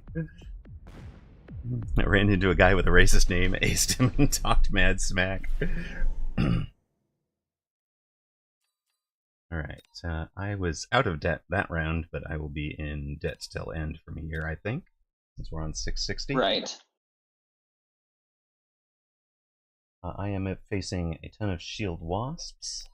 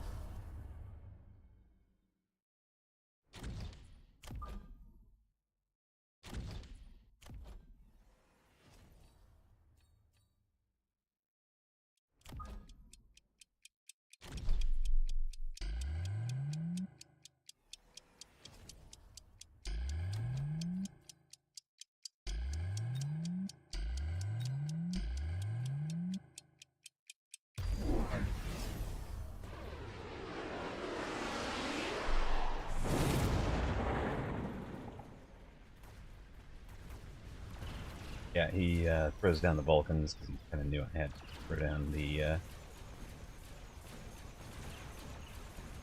of knew I had to give him the Mustangs, but what we've got is a nano repair Saber out there. I don't care about your Mustang or your Vulcan, so. To get to tower, it cost me 1 shield. The Saber Teeth just completely ran me over on tempo, and I elited and I charge shotted. Elited and charge shotted which unit? The birds. Oh, I see. And it just wasn't enough. Yeah.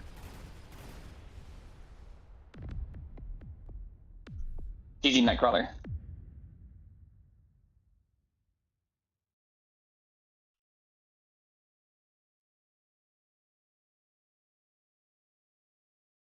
The items were just brutal, and the one tower snipe cost level advantage, and it just never recovered.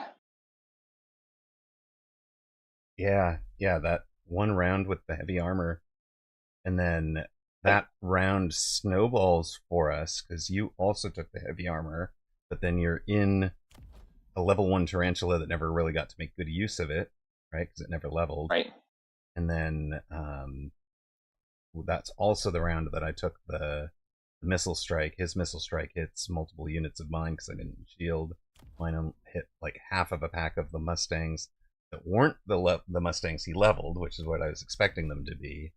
And then it just kind of goes haywire from there. Those guys get the level that I was trying to deny them, because I was my thinking was I can missile either pack of Mustangs. I'll permit either he's intensive to them or I deny them a level, and either one of those is a win for us, and it just like was kind of the worst of both worlds. So that round and that's literally like round 2 or round 3, right? Round 3, because it was round 3. Yeah, it's round 3. That round just snowballs this whole thing. Well, c'est la vie. We'll turn it around. You good to shake it off? I queue up again? Yeah. I didn't have enough crawler chaff. There were a lot of things that were kind of rough there. Also, being in an exact headbutt with sabers as Spider was not ideal as the start. Yeah. I actually don't have a great answer to that other than selling out of the the tarantulas. What's your thinking? I think that to me is wrong. It's about getting the DPS in time and making sure that you have sufficient. Basically, you have the chaff clear. He has the single target, so you have to out chaff them. And I didn't. And I had forward fangs, which his Mustangs ate. So I played into the board in a way that I shouldn't have. And Okay. I can think of at least 4 things I did wrong looking at that board as a autopsy on the hindsight of things. Okay, well, I mean, first game of the day, right? Shake it Yeah. off. We done. Or at least after a few hours. I did play a couple of games earlier today, but I haven't played. Yeah. I'm coming into a cold at least. Yeah. We'll just shake it off and move right along. I've got a 2800. 34. Spider Void speed. I'm gonna run it back. Ooh, love it. We are facing Holyope and Mitrius, neither of whom I recognize. Likewise. Channel point predictions are up.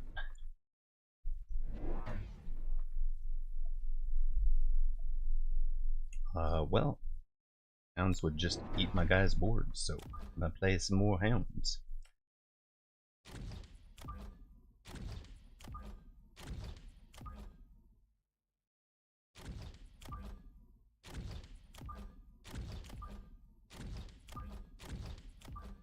Monet, for those that haven't run into him, is a nice guy. One from the previous match. Obvious, I mean, you saw the chat. Meeper, I completely agree with you about the Void Eye start, the Void Eye not being great. But,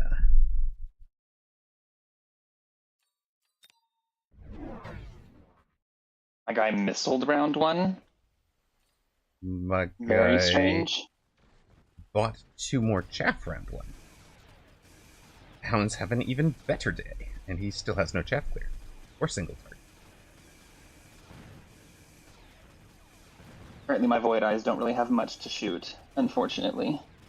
My steel balls are just sitting here working on crawlers and mustangs, so you know he denied me value from the steel balls for sure.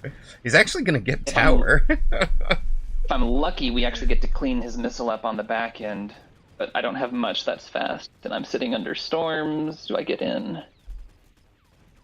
Is that like don't think I you're get talking in. about like a back? Oh, I forgot the tech again. Would you remind me, please? tech. Got it. Tech. That's so unfortunate that I forgot that again. Oh my gosh. I'm not a free tag is going to take some getting used to. It's definitely a have it in your head for your round 1 for sure. I'm taking Rhino. I'm taking Rhino too. It looks like my guy is very vulnerable to it. Your guy is slightly vulnerable. I'm gonna just do it here, I guess. If you also have it. I'm forting my inside tower. Got it.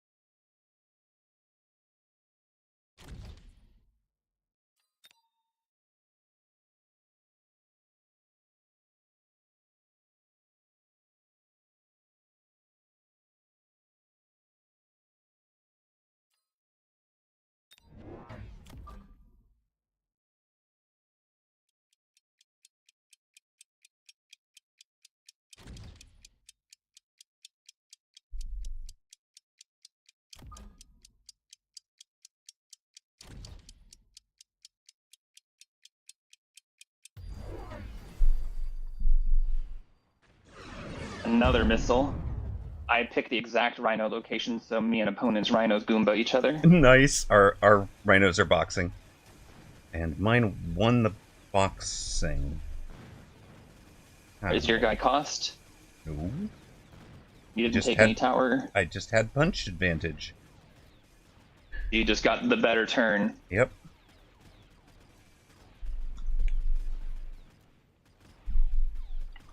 I'm liking the way this is shaping up for long term. Ah, yes.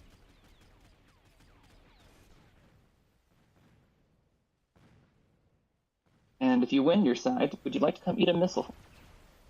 I mean, if that's what my Rhino can do, no. I don't think you're going to be fast enough. Got Steel Ball too, on every which direction. Somebody's gonna pop that missile. Guarantee it. Bat. Yes. Yep. Monk. Shoot Orange Man. You leave Orange Man alone. You know it's one of my favorite things when Orange Man uses hit points and doesn't die. I know. Look at Oh, that. speaking Let's of- use all of them. Every- All the hit points. All the value.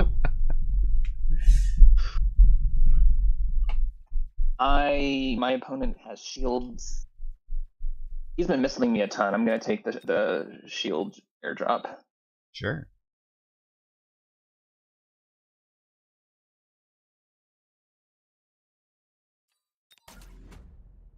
Turns out pausing the stream was the cure for my weird play. I just got a +31 MMR win. Nice, Falak.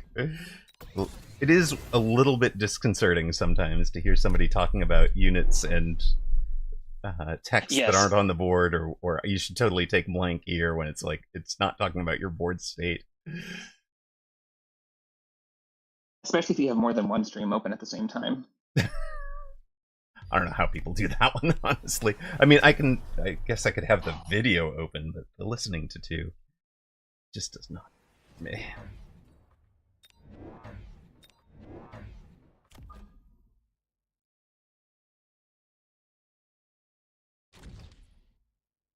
And there was a wasp drop, so I don't know. I have one tower forted and fangs behind the other.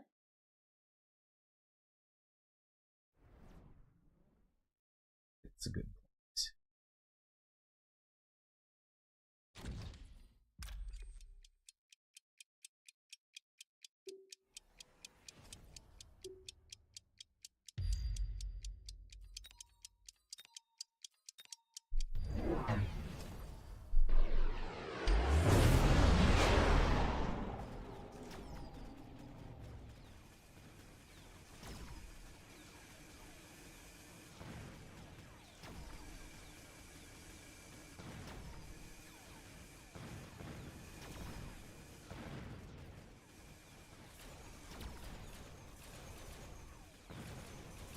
That guy appears to be trying to ball stang me.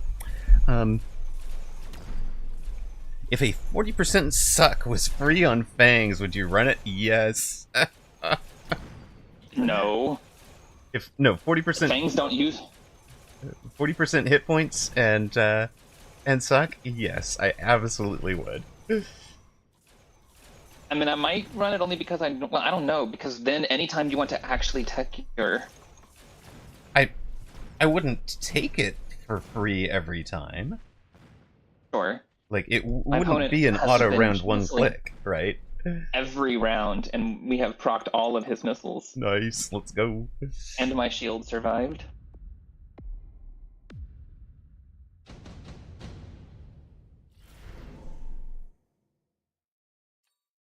Not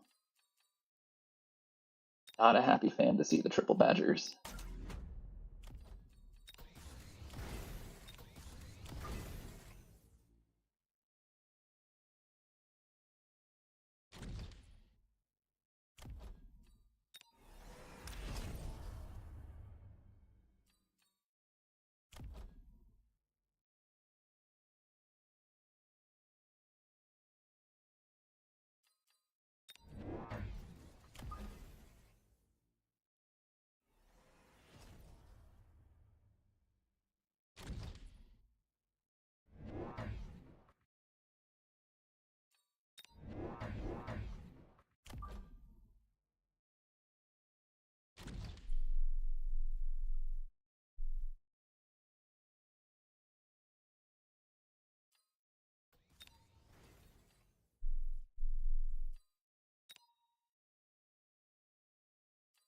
I'm establishing a corner badger here, which I may I see. beacon to your guys' side potentially.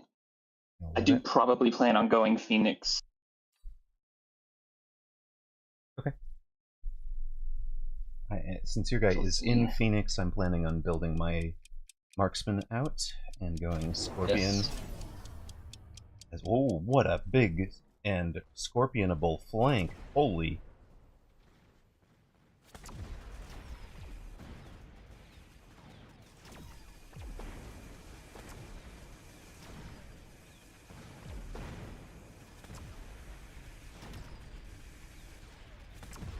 Is it even Scorpion? He's in the Fire Badgers and Steel Balls and Mustangs. This, no, I'm already in the Scorpion. Don't think about switching.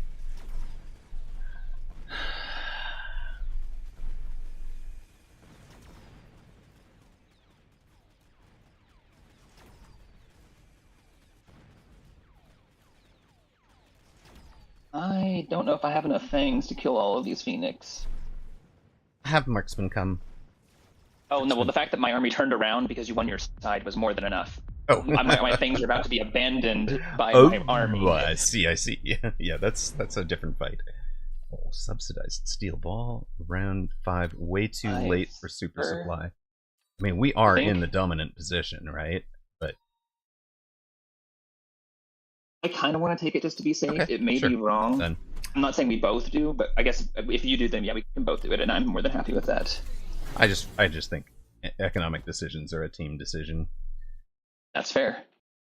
I'm not gonna deviate from that philosophy for this one random match. Also,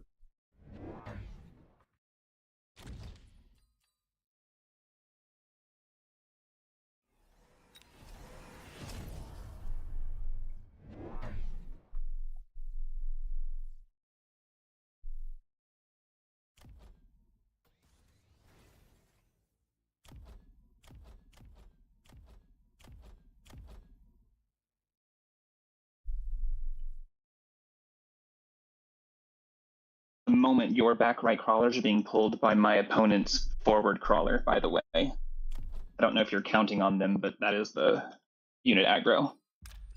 I see. Thank you for the pointing out. They are helpful, so obviously if your guy deploys in front of you, then it'll go to your side, but I just wanted you to be aware. Yep.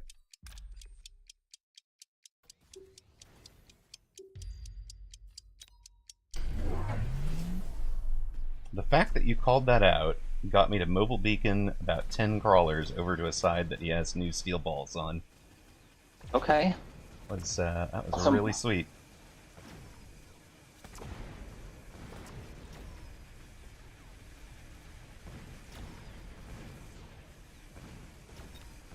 My guy has gone range on the Scorpions.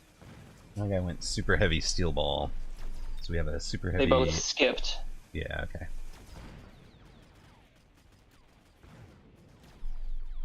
I think that's actually the right choice for them.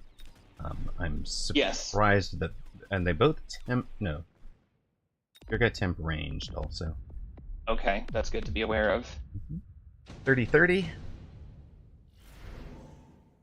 My guy has a Rhino up. Yes, I do too. Mine also has the Rhino up. That's what I meant there.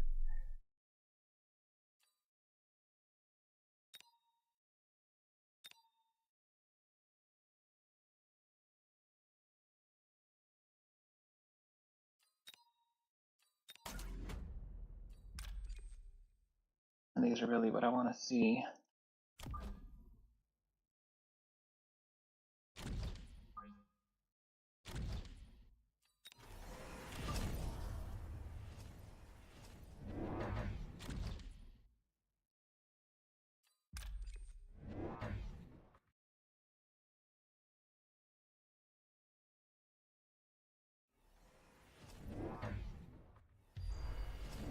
If you have your mobile beacon unlocked, it's time to either beacon or sell that badger, unless you're really happy with the pull. Destroyed by Scorpion. It's in instant lock range, and I used my cell on the drop this round, so Yeah, that's it's going to have to be just something for next round. Worked for me, but you know, Yes. it's having some problems.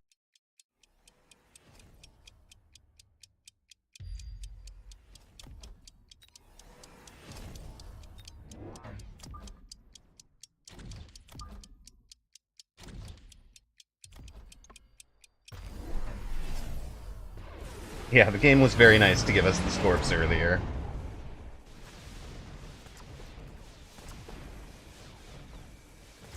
Not the best luck. I should be getting in on tower pretty efficiently here. Ms. Diana, we were just talking about you earlier. There'll be, I think, some very complimentary words about you back about maybe 90 odd minutes in the VOD.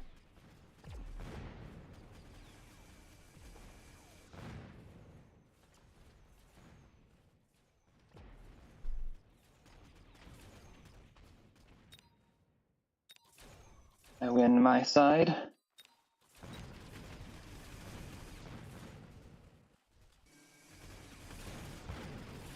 A lot of Mustang left. Yeah, apologies about that.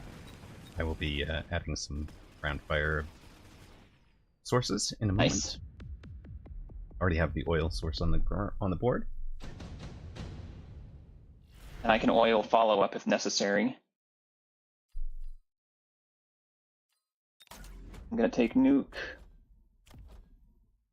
Would you like super heavy armor steel balls, sir?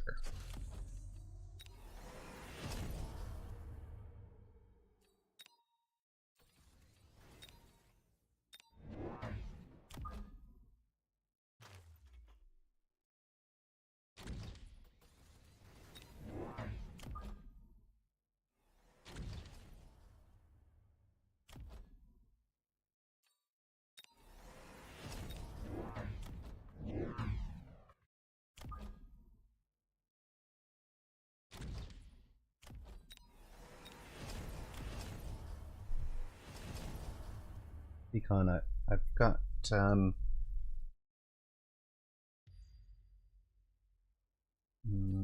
could loan for something halfway decent this turn. Or just We have the econ advantage. If you want a loan to get something worth getting to win your side, I am all for it.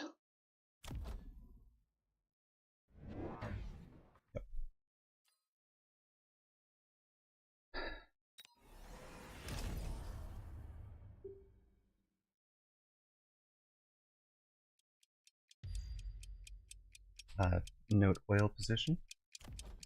Needed to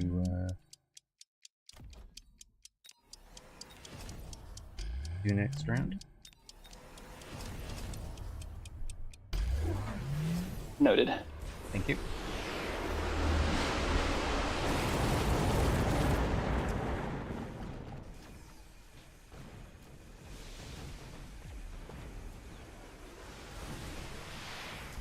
Gets my right side tower with a nice little pull. How'd your nuke do? It was gorgeous. I got nuked, but not as badly as he did. Nice. There are some surviving level 2 Mustangs, but that will be all. Middle Oh, there's pull. wasps. Where did those... I wonder if my guy added wasps.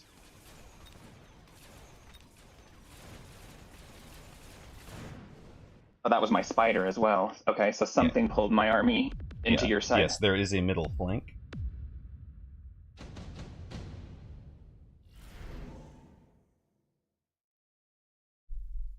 Is there a wasp call in from your guy? Apparently there was, yes. I'm sorry I didn't call it out. I see. Great, there's Fortress. He's going to add Fort AA. I have no great answer to that.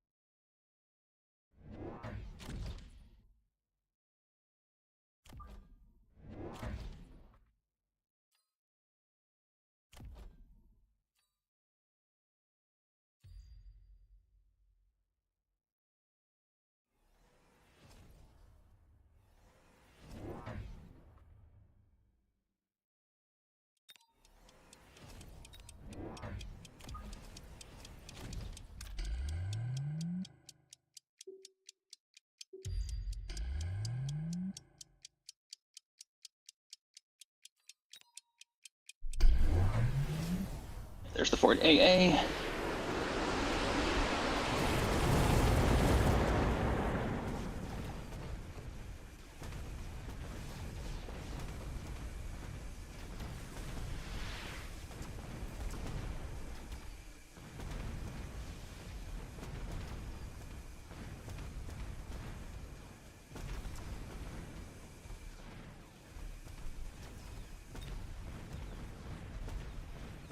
How you doing?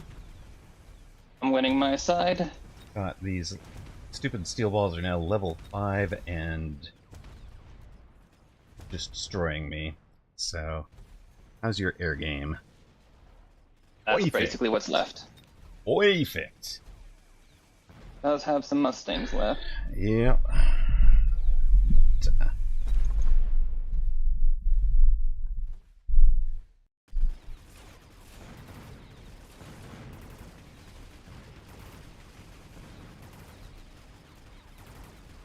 No, don't turn. No. Idiot. What are you doing, Captain? Alright, better.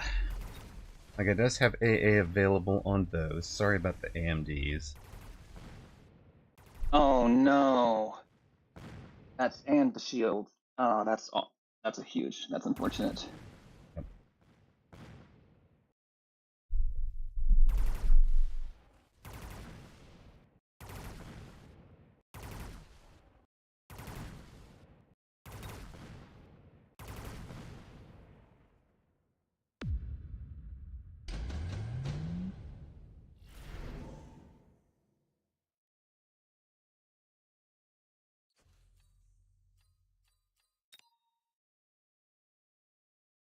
Fair missile strike.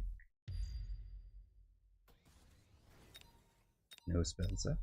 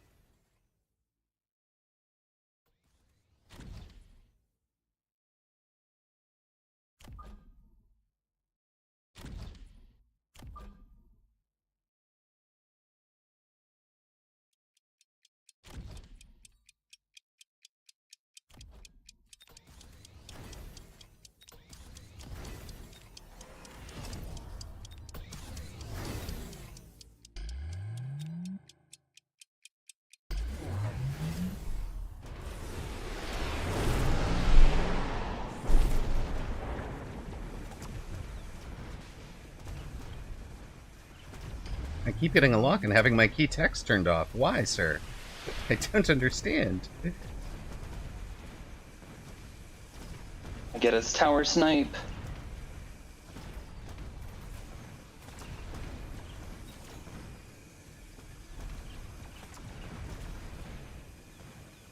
I gotta just level this tower. Why have I not leveled that tower? Starbright! That's a lot of Mustang. Welcome! Yeah, the lighting the ground on fire has stopped working.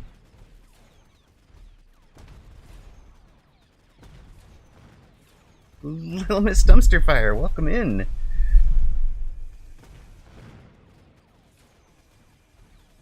Well, okay, that's a few less Mustangs. And you've got a massively more army. This time. Ended early on the most epic match I have ever had. Excellent. Yes, the Matt Katemiba. I hope I got that close. I'm gonna call you Matt. You know what? His Sorry about that. missile intercepting cost him the ability to shoot me down. Nice! I love it. Whoosh. But yes, so the steel balls will take it down, but having it not take, having them not last 7 seconds of debuff from it is just going to be worth throwing money at. By the way, this should help you. Rhino is happening this round from my guy. Don't put the Rhino there because I'm going to beacon my bird, and I don't want you to accidentally pull something into that zone. Got it. To the other side, Rhino. Will be in a moment. Do I? He's Rhinoed me back here twice. I'm going to put a Rhino back there as well.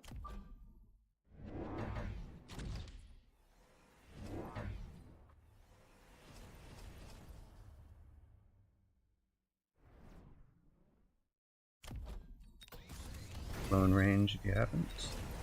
Yes.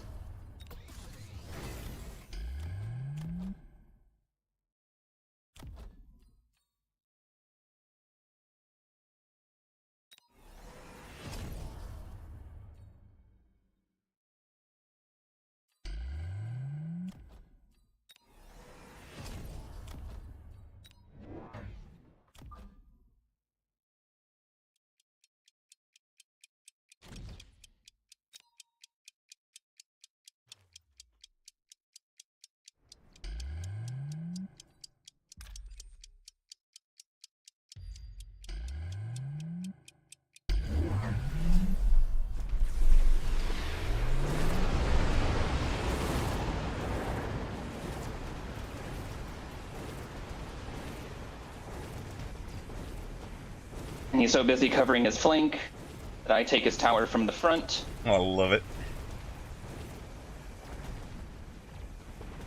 Whatever happened, your beacons did not cover. No, my guy and your guy missiled from both sides. Right, to make sure those birds died. Ooh. Right. Who got But I the sniped your tower tower. now? Nice.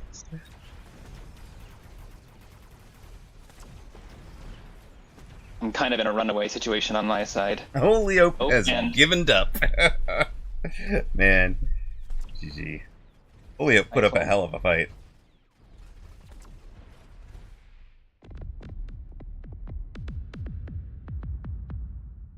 How's that for a finisher?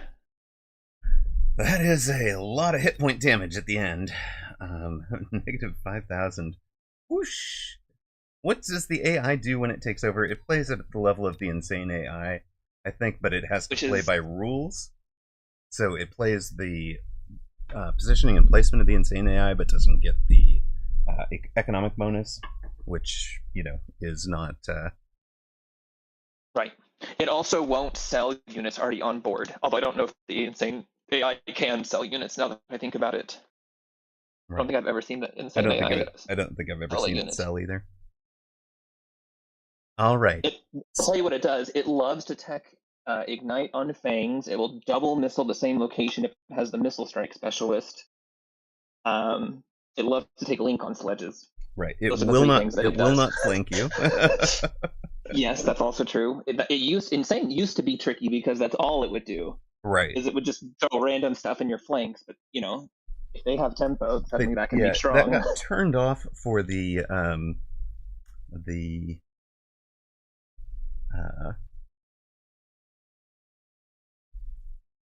it got turned off for the 4-player free-for-all because it does wind up happening in, because they're using the same AI there, which I don't think they should, right? But they don't have the resources and time. AI is a notorious time sink. That's why this is a 2v2 game. All right, we have a requested replay, my friend. Okay. How do you feel about taking a break to watch a 12-round epic featuring Starbright? Very interesting. Let's take a crack at it. Let's take a crack at it. Now, for those of you who normally tune in for our Saturday tournament casts, while I am trying to sort this out to cause it to not be the case, I am currently on the hook for something that would cause me to miss the European. So I do apologize in advance, but we may not be streaming Europe, may not be casting Europe tomorrow. Unless I can get it sorted And because I don't have that sorted, obviously, Alpha Titan's not on call or on hook tomorrow unless he's down for a surprise last minute, like, oh, I got it sorted. Interesting. Yeah. Well, if you are available, then let me know. But I don't know if Clint is listening, but I actually had mentioned that I've been wanting to cast with Clint just to find the time. So if you happen to miss tomorrow European, that might be the window that I would extend to do so with him. If another streamer were taking it over, or, for example, if Whipped wanted to take it over live as well, because I'm not going to be around, and, if somebody was just taking that over, that would be great. Okay, and I don't want to begrudge you that slip in, but if I do confirm with Clint, then I will let you know. No, absolutely. If you've confirmed with another streamer for any reason, that is fine by me. Sure. It's just, in fact, it takes some pressure off to try and go. I think my only constant in life is Amarok's EU commentary. True, Loot, true. I feel so bad. I'm demanding. I could do it if you figure out a way to let me get my chat box working on your stream. Oh my. Commentary by proxy. Cat sold. I can do that. Uh-oh, Cat just committed to something. Cat, 100%. I can give you this.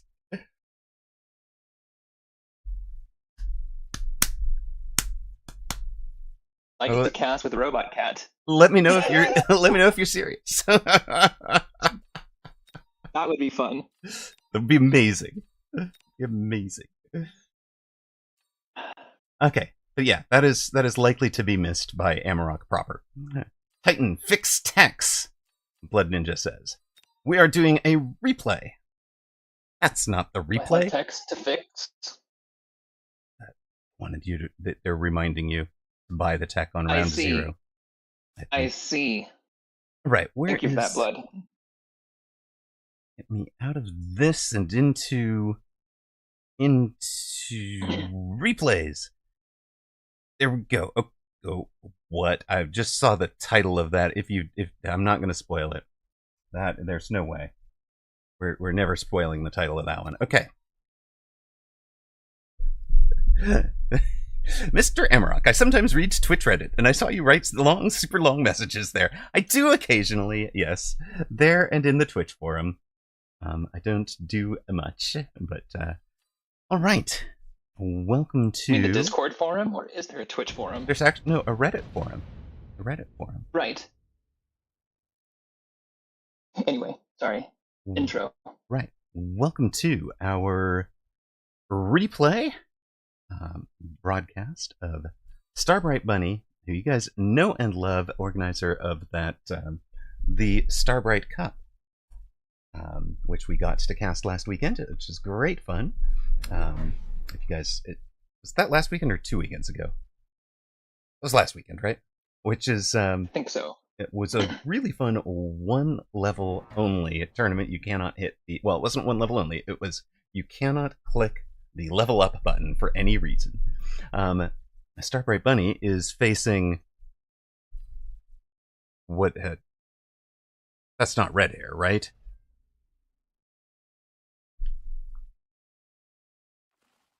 Who are you facing here?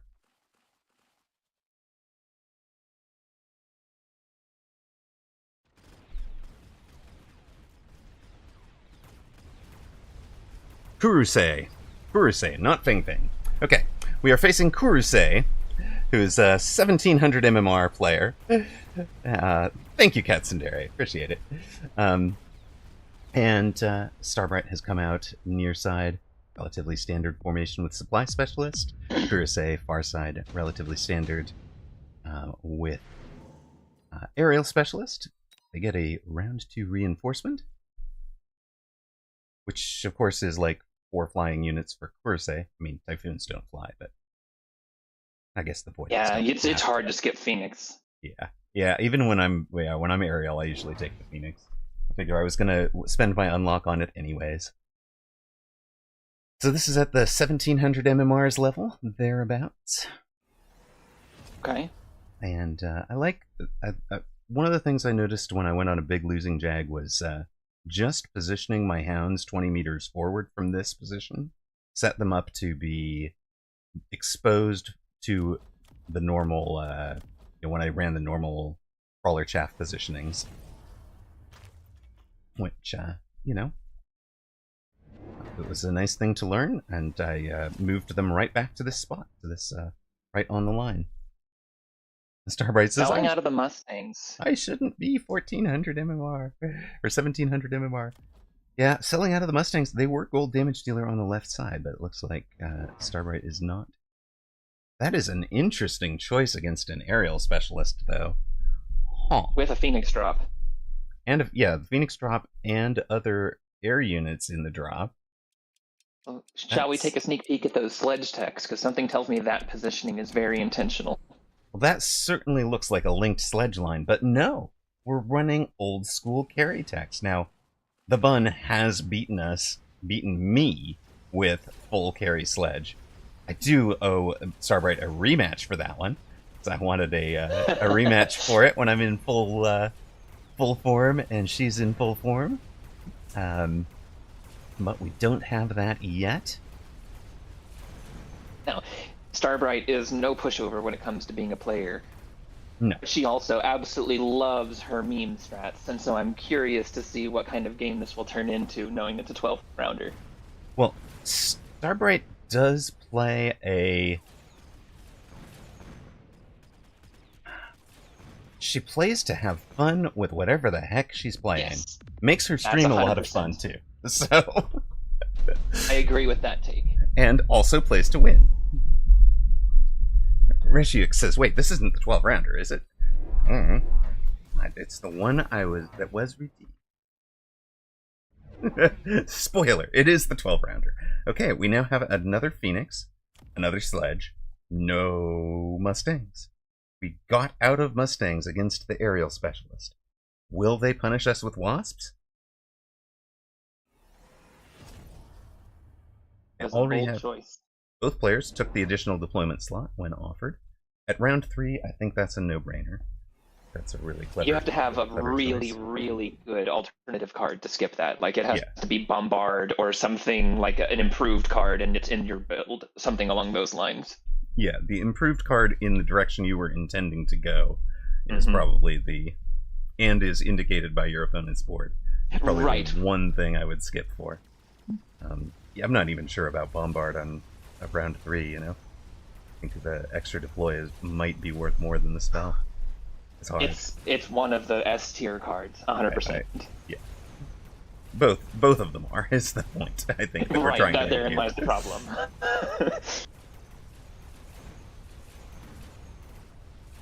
Now, one thing I love about this is the deeper, late-arriving fangs that you get. That has tied up those Phoenix pretty much all around. These guys I'm finally getting some good damage dealt, but for the most part, these Phoenix were shooting chaff and sledges all around, and the chaff and sledges were intermingled. So it's a really nice positioning and timing there. One thing I will say about the sledge is they're a little clumped up. I know you may be planning a super long line of them, but I would intersperse them a little bit, because this kind of positioning is very punishable by Stormcallers or anything that does splash. It is late in the game, usually, so Kurose skips the supply specialist, but Starbright takes it. So if we're going 12 rounds, that is a lot of good econ. Economic decision.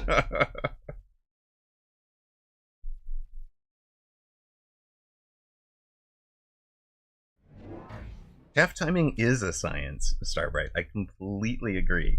100%. I talked with Gray last night. One of the things that I said was, whatever formation you are planning on running, don't worry about where everybody else tends to put them. Whatever formation you want to run, work the chaff timings out in the testing ground. Yes. I mean, if you want to run perfectly standard, you can start stealing things from streamers, but don't place your, the Crawler Fang Crawler just because you know what those are, like, because those are like what everybody else is running. Yeah, a couple late arriving Fangs can be more useful than a giant sometimes.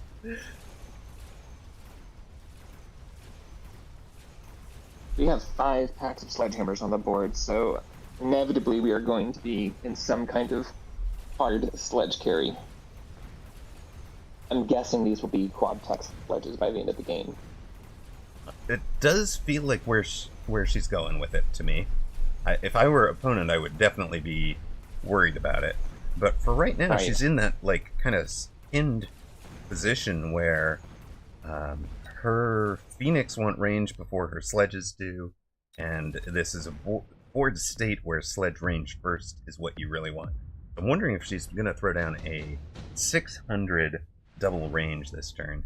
That is kind of what I would love to see from her. 600 and then 2 chaff. Thank you very much for the follow, Eli Kina Tatiana. Eli Kina Tatiana. And also to Matt. Thank you. I like the mech rage first, actually. I think the clear speed is going to be valuable. Yeah, I agree. Like but what I was worried about there was messing up the chaff timing arrival and getting out in front where they're getting targeted by the Phoenix. So, but she is doing the range on the Phoenix, the mech rage on the sledges. Love that. I think this is, for a sledge Phoenix comp, this is majestic, beautiful. And to accommodate for what I was looking at, the reason I was contraindicating the mechanical rage was the chaff timing. She's adding 2 more things out front that will eat a bunch of things. An opponent has just gone to charged shot. I'm going to take out your tanks with my arc lights. Oh. Have you heard of Loose Forming? Meet your worst enemy. Nah. Well, and charge shot also slows their fire rate down, which, like, charge shot arcs can be scary, but they're mostly all level 1 or level 2 at the moment. There's birds to snipe them. So it could definitely be getting...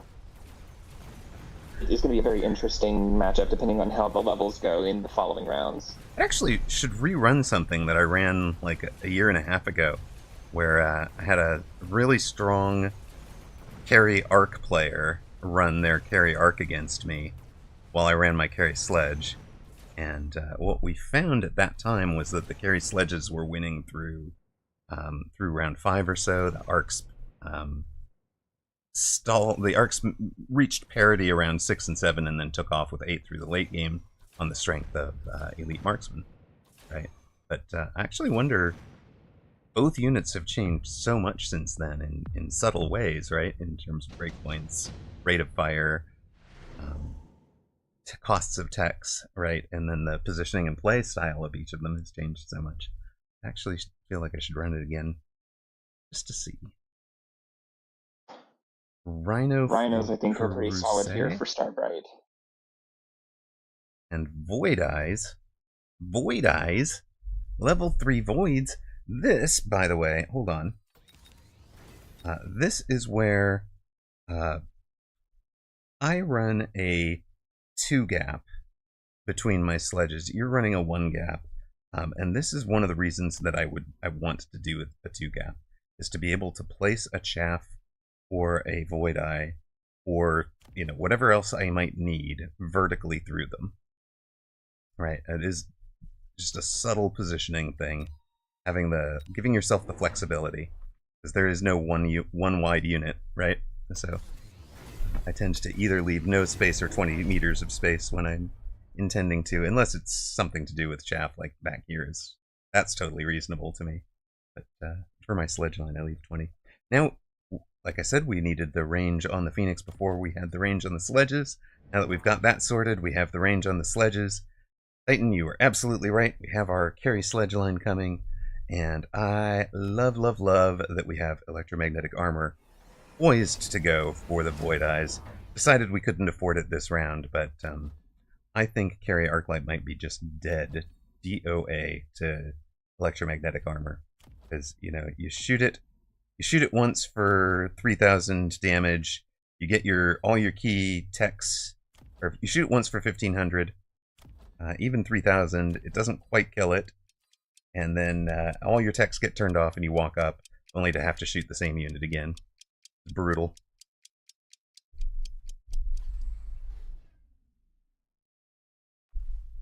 Right, and what's interesting is even with EMP on the arc light, you don't disable the EMP armor. You get turned off on contact, and then their attacks get turned off. So you can't really play around it short of Photon. Yeah, they have to figure out a way to get Photon on the arc lights. And then you're forcing them to invest in things that aren't the arc lights. And, which is also a good reason to have taken Farseer potentially for both players to have access to the Photon coating to the ground units. Oh, of course, Tuzzle. Absolutely. Yes, it is. It increases the costs of all subsequent techs, for sure. Reshiux, tech's only deactivated for 5 seconds, but they spend those 5 seconds walking, right? I actually think that particular tech would be strongly improved by only slowing the speed if the current speed is more than 10 meters per second. You know, EMP slows the unit down. Yeah, because EMP slows the unit. All right, efficient tech research for Starbright. That is ballsy after having 3 units 3 techs taken already. Got to take 4 techs before that's a 50 profit. Right, but That's one. There's one already. She's planning on it. Oh, there is a second one. We're turning. Okay, here we go. We are EMPing the heck out of those beasts. They just got their elite marksman. Wait, 3? Oh my god! Took the, so she's broken even on this round. Okay, if you're gonna take 3 techs the round you take the card, then you don't even have to break even because it's a 0 opportunity cost. Right. It's literally well, it is the guaranteed break even is the 0 opportunity cost. At that point, it's pure upside. You had no opportunity cost. Yep. Quad missile. Opponent was so worried about the Void Eyes turning off the techs that they missile out the Voids and miss the EMP on the sledges coming.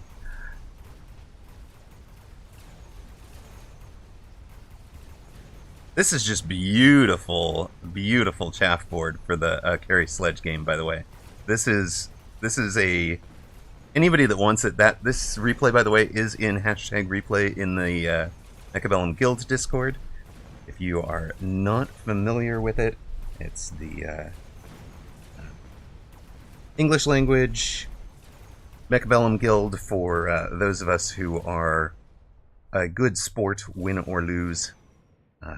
Gender inclusive, no racism, no sexism, no homophobia. We've got players from all over the world. But so a lot aimed at strategy discussions and or discussion of finding a 2v2 partner. So I am a bit worried that we have our triple tech sledge line. We're down to 1700. P Nova would like an invite. Can a mod get that out?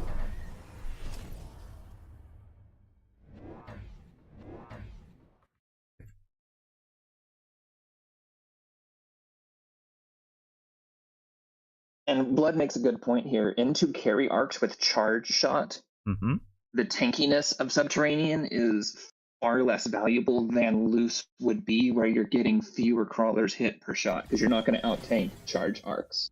Right. So the extra damage reduction is largely not contributing. At least into most of what's being shot. Most of these will kill a crawler with or without the Subterranean. Oh, this is just brutal. We have Fang with shield to eat the sentry missiles. Very strong. And the crawler Subterranean blitz. Oh, it's Subterranean instead of loose formation. Yeah. Yes. I was expecting it to be loose formation so much that when I saw the icon, I said it was loose formation. My bad. I mean, Starbright, I think loose formation is on your tech bar for 100% exactly the situation that you see your opponent in charged shot arclight. Yes, it is like the massive punish because they shoot slower. Yep. Ghosters! Ghosters has subscribed for a year! Welcome in. Speaking of the Mechabellum Discord Guild, Ghosters, the technical the co-founder and tech brains behind it. So thank you very much for everything you've done to support and run that for 2 years now, right? Like that's coming up on 2 years here. Ghosters, you may not have been here when I mentioned, but if you were so inclined to come meet me up here, I was going to have a Chipotle burrito waiting for you. I had said that on stream previously. I know that you're within drive distance, so I just thought I'd throw that out there. Right. So there is a specific promise for you personally that a burrito awaits you, and then that led into a discussion of the Alice. That led into a discussion of all the various the differences between Tex-Mex, Mexican, and authentic Mexican, which of course which are distinct food groups or genres of food. Right, which is actually true in Southern California as well. So, but we don't tend to have very many Tex-Mex places, understandably. And Tex-Mex outside of Texas is like Mexican food outside of authentic Mexican. It's like it's not the same. Texas Tex-Mex really is to die for. All right. Opponent is trying the worm. That does not work against the full carry sledge. Many people have tried it before you, sir. People with better skill. I don't know about that actually. I fear the worm even when you have a carry sledge line. Oh no. Storms is not the answer though. I delete them. Like when they show up, I don't have a problem with them.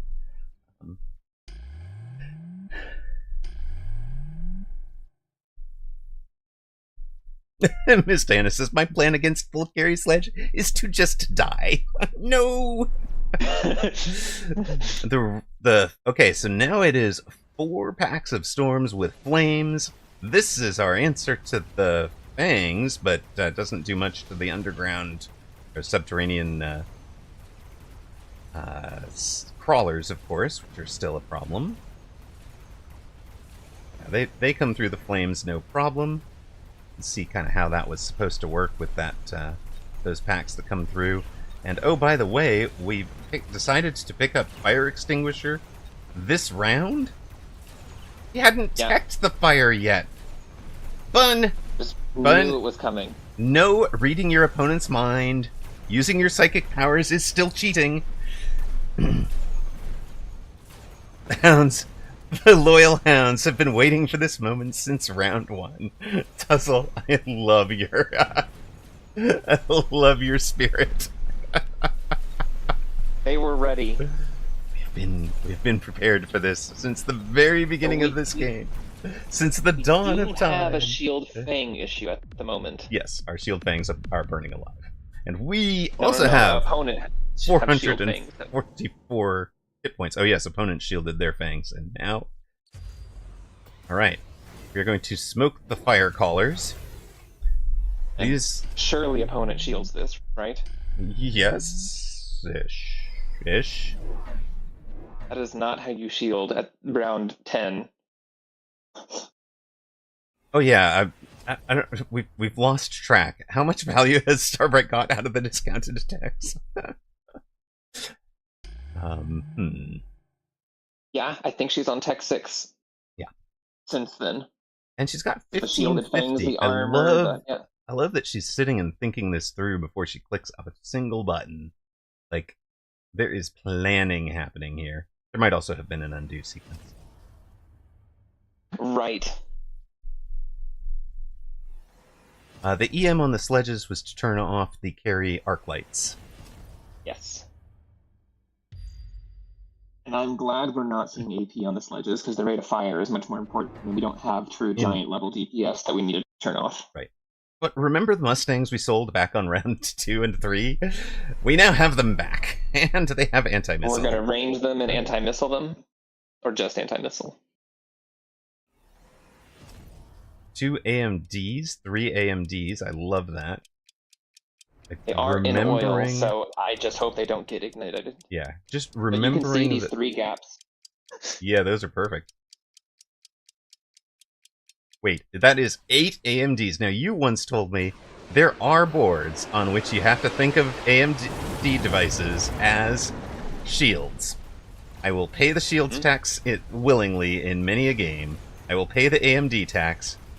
Here, the AMD tax has kept the oil from lighting.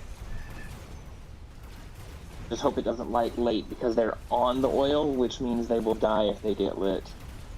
Yeah, and the hounds have run past the oil. Uh-oh. Uh-oh, it lights! No! But, you know, they did a lot of value there. Well, you'd much rather they light late rather than early. And Right. Are they in the oil? Are they taking fire damage? It's actually really hard to tell. It was a little hard to tell there. But, I think they're not taking damage. They must have AMDs been just inside the visual perimeter, but not actually. yeah, the AMDs are just outside. I love it. Uh-oh, these stupid Phoenix are gonna cost us the entire AMD line. No! No, just give up and die already, you Phoenix. Just surrender. Shoot yourselves down. Eject! Wait, okay, fine. Or go win the round. That works too. I guess you couldn't eject because we only had 400 hit points. So, you know, we'd have lost. Right. But, you know, The AMDs are secondary painful concern. to lose, but better than the game. Yeah, we paid 600 to survive and go to round 11. 44... Also, survive the oil turn. 444 to 2100. Round 11. Marksman for Grisey. Overlord, big Overlord, sold immediately for Starbright. The other big thing about this is the Fangs are what is causing us problems, so ranging these Mustangs and massing them is a big deal, and with $2,800, you could absolutely get 4 level 2 Mustangs on this board and range them. Or you could just War Factory with anti-missile. Also true. And triple teched Stormcallers on the other side now. We're going to overload the AMDs.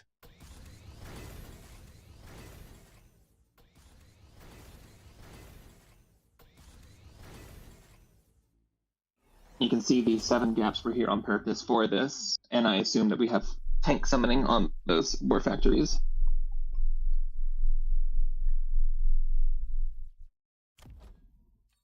Click it. Fun. Do you get to click it? Also, note she left herself 7 gaps from the very start of the game. Yes. This is legit. Yes. Initial deployment left her to the 7 gaps. If she needed to go to Abyss, or needed to go to War Factory, she's got them exactly where she wants them. And they are pushing the ranged sledges forward because they can't get past the sledges. But, you know, hey. I will say going the 3 packs of Mustang and then going to the War Factory is a little unfortunate because we're attacking both. And since we do have a Fang problem, the range on those Mustangs would be something I would encourage to lean into in a situation like this. As that War Factory is very efficient, if you can afford it.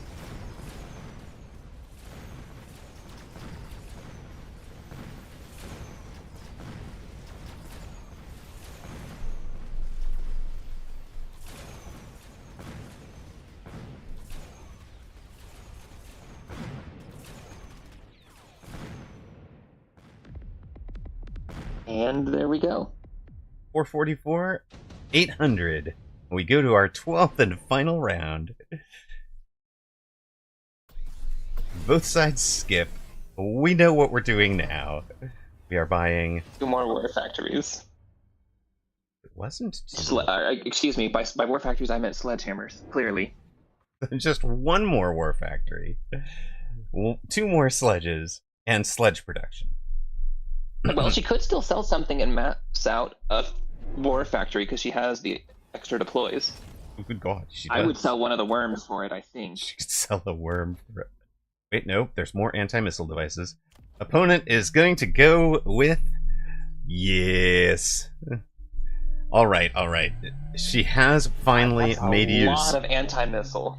She has finally made use of not having the 2 gap. That has let her squeeze in extra sledges into this line. It's true. Yes. And abreast.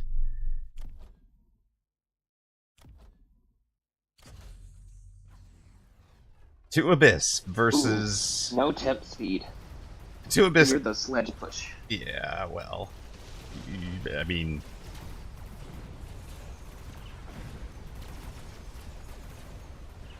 Or worms. yes, the worms, but then I don't think the I think it's anti-missile. going to be enough. I don't think the Abyss missile volleys landed on I love the X they either. painted in the middle of the map. That was cool. Yes, this is the spot. Look, there's aren't landing. Like, seriously, those amazing missile volleys just don't land. I mean, while they happen, the Stormcaller volleys start to land, right? But it's amazing. That is amazing. Finally, the Abyss goes down, the tower goes down.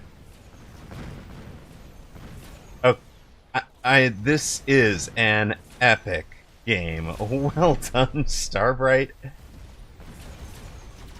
Clearly, the opponent just didn't have enough missiles. That's all I needed. Yes, was if they'd only taken the Phantom Ray drop back when. Mm-hmm. This is the missile anti-missile like arms race manifest to its logical extreme. Yes. What was the MMR of this game? 1700s. Jerry Hattrick. Crusade started at 1696. Starbright started at 1770. Yeah. Something like so. 1700s. That was an absolute banger of a game. Very enjoyable. Important. Yeah, those Phoenix, by the way, have just quietly done 600,000 damage and no, not the Hound. Yeah, and 860,000 damage. They are the heroes, and then gold and silver badges. Not even close. Destroy the Abyss in the last round. Oh, Starbright says I started at 1650, but I went up. Phoenix Cat says Phoenix remain busted units. They are very good. I am bewildered at their untouchedness. I think they are the unit that most deserves the banhammer of any unit in the game right now, and it's not close. I just think that we have Or built. the nerf bad, We have. I should say. No, I will say something completely different.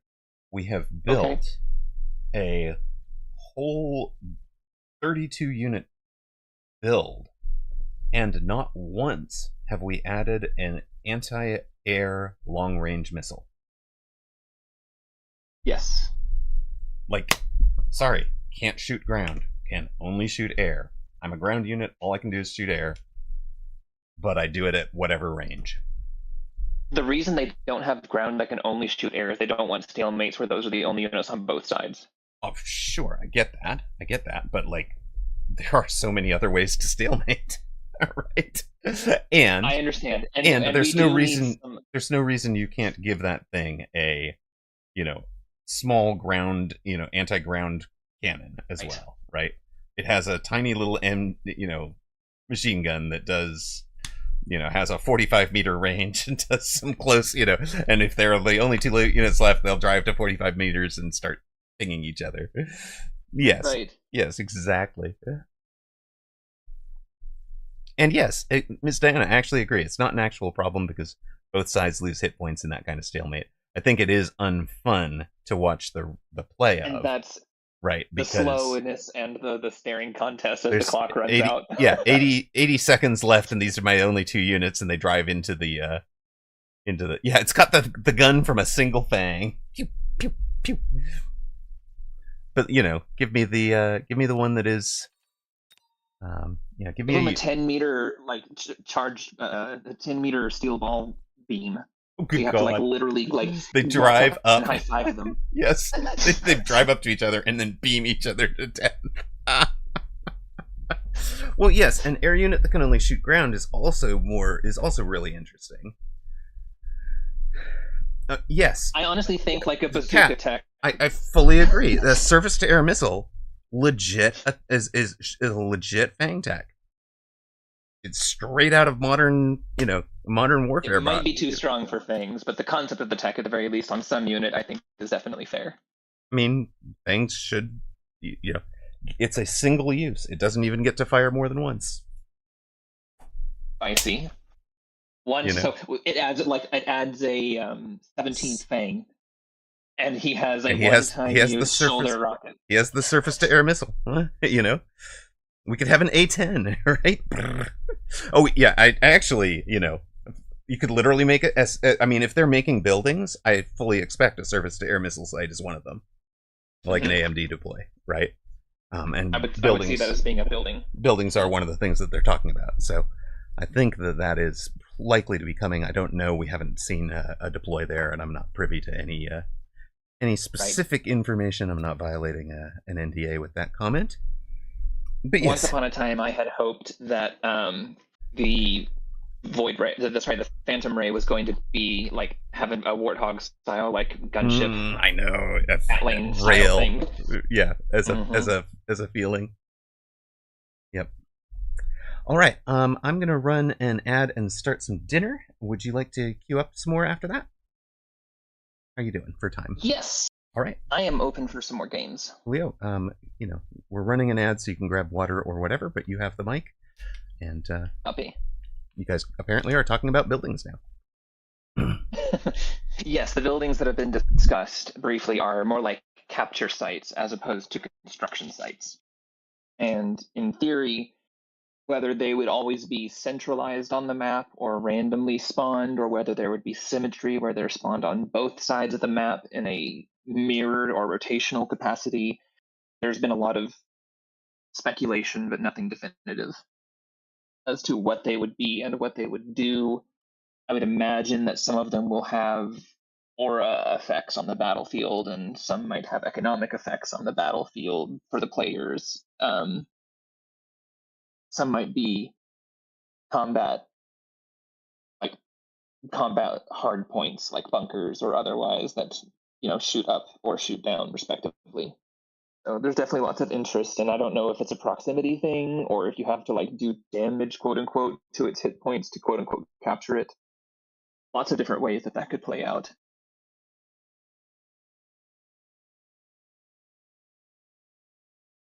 Copy that, Ghosters. I was obviously somewhat facetiously testing, but I think it would be a lot of fun to meet up at some point. So I will absolutely shoot you a DM, and we are in Texas, and we should make a point to cross paths at some point. We have mentioned briefly in our off-stream chats that you and I are very similar and of like mind in terms of what we enjoy doing, and I will absolutely get you some follow-up there.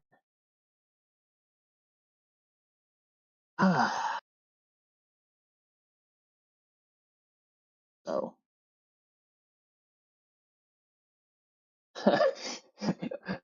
Oops, never in my life with somebody in person have I ever been called a party animal. I am pretty straight-laced when it comes to my normal behavior, but I absolutely know how to have a good time with fellow nerds. So, make of that what you will.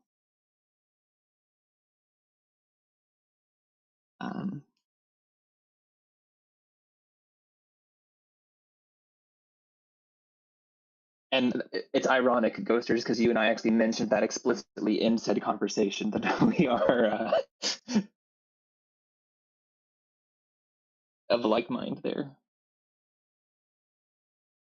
I am not someone who is explicitly opposed to drinking, but I don't really enjoy it for the most part, and can count on one hand the number of times I've done so. So, the irony is that the vast majority of alcoholic beverages will taste better in their non-alcoholic form. And I am too utilitarian to have paid for the privilege of developing a taste for alcohol.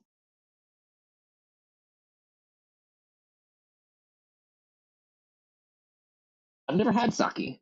From what I've heard, it's a sweeter alcohol. Obviously, it's a rice wine, but I've always been of the opinion that I'm willing to taste something when it is had, and I'm in company that I am comfortable partaking. So that's actually something I developed from my dad. Is I will try just about anything once, but I will be honest about my opinions on the taste. That's a very nice policy. A very good policy. I have gotten myself into trouble with significant others and their families when they ask me to be honest, and then they don't like my honesty, though. That is, I think, at this point, a dangerous request, especially now that we understand, autism a little bit better, and like, there are people who will absolutely interpret you literally when you tell them to be honest, and they will be honest. They will stop giving you the answer you want to hear. Filtered. Oh, Dr. Block. Dr. Bois, good luck. Welcome back, Toast. So, I mean, you can be. Also, there are people who take the be honest and then they choose to be an asshole about it. Well, yeah. So there's a way. That is a completely different. Right. I just wanted a caveat that you can be honest and polite. Right. I didn't enjoy it. I probably wouldn't want to have it again. Is very different than it tasted like dog shit. Excuse my language. Right. What are these packs? I hate all of these.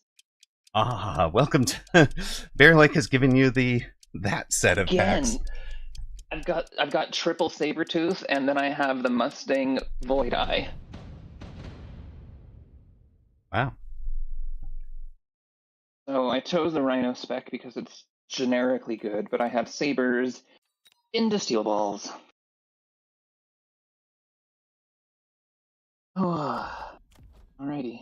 Opponent has the Tarantula Void Eye start against me.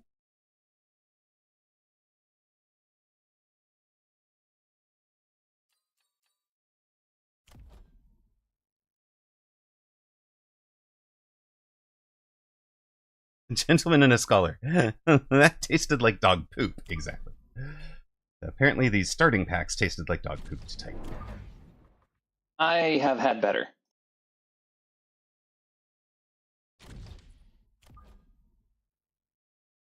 So it may take some time to get stable on my side of the board.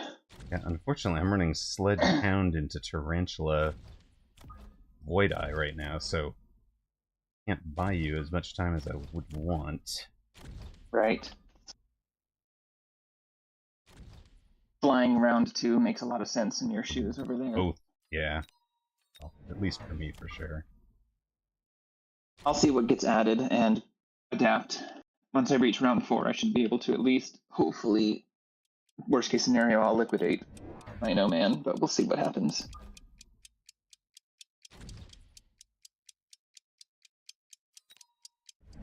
You just watched an AI level 9 multi-melter solo 3.5 people. Oh my gosh. Wow. Alright, if only we could trade starting... If only we could have traded opponents, because your Sabers would be perfect over here. Right. And my Sledges would have been perfect for you. Dear Bearlike, new game mode idea. Oh my gosh, I don't even think I want that to be possible, but it is nice to think about. No, literally, they have to be same cost, same sell value of unit trade between players on the same side. Add that to 4-player free-for-all, though. Literally. And wait, also, they retain the original purchaser's text deployed and loadout. You can't tech them, they're just yours. You're just stuck on your board now.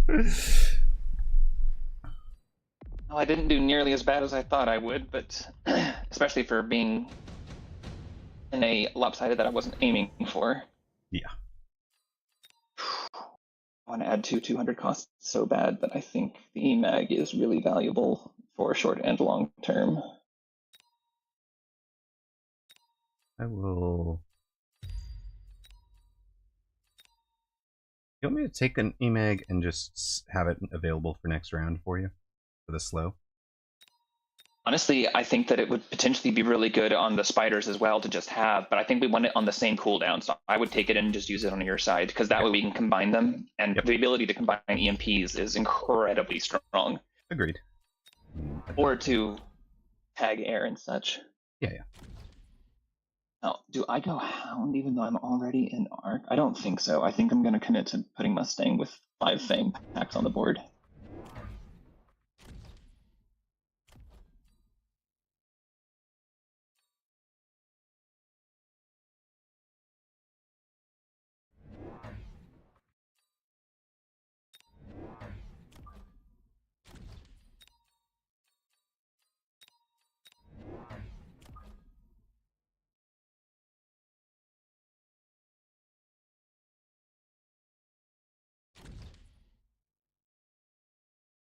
I would never thank you. I'm offended by Well, this Mustang purchase, sir. I mean, if you play 5 things against me round 1, and then you flank me on the opposite side with a pair of sledgehammers, there was quick teleport, but that is strange.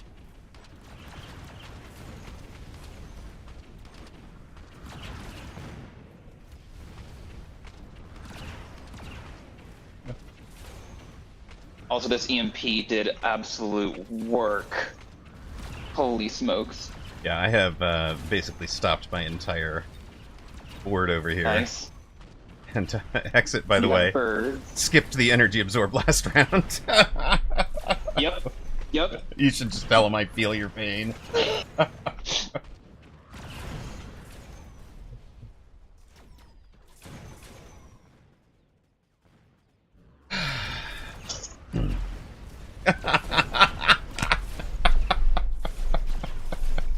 Love it. I do. I like the idea of a zero cost tech, and it still has all the same downsides. If I ever click things that aren't speed spec. He's like going so slow.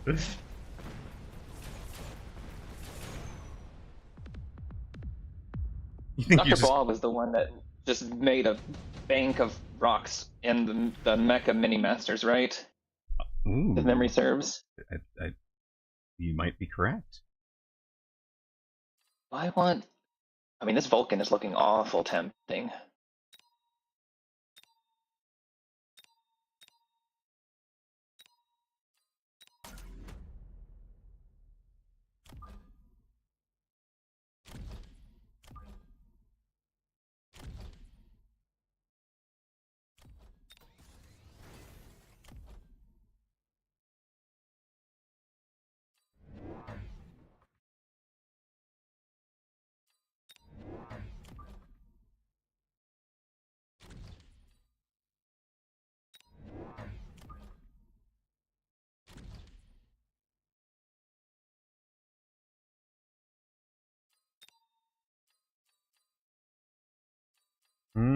Good point from Rishiox.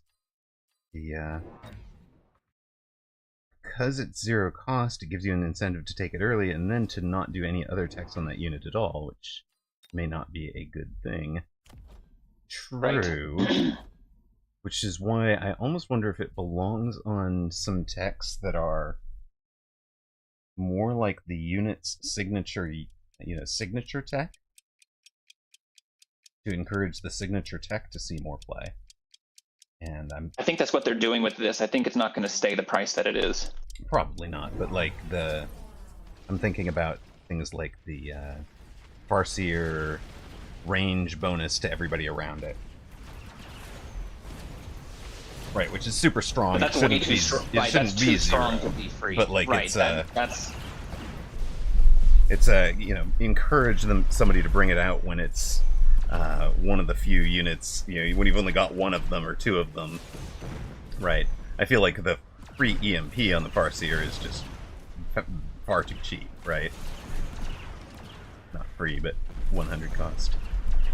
It's interesting. I don't hate the 100 on it, actually. I think that it gives it a niche. It's also not good at applying EMP in the sense that its EMP falls off the second it's not shooting it, and it doesn't have great DPS, so I really don't hate that interaction, truthfully.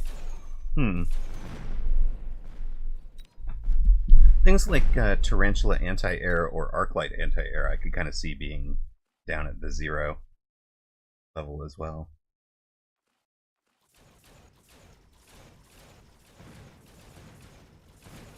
I almost got those Wraiths with Mustangs, and they would have loved the experience, but, unranged Mustangs can't really kill Wraith.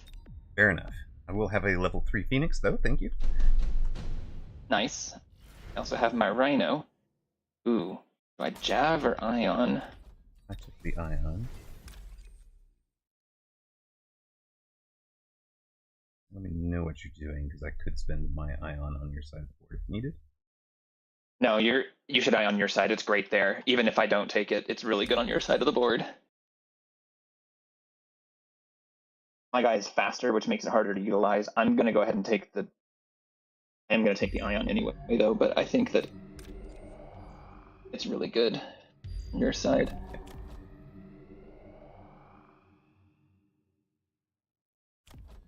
Now the question is, what do I want to do for my upshoots?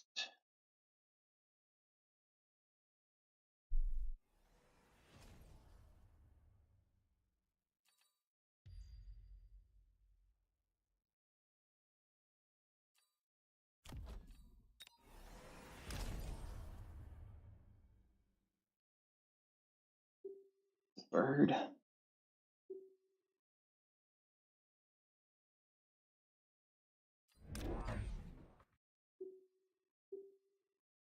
think I'd like to go Melter.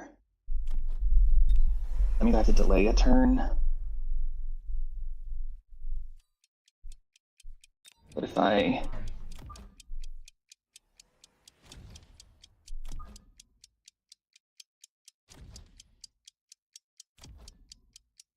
Yeah. Hey, Anabolica23, thank you for the sub.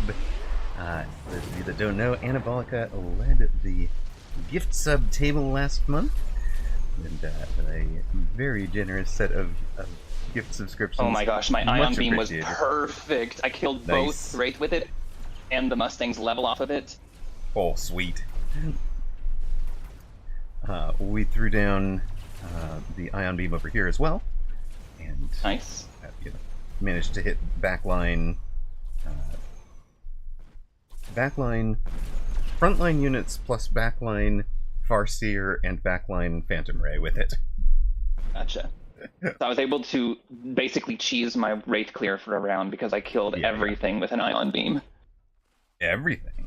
You missed this one pack of sledgehammers. Excuse me, everything in front of the Ion Beam was dead. Anyway. So, about those sledgehammers, they were really not a problem. They were really not a problem, and he missile struck them back there. Cool. Ooh, do I want to stonk out of... I can stonk out of my sabers?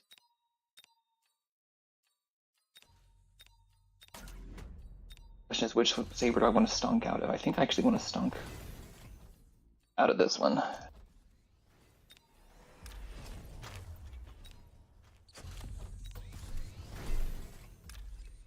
That is pretty much perfect, isn't it? You just clip the edge of this thing and hope somebody shoots it.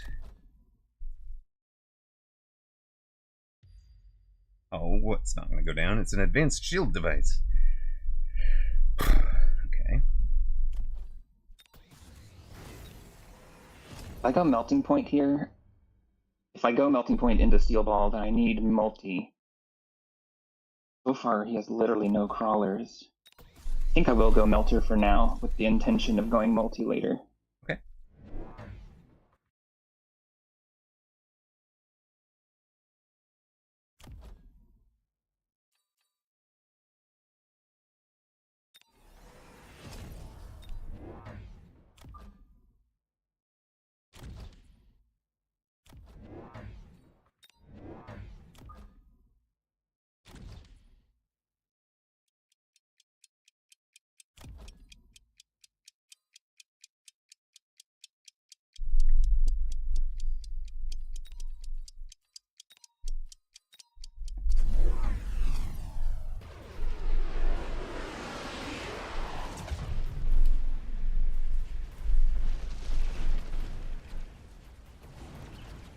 That didn't work like I intended it to. Unfortunate, but not the end of the world.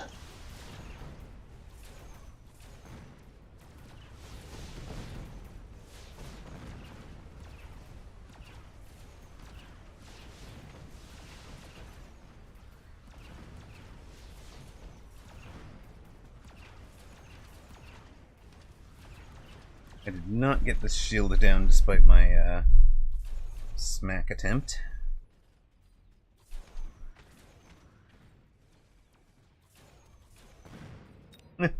Unfortunate. Increase in entertainment value is the biggest buff. Yikes. Anabolica, he says I just played 2v2s with Whooped Gav and some random 1700 to 2000 players for the last few hours. Even won some. Very nice. We will be doing the fun Friday and kind of in-house 2v2 stuff next week, so hope you'll be rejoining us for that. Also, congratulations on hitting 1,500 MMRs, I believe. Very nice. I read that right. Okay, I have to take the intensive since I have Stonk's module. Oh shoot, I have Stonk's module and I skipped the intensive. And that's the one thing I can't undo. That is unfortunate. It also gave me a free melter level. Very nice.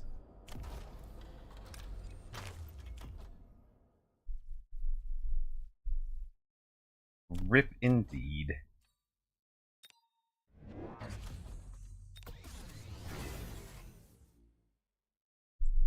"5 hours of training with Woot." Yeah, that ought to help the MMRs a little bit, shouldn't it? My goodness.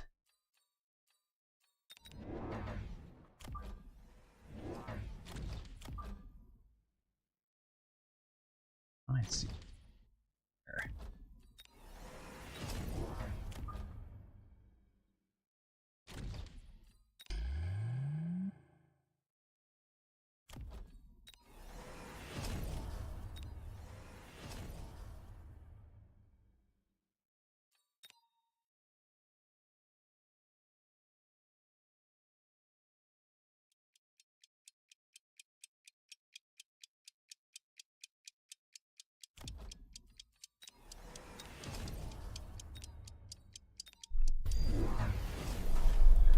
Oh, why didn't I mobile beacon at least one of you out of the storm?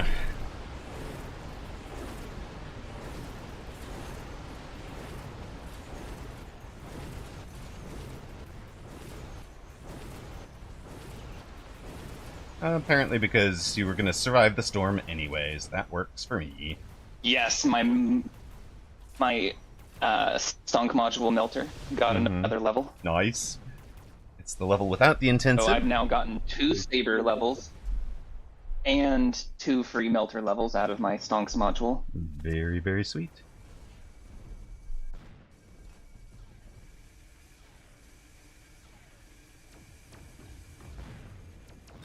Now I just need to get some... I should have done that instead of the Scorpion. Oh, those are not your units. No, those are not my units. Sorry, man. Despite the orbital, You know what? things went bad. Oh. Oh, the Sabertooth is back if I want it. I don't think I do. I think I want cash.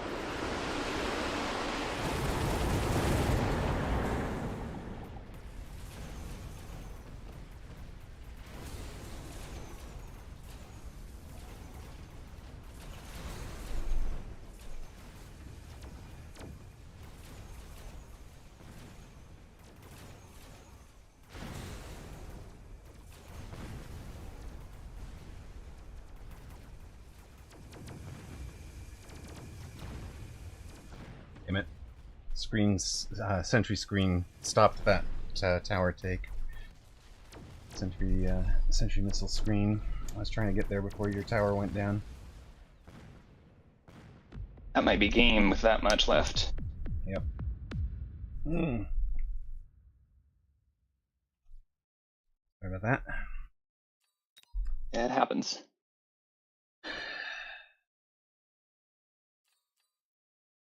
Right, I'm gonna go throw some dinner in, refund the bets because nobody bet against us. I don't know why. You'd have made money, or rocks, anyways. And I'll be right back. Hey, Exit! Welcome in, man. GG's. Well played, man. I was trying to take your partner's tower with that last round Mobile Beacon. Probably should have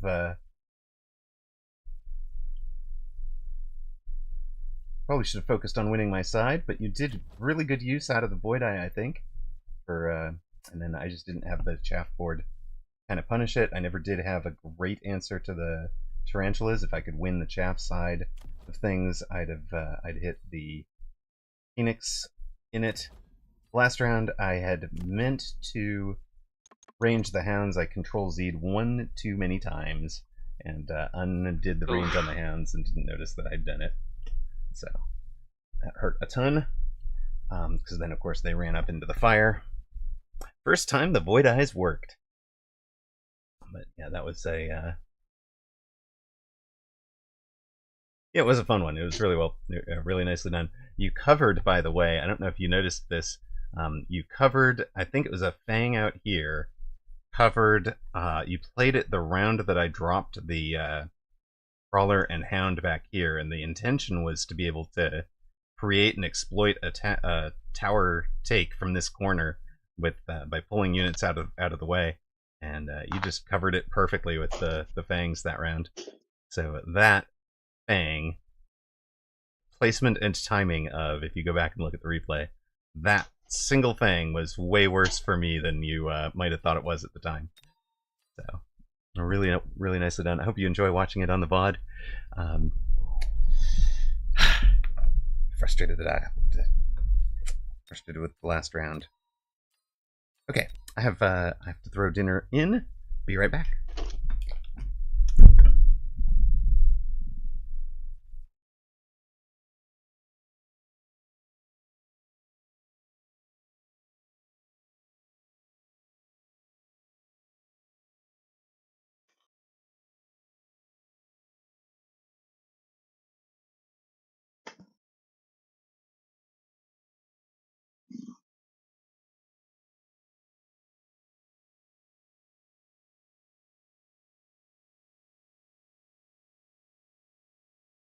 Yes, Dr. Boyle, that was good. I was late on clicking multi-melt, which I should have gone ahead and done. I very much think that I was in a long-term winning position. I also waffled in the mid-game. I bought a Scorpion, and I decided I would have preferred to go Hacker, and I thought with about 3,000 HP that we were not in knockout danger.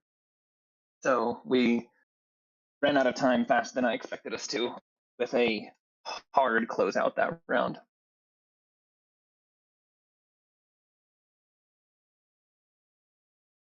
Yeah.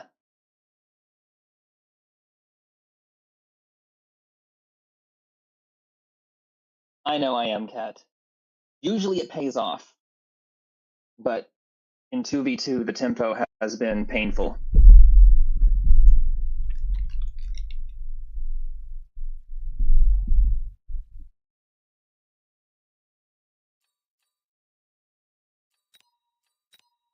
I know. Yeah, I have dramatically improved my 1v1, but the 2v2 both boards is throwing off the math of the timings that I know that I have in my own play, and that's something that is a feel for it thing that needs to be recalibrated. Right. Yes. Blood sees super supply and he just starts foaming at the mouth with expectation. Right. All right. We've got. I also haven't had a single pack all day that I've been like happy with that I want to play, and this hasn't been any different. Oh. I'm gonna try playing an Elite X Sledge Fang. Elite's not my forte, but it's got decent health, and I'm curious to see how it'll play. All right. Oh, hey, remember that Steel Ball versus Sabretooth start? That's mine today. I was able to pull that one out. I have confidence in you, sir, to do likewise. The vote of confidence. I just wanted to grumble about it. I didn't want to win. No, that's fair. That's fair.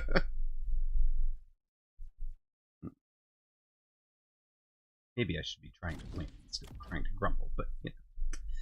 Hey, porque no los dos. You can do both, right? No, I'm sorry. One track, single track processing here. Cannot do both things at once.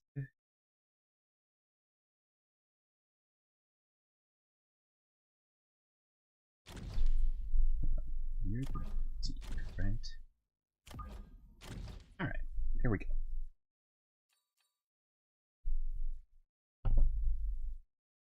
Depending on how this goes, I could very much see myself in a hacking position into Steel Ball Arclight, especially since I'm elite. Yep, like it. Thank you very much for the Oh, follow, and Hexit. Steel Balls from And Standard and Deep and Amp Cores on the Arclights. And a gift sub from Toast to Hexit as well. Thank you very much, Toast. Okay, so maybe I'm in Vulcan Melter? Or Marksman, I mean. Being elite into Amp Cord Arclights, I would be more than happy to play that game. Like I added Marksman in what looks like an Assault Mode Marksman position. Fortunately, my Arclights had to walk forward enough that they weren't able to kill the Steel Balls because the Fangs that were just behind them had more gap rather than less because of the depth that they had to walk. Right. Just don't want to see these Steel Balls level, but somebody who plays them on the back line like that most likely doesn't plan on keeping them. And they can be easily accommodated for with some crawler in front. Aha! I've gotten his tower. Good dogs. Uh-oh. Dude shot my dog. Actually, win my side, and I have some fangs. But worry that your marksman will get both of them. The sledgehammers pretty good in range. No. Yeah. Think we have enough fangs left. Yeah. Yay, fanging! Yeah, the Steel Ball did level. Hero fanging! Lots of choices here, but I think I just want the chaff. Although, yeah, as elite, I absolutely want the chaff, 100%.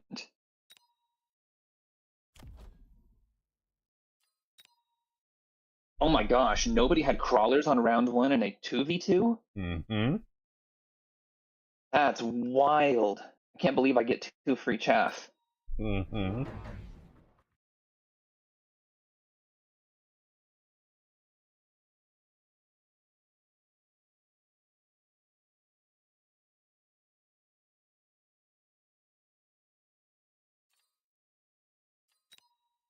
I'm really tempted to take a tower attack or health, but I'm gonna actually save the 100 because I'm elite. I have very little experience playing elite. I need a little more Okay. thought and a little less chatter. I don't need to know as much as about what's going on in your board on a non-compact. Okay.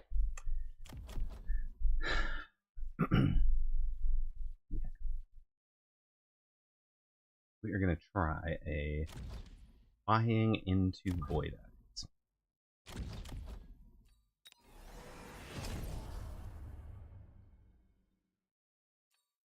Not want that. Want 10 seconds.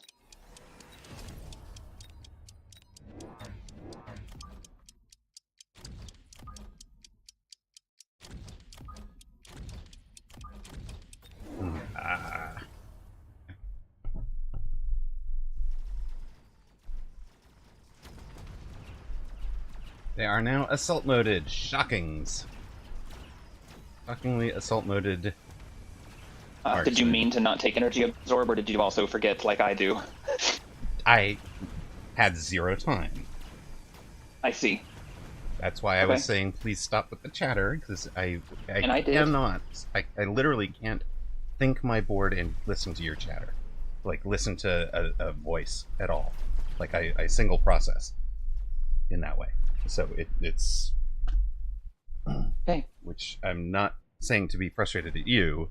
I, like, literally started my turn at the 45-second mark this round after having that conversation. And so... I'm not in a jocular mood about not having clicked a zero-cost tech.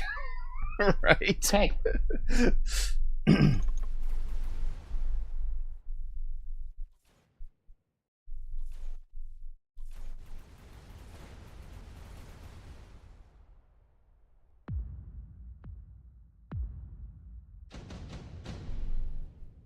Didn't even get them positioned.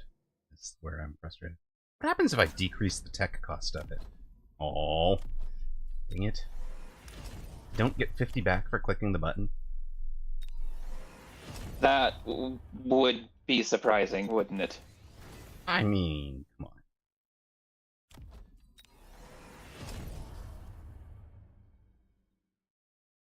Alright. What are we doing now?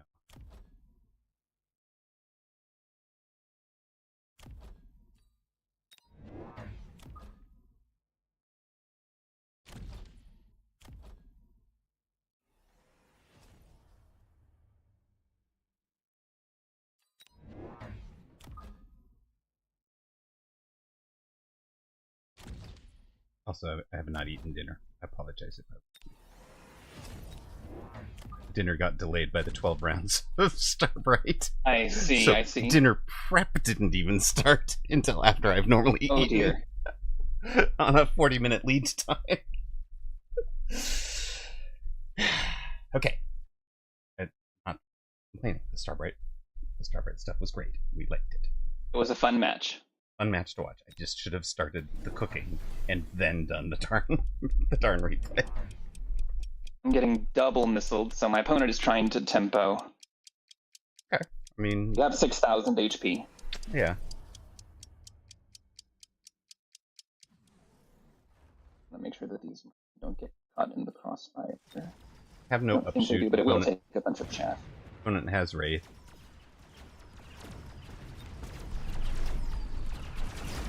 My opponent, though, has only one, like, literally their opening packs of fangs. Nice. My blue marksman should really, like, virtually one-tap everything, and I actually have more chaff on the board than they do as elite.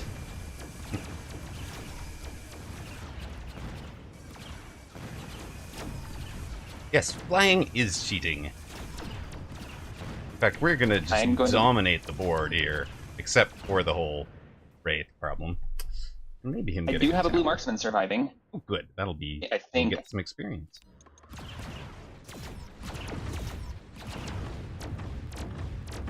Huh. So his arc lights aren't getting one-tapped by my blue marksman. Did he... Oh, because they have the amp core. That's why. Oh, amp core. Over blue marksman. Good thing you have range. Yourself, well, you already leveled, but... Thank you for the carry part. You're welcome.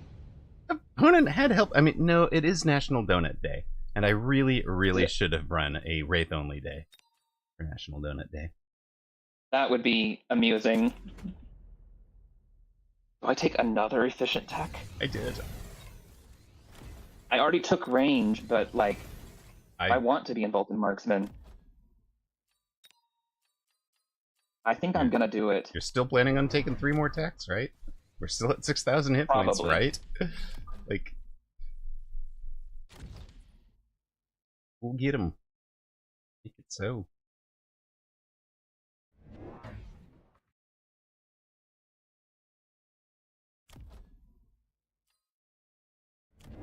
Buying chaff as elite. It's a Kekla grade with 213 viewers, sir? Excuse me? Welcome in. How are you doing?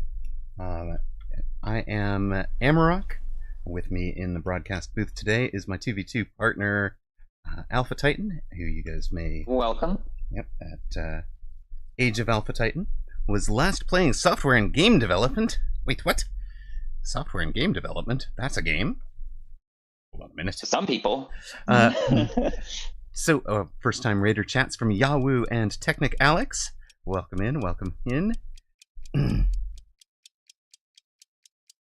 We're playing some 2v2 Mechabellum, so I don't know if you guys are coming from a Mechabellum-themed stream, or if you don't know the game and the genre. This one is a... how to describe it? It's a strategy auto-battler with Mechabellum, with a mech theme. Yes, it's an auto-battler, so what that means is you are playing what kind of looks and feels, looks and plays like a lot like an RTS or, an old turn-based strategy game. But the turns are divided into 2 segments.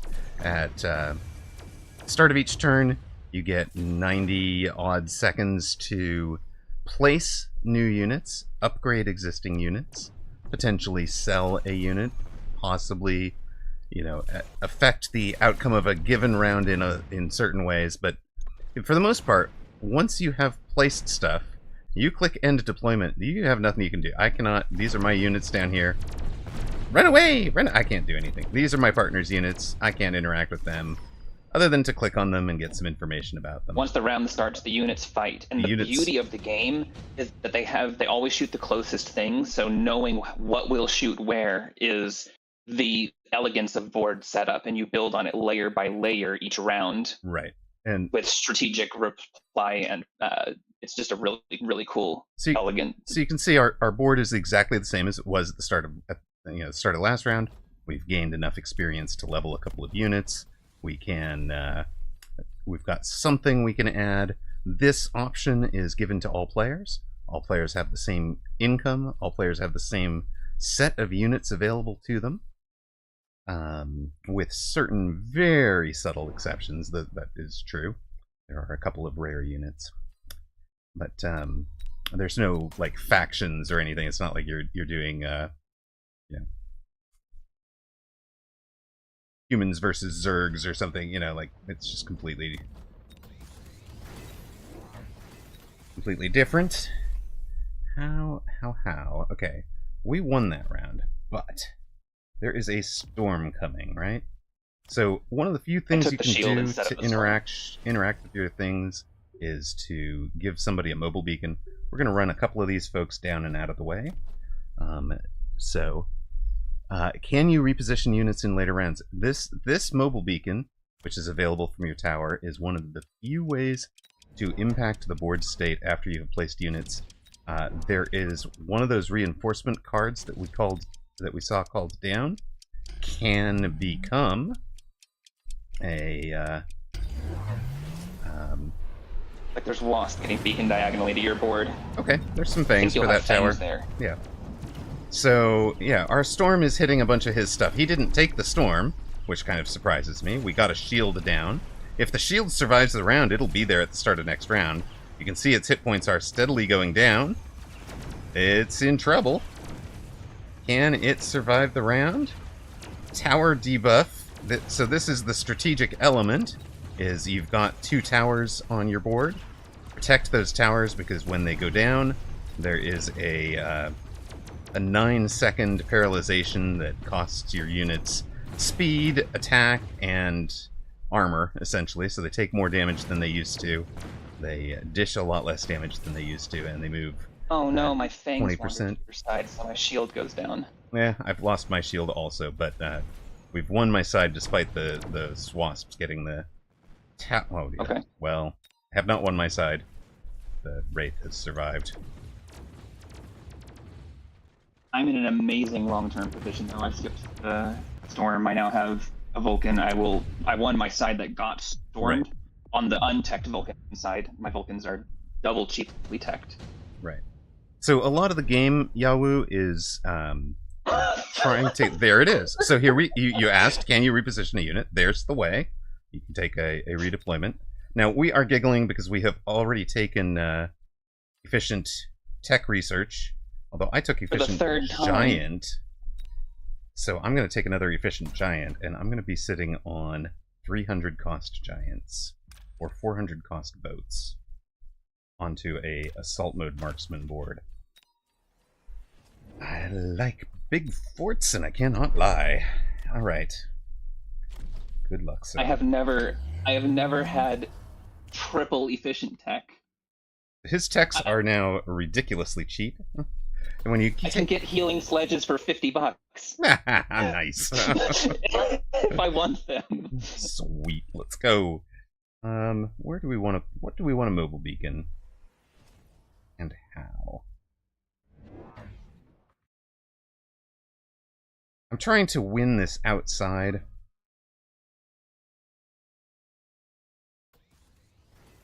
It's round 6. I am going to loan for temp range. So that card is usable once each round.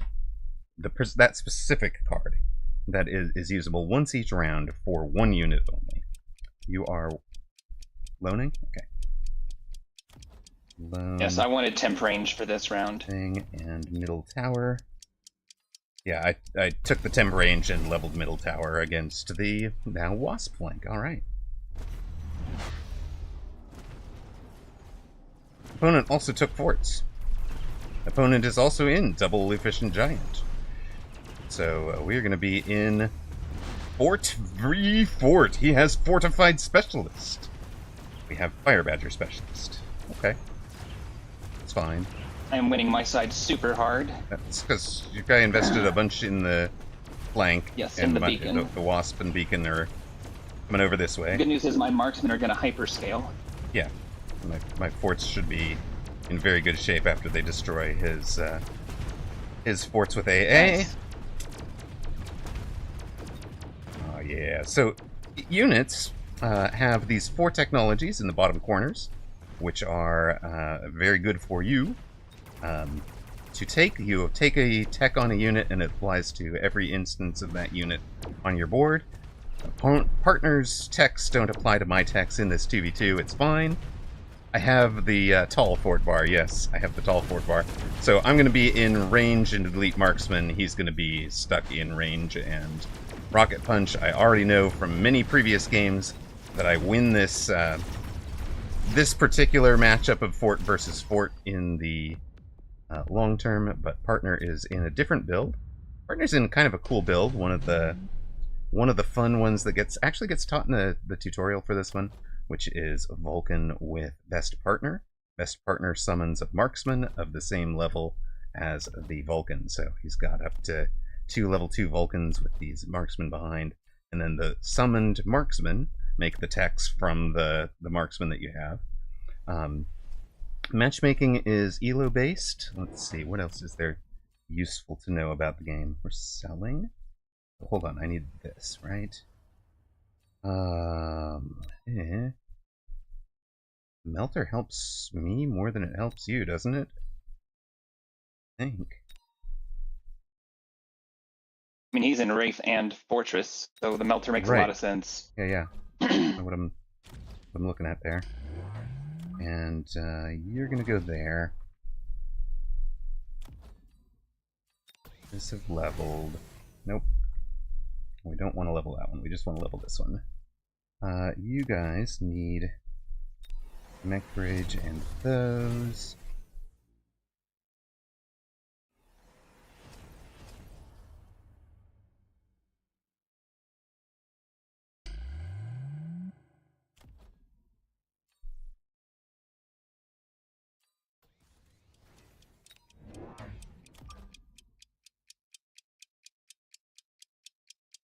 No.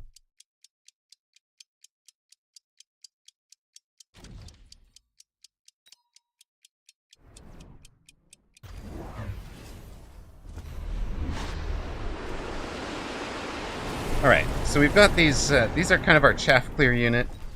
They're going to be destroying his small chaff units. What game parlance talks about the crawlers and fangs as chaff, because they are small units, don't do much damage, don't have much hit points, but you get many of them in a pack, so they just clog up the works for somebody's single target damage dealers. You can see what that happening right here. These fangs are chaff for the melter. The melter is melting them one at a time. Meep, meep. The melting point is huge, but it will not survive. It'll take forever to get through one pack of tiny little fangs. So He doesn't even have range yet. So, as long as my marksmen don't have oh good, I have a 1 crawler distracting his entire storm cadre.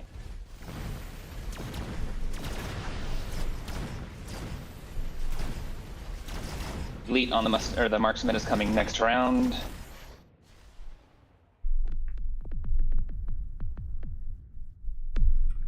all right, we're 5100s to 4285.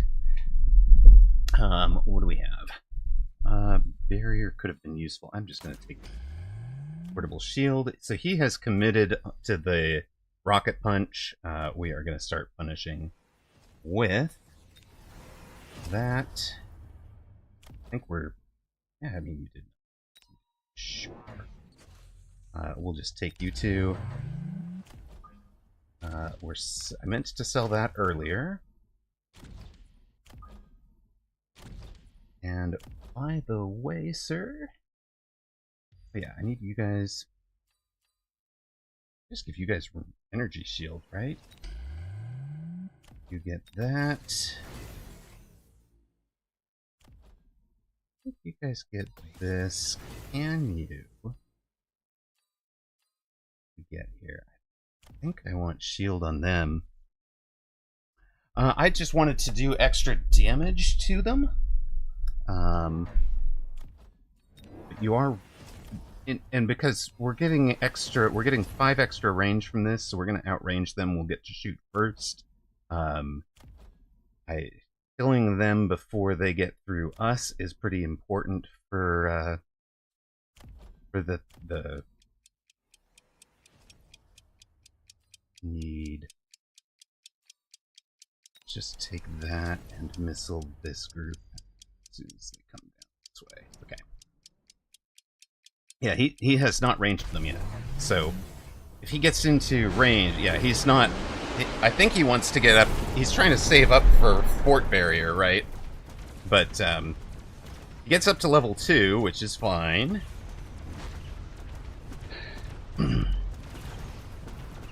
My guy is trying to commit into Wasp, even though I have blue fangs as my chaff with range. Love it.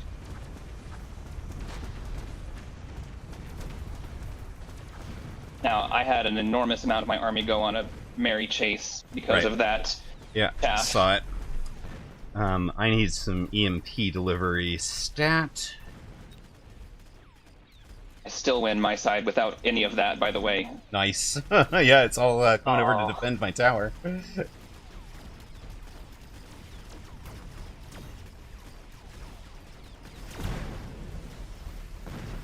think they've fired their rocket punches.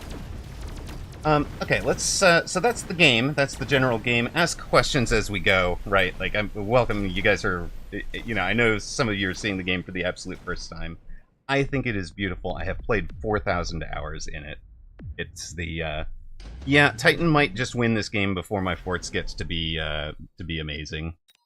But, c'est la vie. It happens. Now you guys get your range. You two... all along with the loan.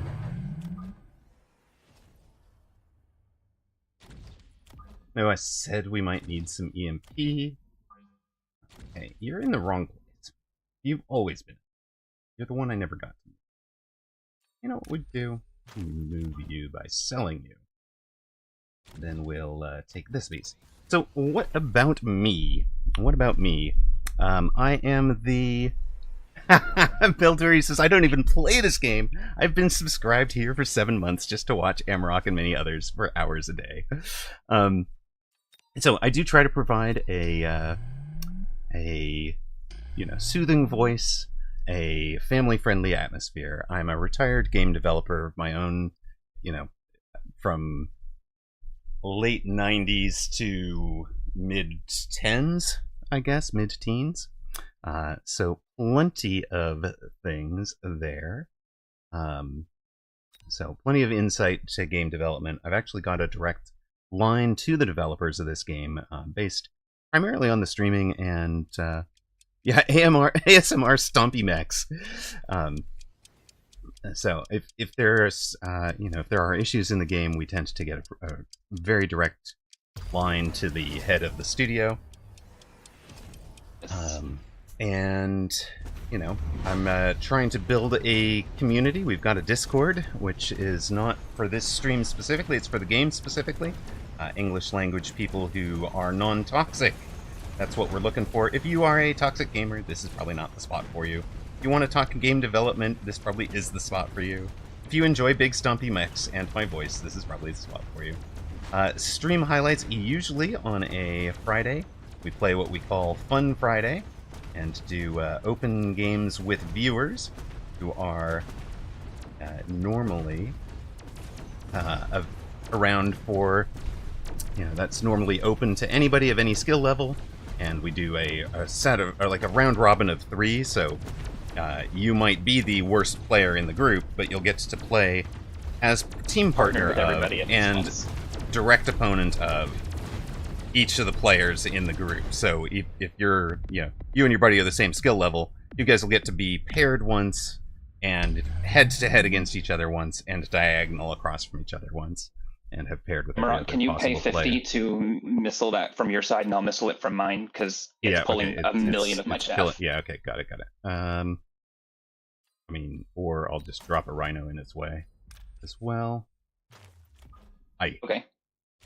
We'll just, I'm just dropping the double missile back there, so whatever is... You're dropping the double, okay. Yeah, done. Don't care. 1,000 in upgrades sounds like fun to me. Don't threaten me with a good time. I also have a lightning storm up. Yeah, shielded crawler, definitely a random play that you don't see often. We're going to add some single target out here. Because if this game goes another round, they're going to become my EMP delivery. And, oh, by the way, what's with this stuff? Continuing. And you guys... Oh no. Opponent must have taken the level 5 crawler. He did. Opponent took elite crawler. Okay, never mind. We're gonna put you over. Okay.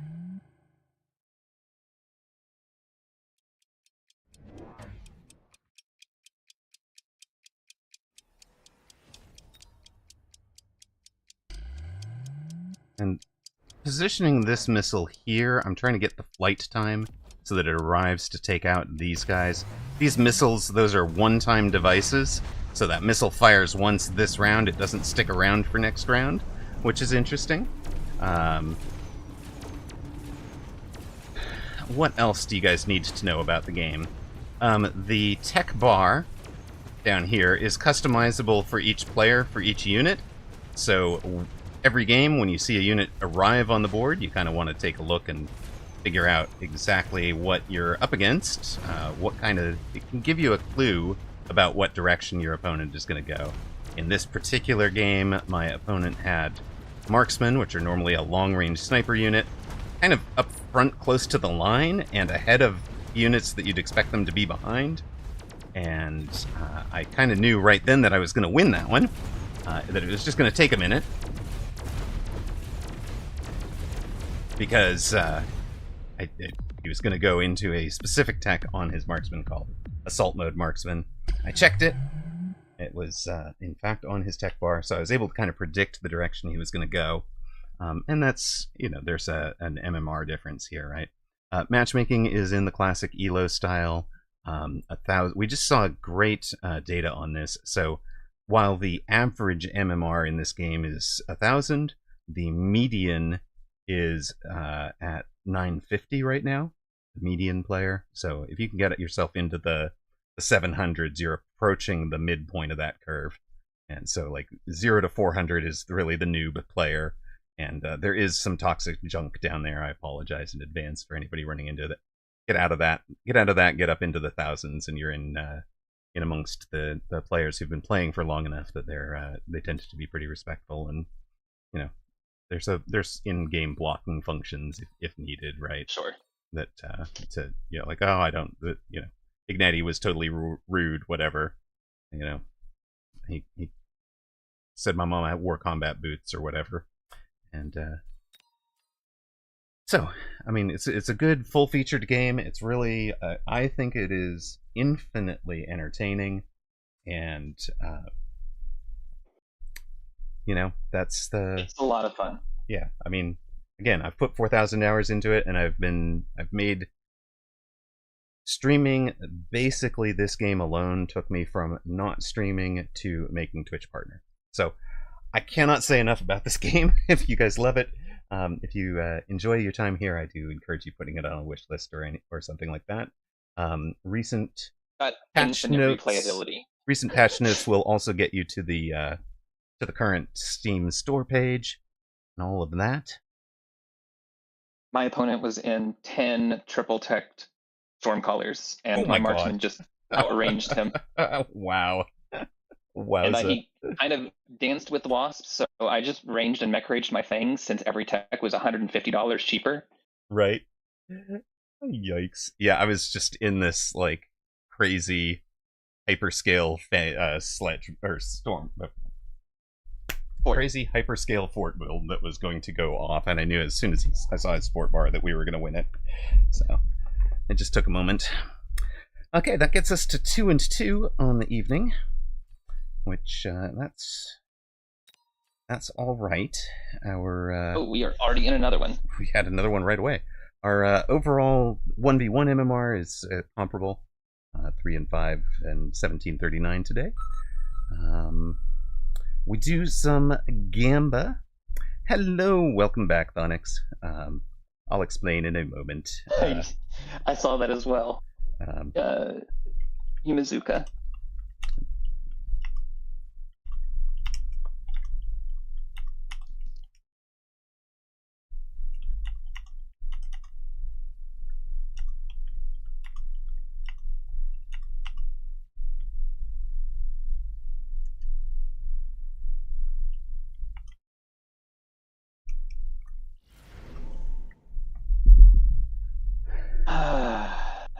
You've got Twitch whispers about that, Thonix.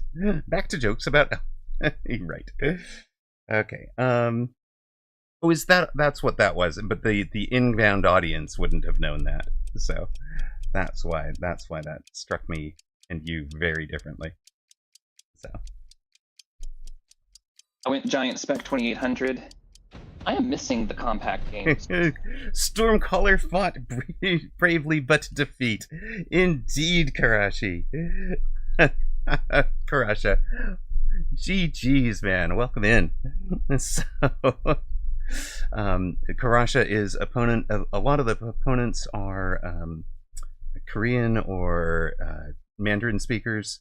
So you get folks from all over the world, and it do get lots of. There's actually in-game chat is translatable in-game. They use a little bit of AI translation for it, which is I think is pretty cool. We are facing Mael and 206-627-1646. Yeah. Yes, the game is quite complicated.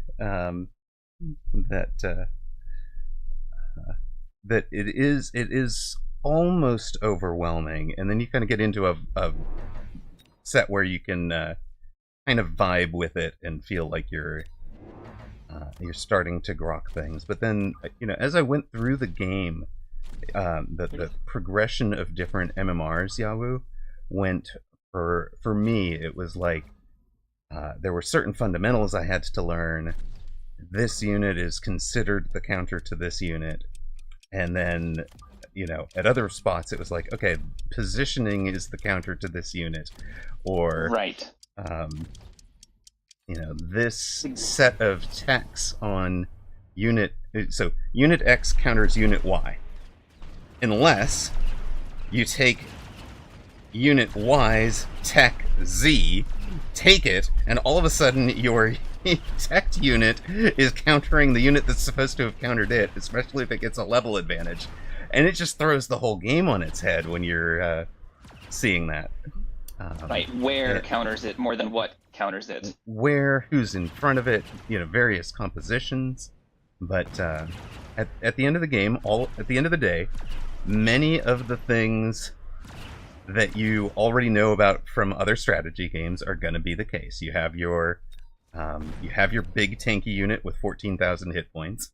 So he's used most of his resource. He's used more than half. We've got some chaff to keep them from dying.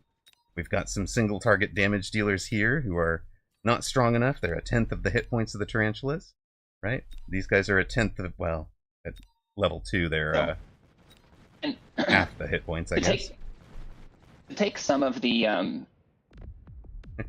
fear factor of the game out of it because of its complexity, the game is very simple in premise. You add units each round and slowly build your board, and over time the complexity kind of reveals itself. So don't let the top end of technical difficulty overwhelm you in the short term. It's definitely a game that you can learn piecemeal and really benefit from.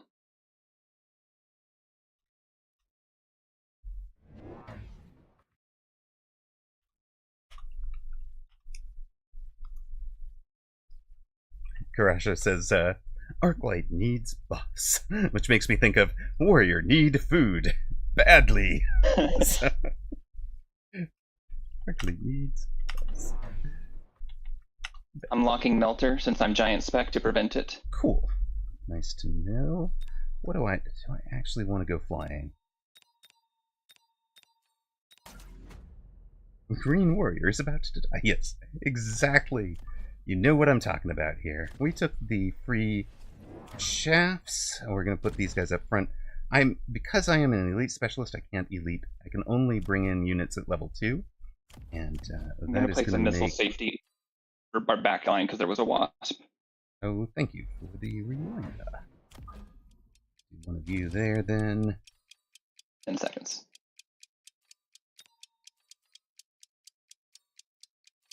So APM isn't so much a thing, but as you can see, if you're going to run things right down to the edge, if you do start getting an APM element. It's only an APM element if you self-inflict by the time you take to think.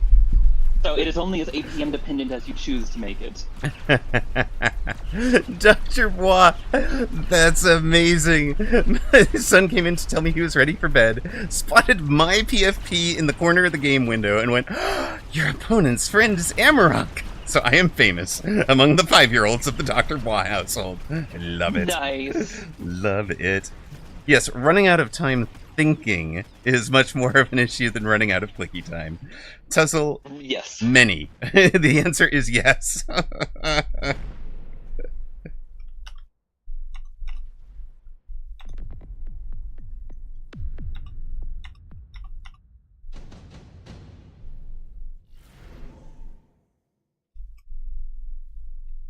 I take Wasp Swarm. I'm much better protected against it with my triple back things.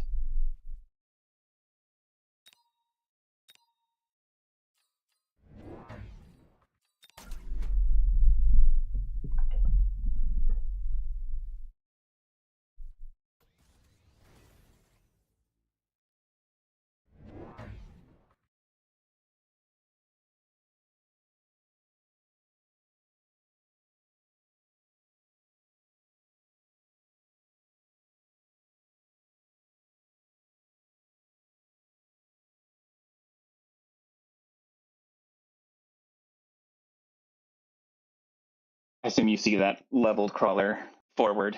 I am positioning to try and potentially intercept that if it gets beaconed my way. And sometimes you run out of time running out to the kitchen to answer the beeping. Alright, opponent went there. Sure. You can have that. You guys will do suppression shot. So he has shot a technology that lets his things absorb energy. We have a tech that is going to give us 15 extra range, and our attacks reduce opponents' units' range when the attack happens. Opponent deployed into my safety missile on the left Nice. with their call in, but I get their tower first because they didn't cover it.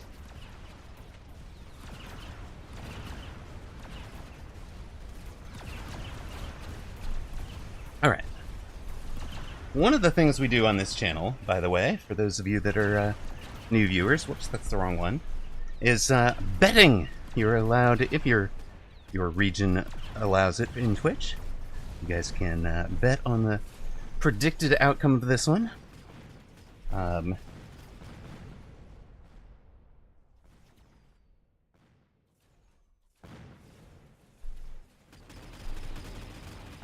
And I take his safety missile with my last few sledges. Nice. Betting is now up, for those of you that have it. Here comes some Mustangs. Experience. Oh, some experience, yes. Some mobile XP delivery from my side of the board to yours. I take it, and thank you. Wasn't quite enough, but it was a good start. Hey, I mean, I do my best over here. I can only lose a side so badly before people start tuning out. Tank prod, please, and thank you. Yeah, just tank rod for a giant. One has Unsurprising. redeploy. I'm honestly happy with that positioning there.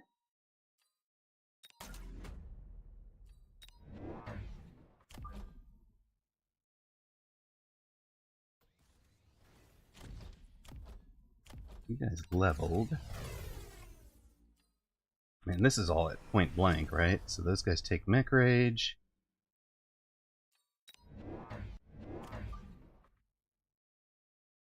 One goes in this corner. No. Is there a giant you do or don't want to see? I would die to Sandworm. And then so would I. No sandworms. Sandworm banned. So what we're talking about there is, units have an unlock cost. Bigger units costing more to buy, and also costing more to unlock, right? With a whole set of units available for free. Partners power is giant units no longer consume supplies when being unlocked. And there is a mechanic in the game where every now and then you get random units out of units that have not had anything spent on making them available. And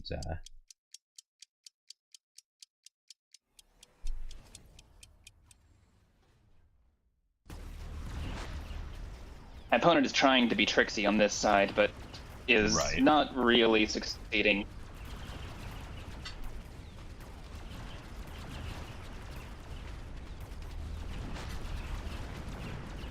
Uh-oh. I got missiled out.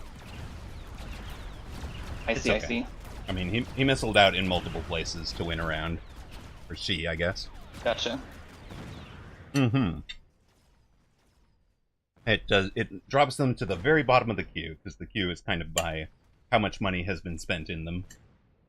There are only very few things that are completely blocked. Mm-hmm.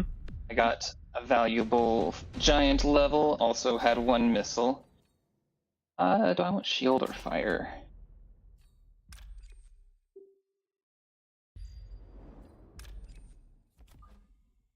I think I'm gonna take shield.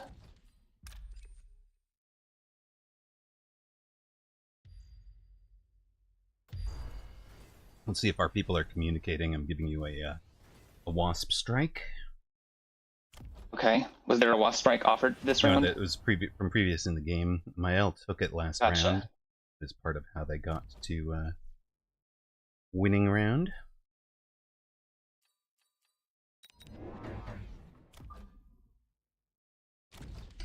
My opponent has double redeploy.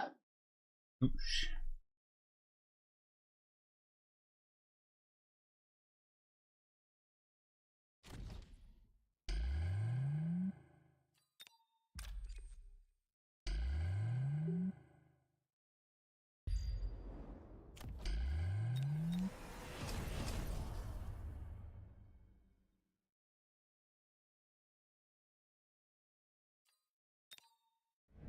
Right. Let's see if we can burn opponent alive, hit your person with wasps, and replicate off of things.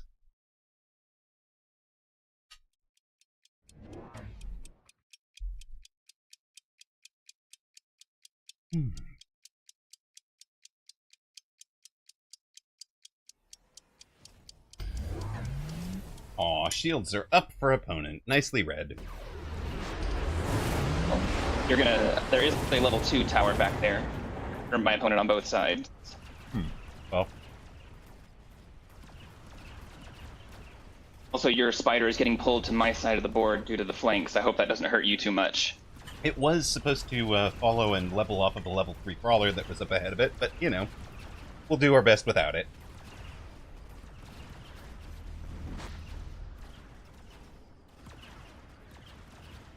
Wasp call in absolutely worked through that level 2 tower. Good. I have most of my board left alive. Don't yet have range on my Vulcans, however. Into the Mustangs.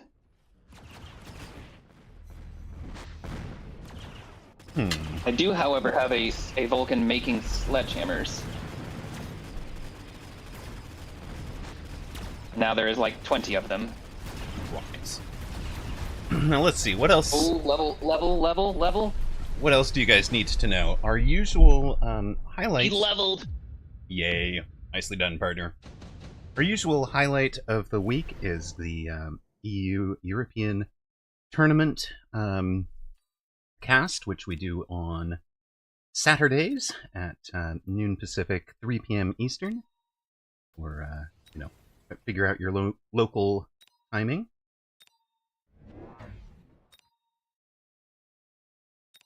But I will not actually be doing that this week, so I can't sell that one to you guys today.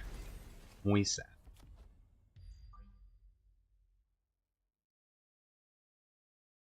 Why don't you just go that way? You... Okay.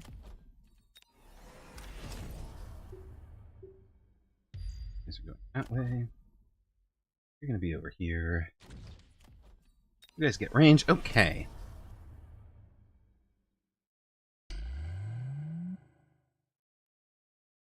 No, it's not enough, so I'm not going to. I don't think. Okay. I'll just temp range this round. Yeah, I'm going for range and speed, I think.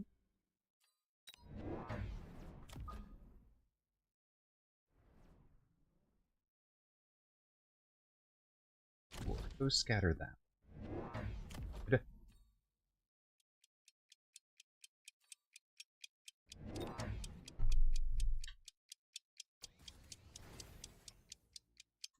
No, he means the European tournament. That's just because that has the time zone timing to pick up a whole bunch of things on, pick up players from Asia, from Europe, and the Americas. We have an Abyss on my side of the board. Ooh. Nice tower take. Thank you.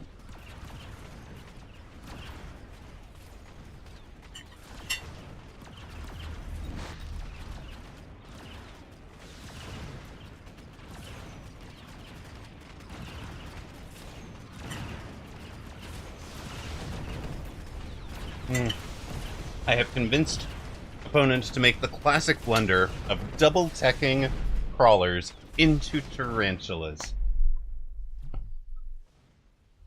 Double-teched crawlers into tarantulas, man. I feel like a god. Oh, by the way, I won my set. Nice. As long as that void this is going to clean up quite a bit, though, unfortunately. That's alright. I have a Phantom Ray. One Phantom Ray will take them all out. There we go.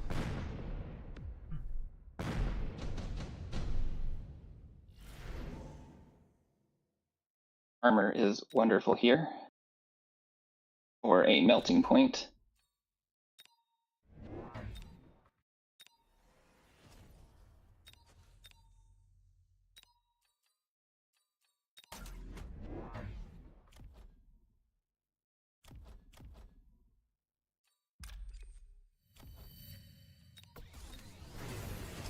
You have a wasp or no? Opponent has wasp. I do not. Okay.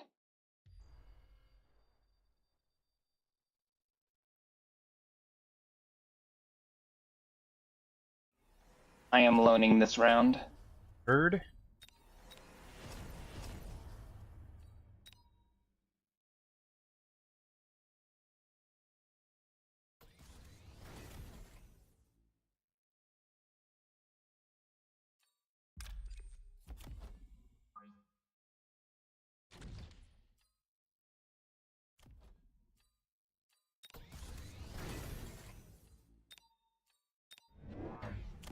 Gonna want a Phoenix for this late game.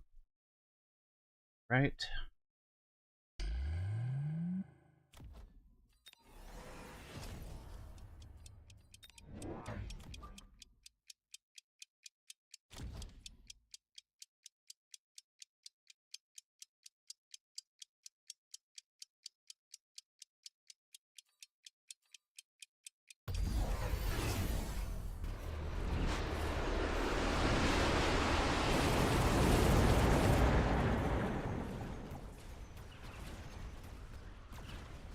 It'll take some time, but I do have a lock on his tower.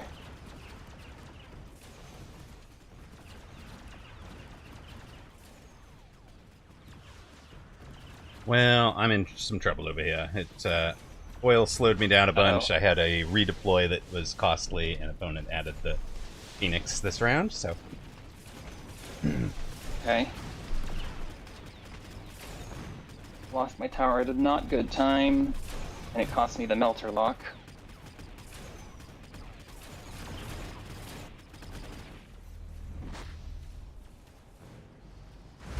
How many? Yes, opponent. I will meet. Opponent did win this round on the mini crawlers again, but I don't think it's sustainable for them.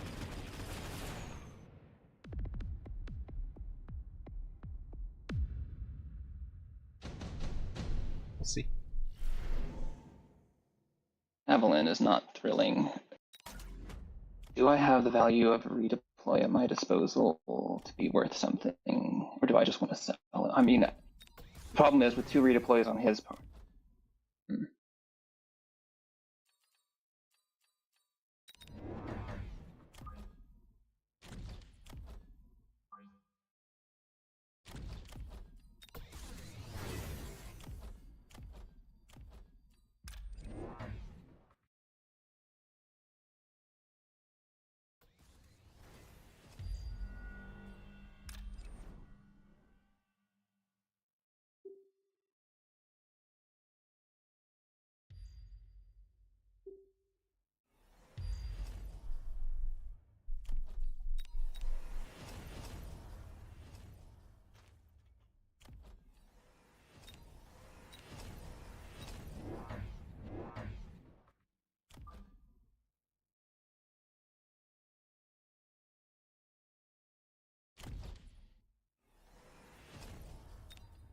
I took boat drop.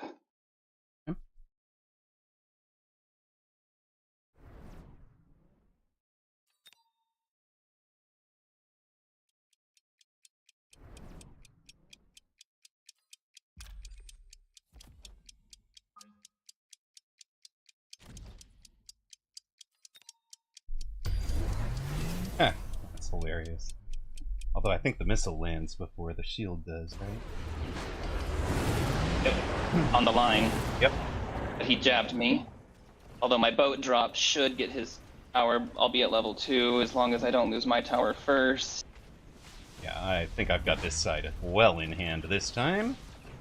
We shall see. Oh, he just barely got my tower first. That's okay. But he's not really capitalizing.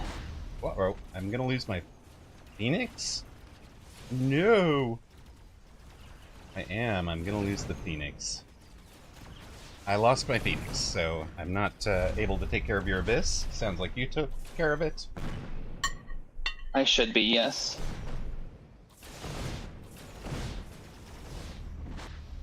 Technically, I do have that one Phantom Ray.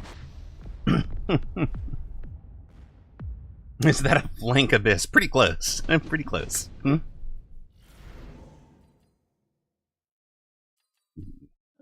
Wait, maybe it is some of these. It's range race. Is this one for me? You care that corner. Wait, is it even range?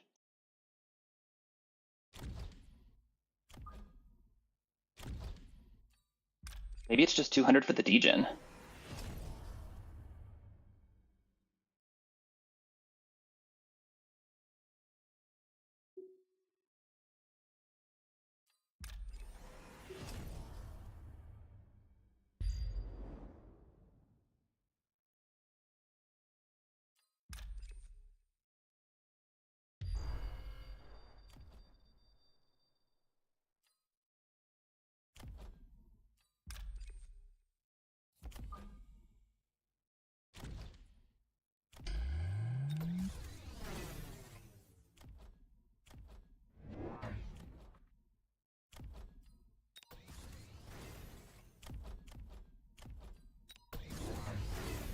Nope.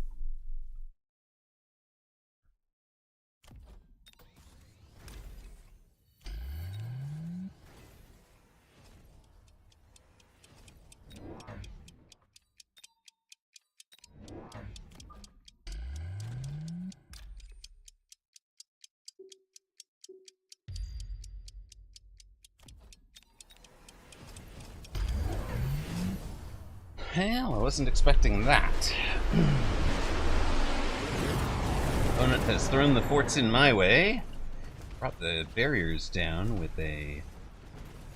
one barrier down with steel ball. I win my side giga hard. The fire did help with the late shaft, but I win my side like omega hard. I'm so proud of myself for taking Wraith too. It is not a me thing to do. Right, not intuitive. There was a line on my board where it was degen Wraith over the Crawler War. And I think opponent should have taken it. I've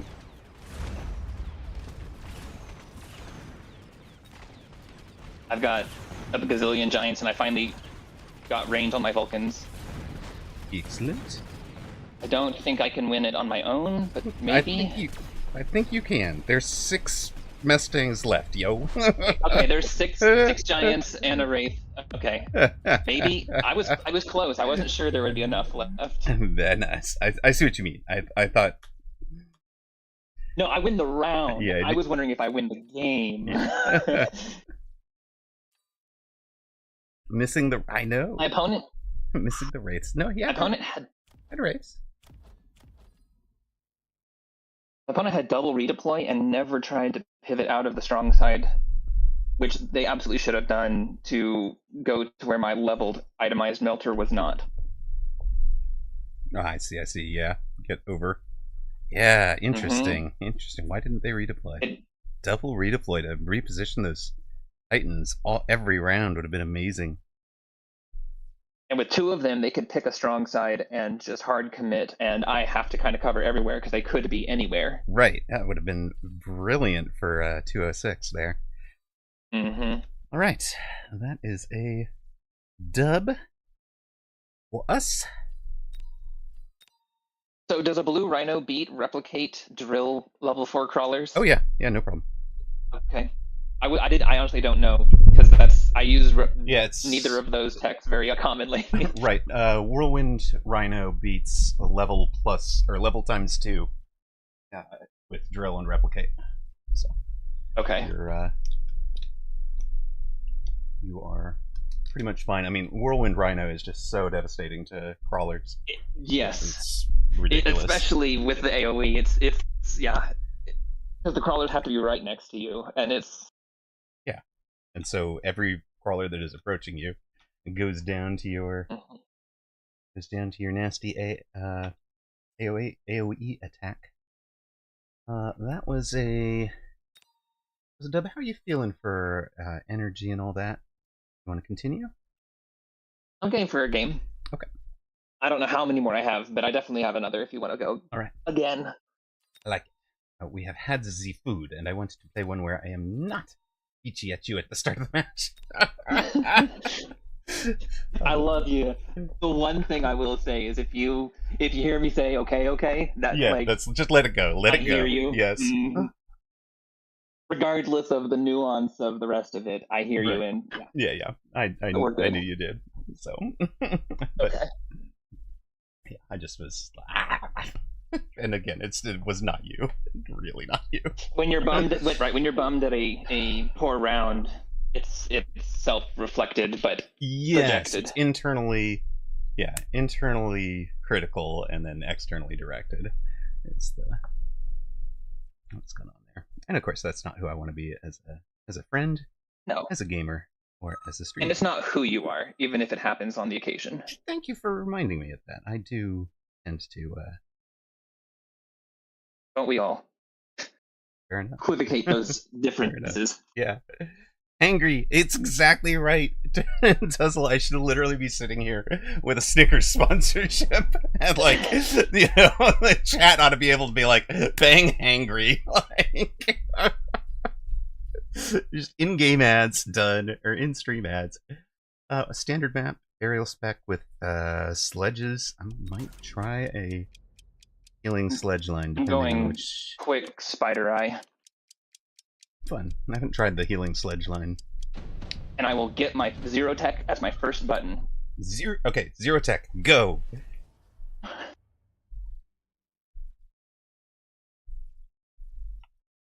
Into steel ball. Spooky.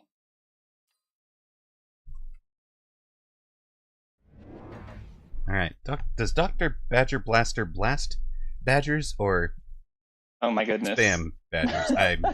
Now I'm confused. I think I'm confusing myself. Oh, that's what's going on. I'm cheating myself out of one tile.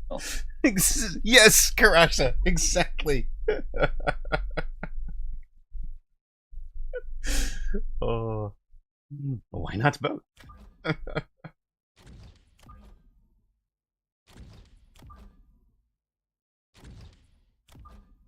Oh, did I tell you Kiddo's new favorite is we have found a local import store that specializes in it is not unique to any one region. It'll be import foods from South Korea, from Malaysia, from Japan, from China, from from Vietnam, whatever. But Kiddo has just been like, oh, this is amazing. I love it. Oh no. No.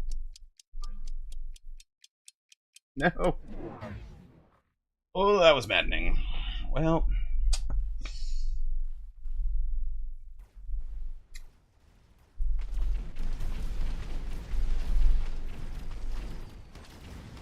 Not the start you wanted.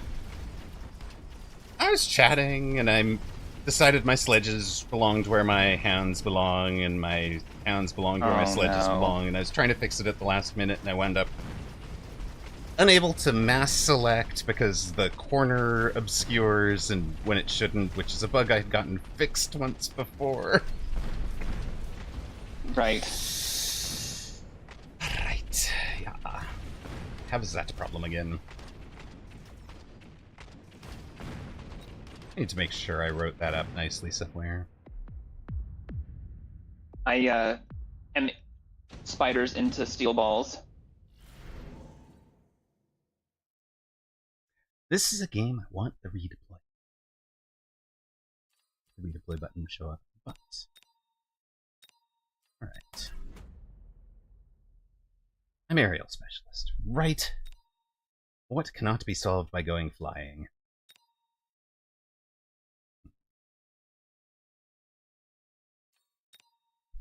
I'm gonna put my Farseer here in the corner in case they wasp. Reasonable, I think.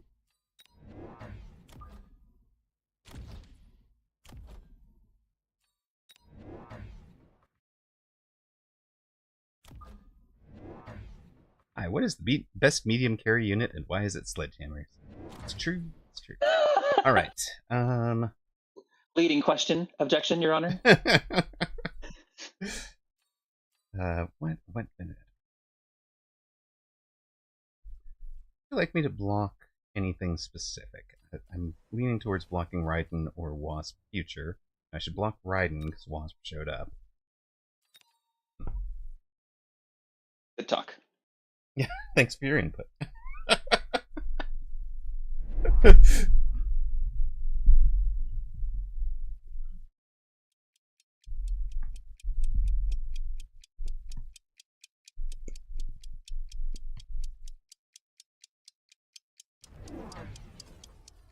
Okay. Marksman behind. My opponent is elite. What are they doing? Wait, did they have a level 3 marksman? How is that even possible? There was a level 3 in the drop. Okay, and they took 2 level 2s. Okay. Oh, if you guys haven't seen this one from all angles, this is one of the most beautiful maps in the game. So you guys just really need to enjoy some of the art here. Yes, this map is gorgeous. 100%. With the reflections on the water.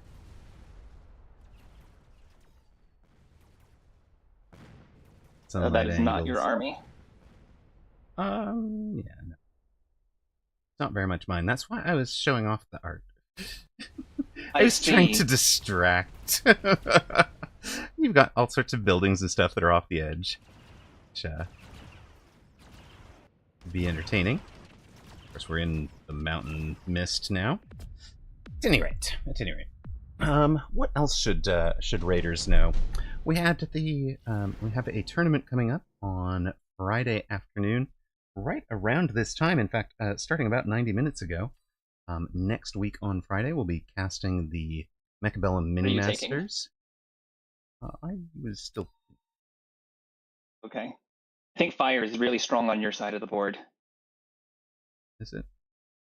Yes, there's a lot of fangs. I think that you play it where you don't expect him to shield, because I don't think that he shields.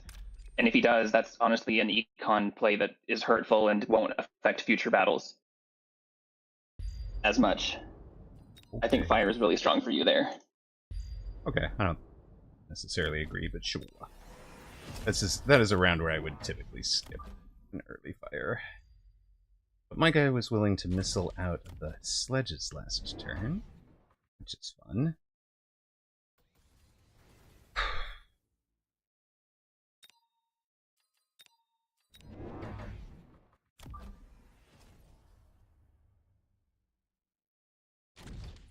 So that Mechabellum Mini Masters is for folks that are just under the pro level, looking to kind of break into the pro level. There is a big pro Mechabellum community that is being supported by the Mag1 group. You guys can find information about here. So they currently have kind of open registrations for their next tournament, I think, going on. Why are there no spaces in that? There's supposed to be spaces in that. Like NBSP or something? An orange man, it looks like he's going to sit in the fire and die. Yep, that actually turned out very nice. I'm more impressed than I thought I would be. In terms of, helped, nice. Of course, by the fact that he didn't shield. Right, I just had that feeling. Oh, it's not NBSP that it wants, it just wants straight up.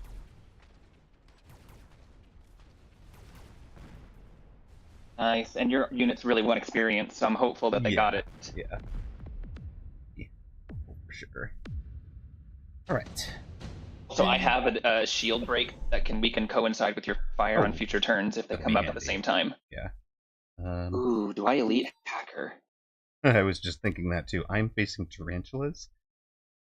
I think I'm gonna take it, regardless of your decision. Okay. I think my guy wants to play carry arcs, and I think his carry arcs want to be my carry arcs.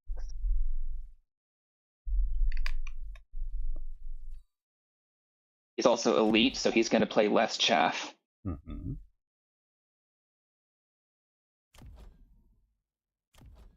he's already committed to marksman, so he doesn't want to go air.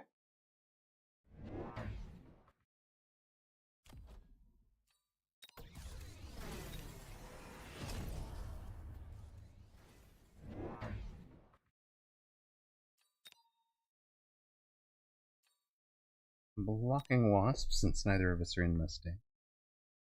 Yes, thank you.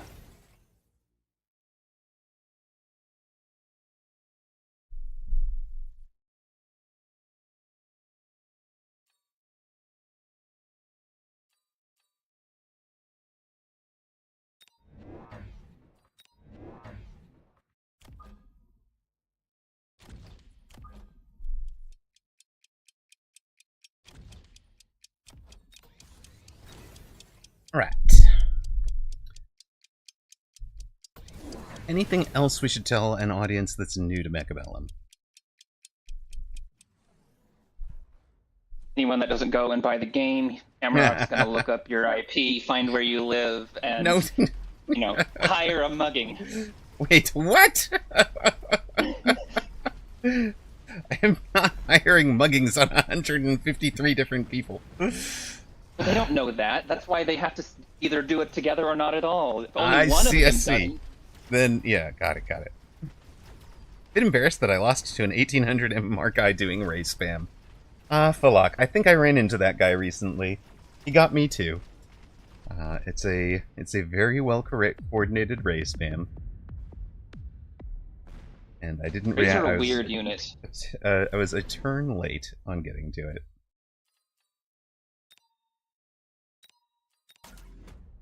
Alright, you know what?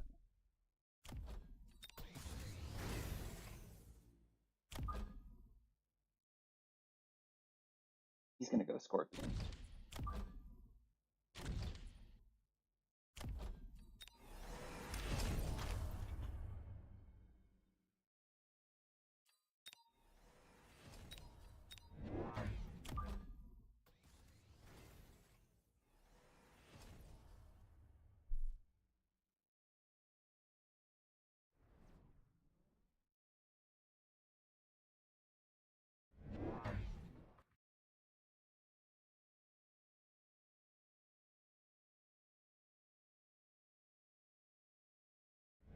It's the right play, actually.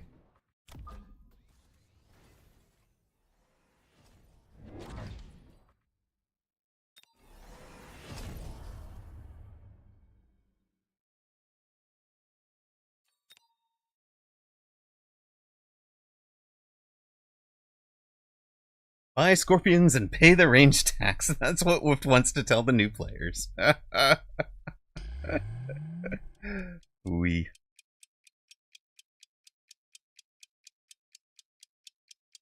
I like trying to bait the Stangs with Wasps first before going into Abyss. That's what I should have done, yeah. Maybe that's what I should have done.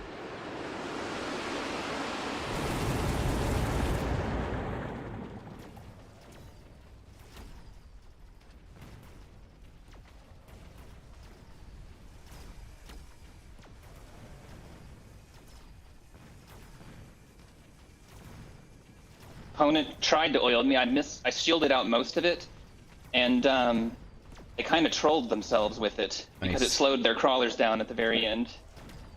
Right. They shielded though into my hackers. Do I get the shield break? Yes. Do I get a hack? No. Come on, another volley, please break the shield. It does not break the last shield. But they spent a gazillion dollars that round with a missile, 2 shields, and oil. Okay. So it's time to stabilize. Nice. I have a shield break.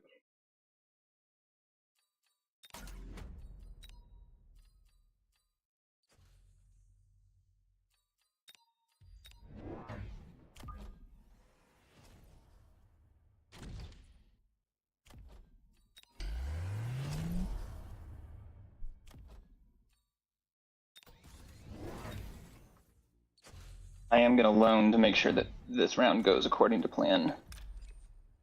Okay.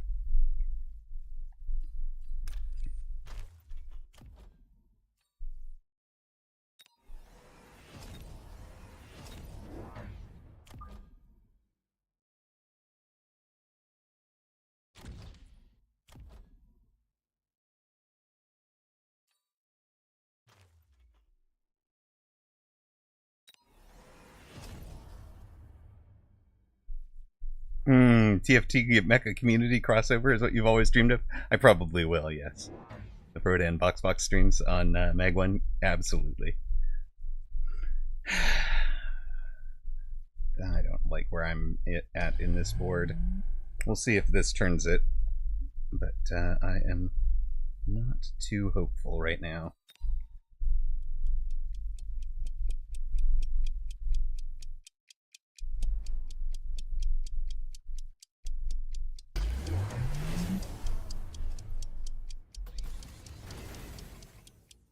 My opponent is being super greedy.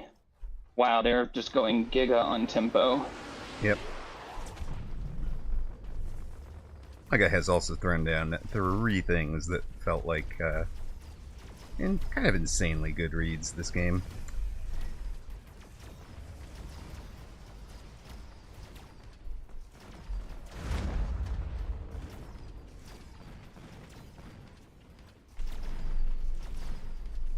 He almost sniped my tower, but my hackers are hacking. He used 4 shields and 3 missiles. Yeah, well, I've left you 5 marksmen and 4 tarantulas, so I hope you have some surviving. I have storms and all 2 of my hackers and some of his chaff clear. Let's go. Turn around, team. The tarantulas are Although- very clumped. That is enough to survive and buy us another round. It has cost them a shield, which I like. Appreciate. Yeah! Hack your way through them. Let's go.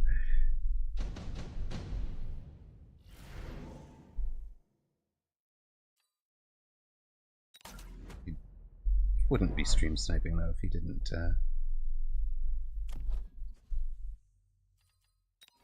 shield that one fire earlier.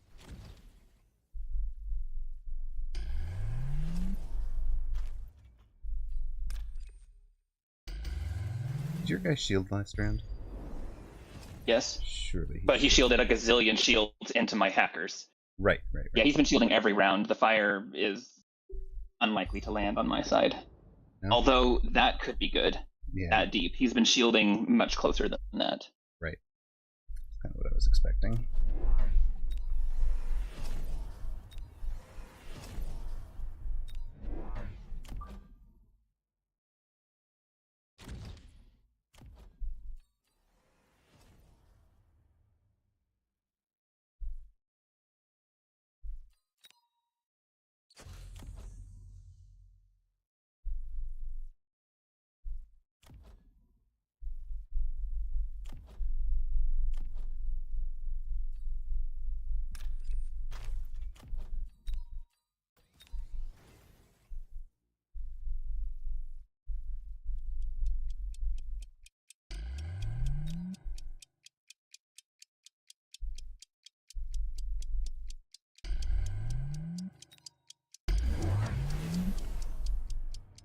Nope. Well, maybe a little bit of it would have worked better on my board.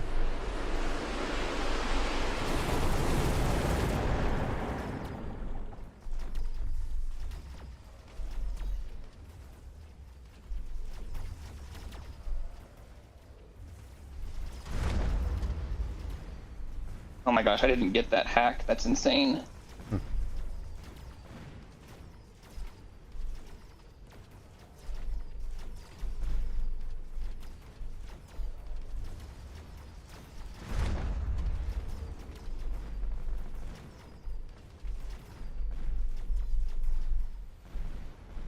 Anti-air on the marksman.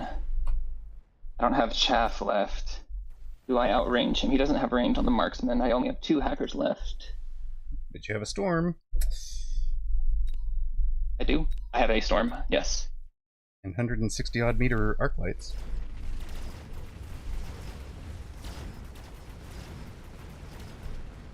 Let's go. My board is scaling, and my opponent is using a ton of shields every round. And Right. the minute he doesn't, he is toast. No, toast is over. Oh, never mind. The stomp module so badly.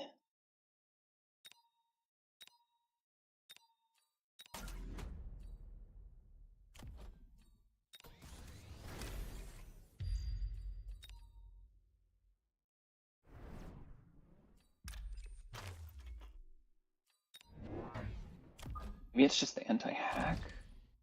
But I'm not losing towers. Unless it's fun.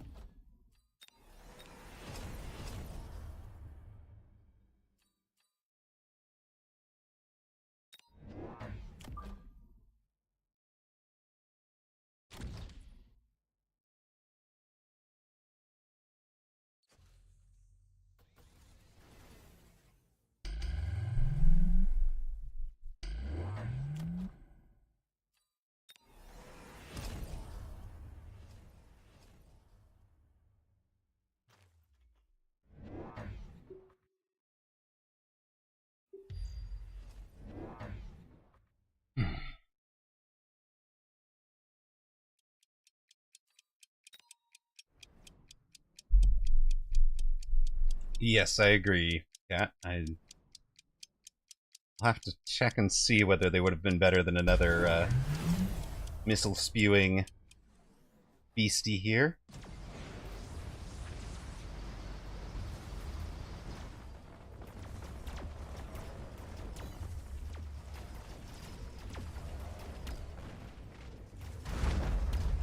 Also, really wonder if my late arriving steel balls were doing a lot more and needed to be kept.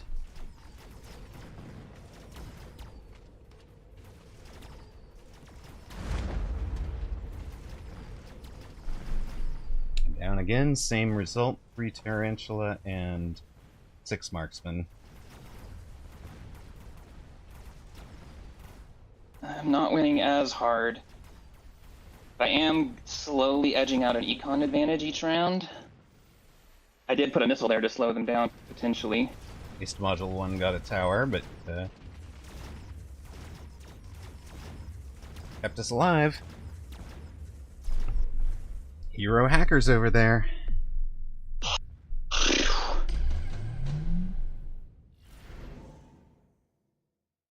I have an intensive for my stunk.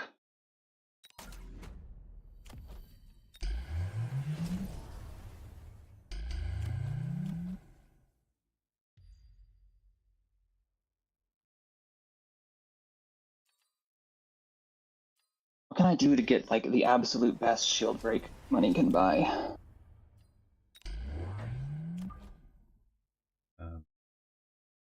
This is actually good, but that would put us in the same comp.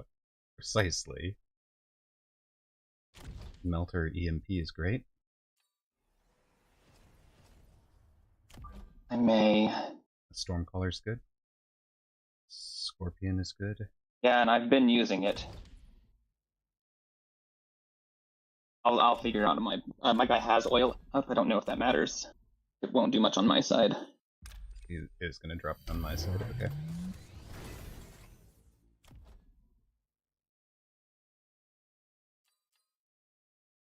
War Factory for Bubble Pop is what Cat Semu says. I will keep that in mind. This round has been committed, but that is good as a shout.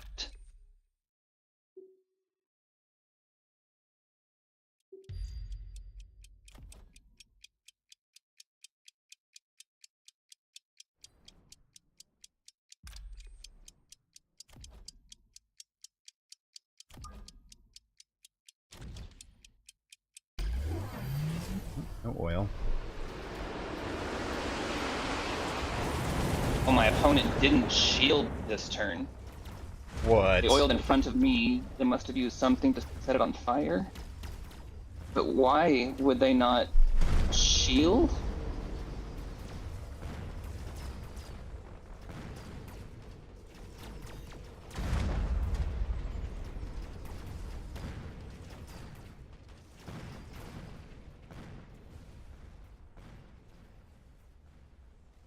Worst result, partner. He is scaling on me, not the other way around. And he has range on these. Yes, elite yes, yes, Cat. Thank you. That was way more important to mention than the barrier.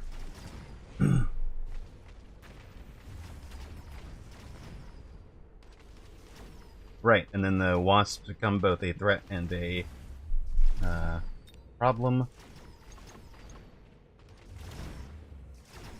Good. Good. More rounds. I have an answer to Giga Marksman though. Yeah, see, I don't know the round numbers that you guys chat, so I don't know what board you're seeing, and when I look over it, it may be very much later. Okay, it's the Mustangs to counter the Wasps that I should take.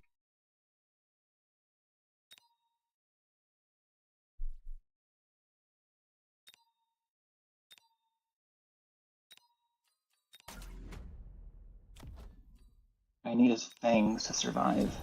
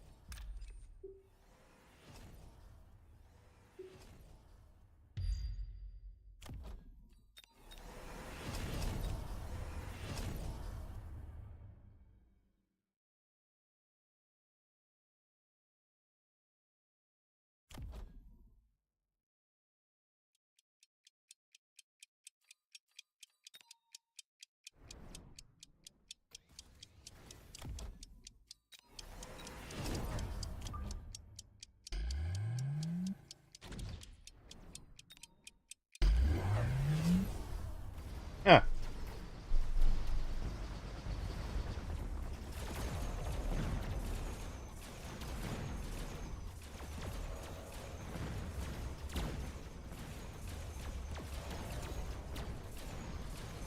How did he not? He's played this so well. How did he not play the Mustangs?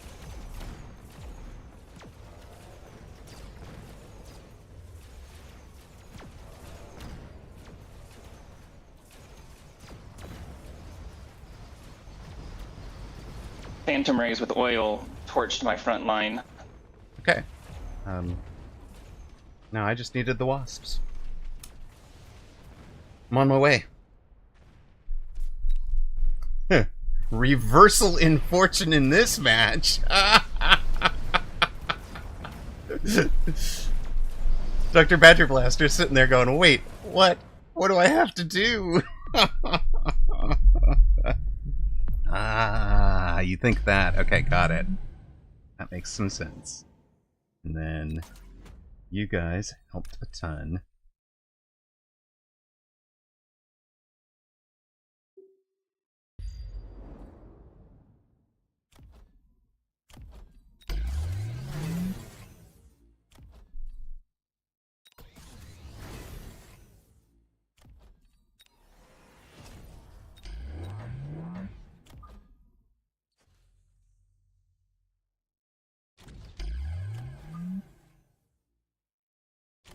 Alright, so if he wants to set me on fire, I will say no with interceptors.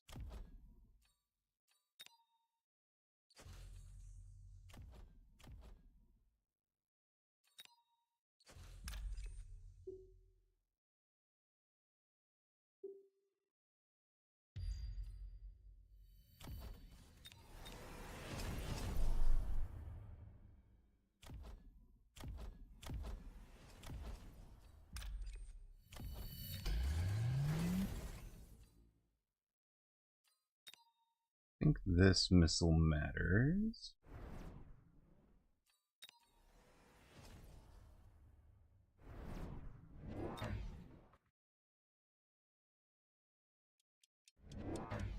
Oh, wait.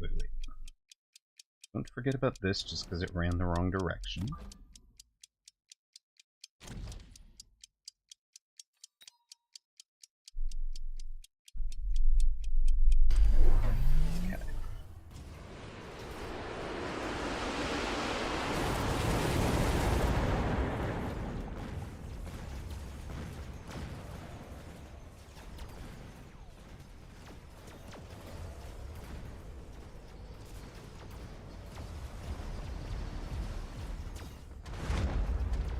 I decided to play 8 anti-missile devices. Nice. Love it.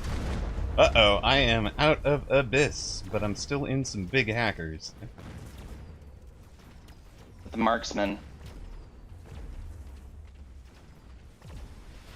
Now, the good news is I have a lot of fangs left, and a good chunk of my army.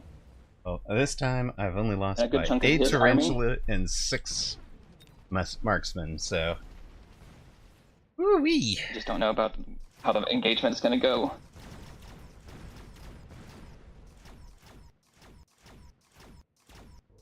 And this is why I took Shielded Fangs, for your board.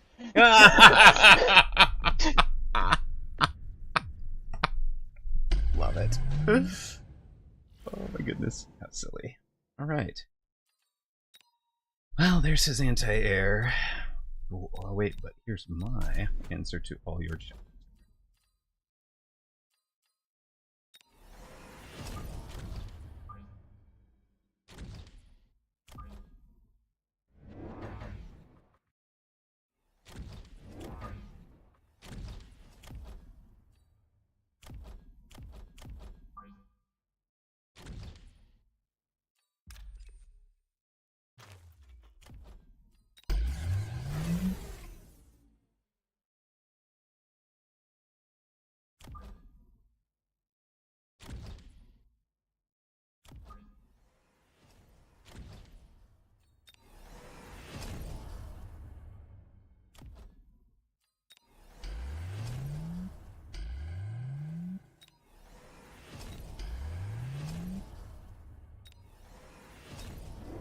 Never taking off the full war crime setup. Never again. I have 8 anti-missile devices now, and 4 Vulcans with missile. Ooh. MP.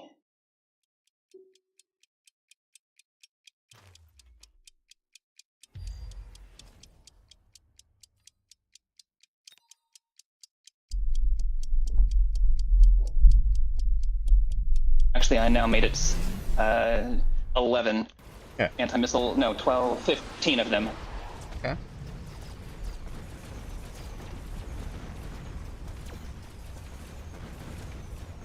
Are you on fire from the years? What would you give for your kid fears? Alright, we have lit him on fire.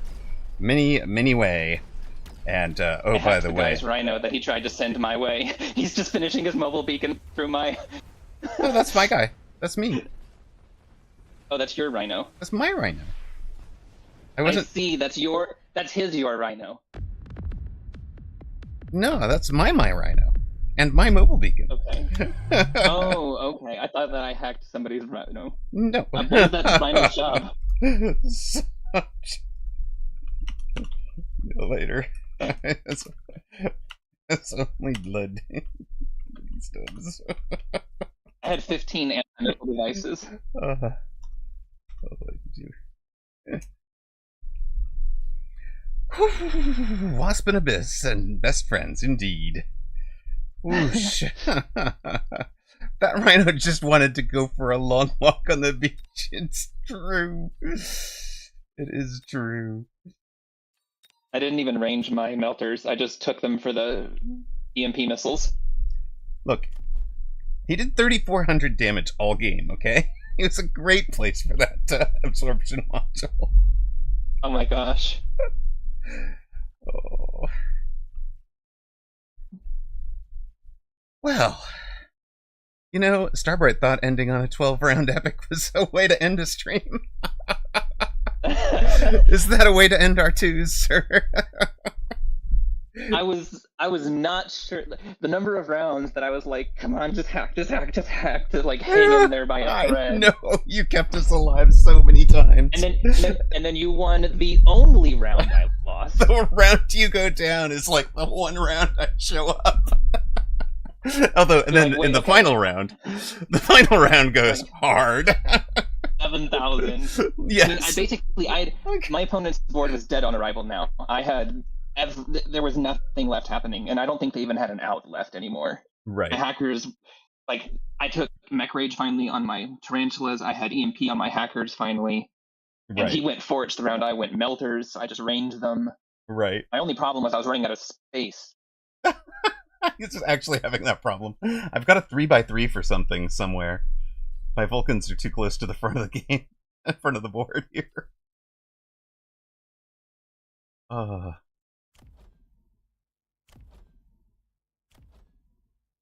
Yeah, full War Crimes on the Vulcans. I think that is actually the way to go for a 2v2 setup. I For the way think- that you play Vulcans, yes. And for the way I play Vulcans, no. Right. Yeah, I'm not talking for you. I'm just talking for me because I'm not gonna go into a full. Right, you don't play Vulcan Marksman very much. Right, I don't like it. Hardly I never ever, I did think. like it. Like, Baffles me, but to each their own. right. I mean, to me, it's the. I've never liked Vulcan, full stop, as a unit, and that Curious. goes to I don't think Scorch is correct. At especially when it was plus 200% or whatever it used to be way back at the start. It's like it's it was just ridiculous. Nothing should be getting huge bonuses to its attack for no downside, and we've talked about that a bunch of times. Yeah, Scorch swapped to a multi-beam or given a, it is now focused at a narrower point, so it is, the lower AoE, the way that, Titan did the math on and proposed way back when.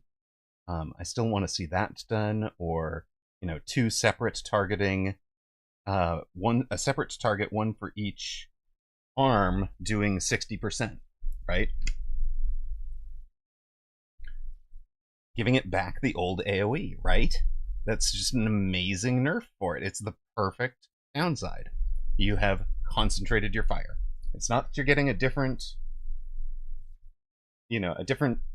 fuel unit. You've literally just changed the focus, like changing the focus of your headlights, right?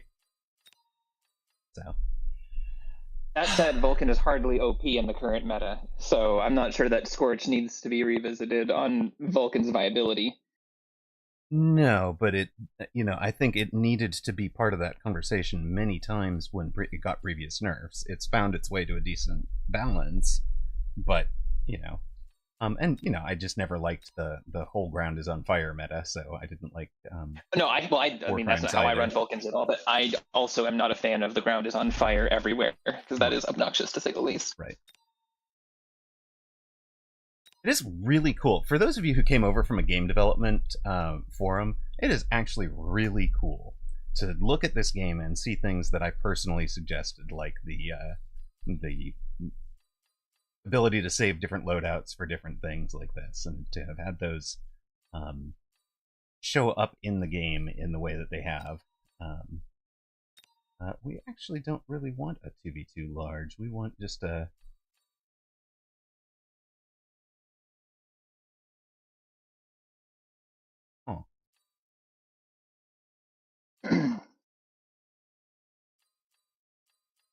I am curious about something. If the opponent mobile beacons and you hack the unit, in theory it ignores the remainder of the mobile beacon and becomes yours, right? It doesn't follow the mobile beacon as your unit.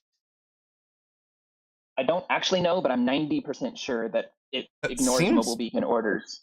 It seems perfectly testable in the solo testing grounds. And since Yes, we're that would selling take all of like 30 seconds. Since we're selling the game to people, this is one of the cool things you can do. You can ask a question like that, throw yourself into a testing grounds, and take a look at it. And you get to control both sides of the board. You get to throw down whatever the heck you need. Any combination of techs and money. It's a pure sandbox with all, and you can take duplicates of cards that can only show up singletons, so you can test what would have wildly happened. various combinations. What would have happened if blank? Let's give you guys. All right, so we're giving him a Fang in the back corner. The reason we give him a Fang in the back corner is just so that the test doesn't artificially end as soon as we hack our Rhino. We are going to have a mobile beacon. Oh my. Out that way. All right, and then make we're going sure to it's in the hack path because we don't want it to outrun the hack beam. I got this. Because we're not throwing down a level 1 hacker. No, we have elite hackers. with somehow we have an elite hacker with range on round 1 of this theoretical thing. And you know what? We did, in fact, already add our obligatory Fang on the back end for the Rhino player. Blood. Yes, we did. I love it. I love that you're just like, oh wait, I love this kind of stuff. But wait, you need to do blank. Okay, and wait. By the way, hold on. Fun fact. Hold on. Okay. We're not doing no improved firepower. No, we're doing the old school advanced firepower. And the broken unit item. That item was disgusting by orders of magnitude. Like, that is hilariously broken. Yes. Yes, exactly. Here we go. Zoop! My Rhino, no, he does not follow the mobile beacon as soon as there are no units of your type left that were affected by the mobile beacon. Mobile beacon goes out of existence. Now, that does mean we need to test it one more time, because it went away as soon as there were no units, so we didn't get to find out if it would have been. I'm fairly certain that would simply mean that the units that are remaining will follow it, but we already have the setup, so we might as well. Make thorough. Sure. Exactly. We're going straight for the tower, boys. And in case anybody gets in our way, we're taking Whirlwind, yo. All right. If you do that, then he'll kill the crawlers, and you won't actually know whether or not the trouble me not with science. No, I'll see whether the path goes away or not. That's fair. Path didn't go away, right? He killed most of the crawlers, but he stopped following the path. He went to the one remaining crawler. Can we get a parasite ammo? Yes. I think there ought to be a, April Fool's pack day where they have a quiet stealth patch and it drops parasitic back along with all the other broken items. I suggested for April 4th that they release a gag balance patch where it was like multi-melter adds 30 range instead of losing 10. Mm-hmm. For gets a 40 or 50 range buff to it so that it can blink at the skies. And just picking all of everybody's favorite complain about units or complain about techs and just releasing AA hackers. Oh my gosh. The absolute broken. The whole meta is broken. An April Fool's patch and just see if people bid in what they had to say and see if people ran with it. But I think that would be really funny. Yeah. Well, sir, do you wish another match, or is that one to end on? I think that is one to end on for my side of things. Okay. I'm actually getting a little warm on my side of things, so. Well, I'm sorry. I did not pack water for you. That's okay. I packed water for me, but I'm out of water and Pepsi and lemonade. So I need to restock on my beverages. Double rations for all officers until you've resolved your supply issues over there, sir. To improve their decision-making ability, of course. Naturally. Anybody who works from home or has spent any length of time at computer knows that your daily ritual is stocking up on the things you need over the course of the day so that you just have them, because if you're dialed in, you will deprive yourself of the necessities when you are thirsty, rather than getting up to go get drink number 2 or 3. Why would I interrupt when I'm in the zone? The general thinking. 8 hours later passes out in front of keyboard. Right. 8 hours later, why am I angry at my teammate? Dang it. All right. A nuke specialist for April Fools. Oh god. Oh my god. Missile specialist replaced by 2 nukes at round 1.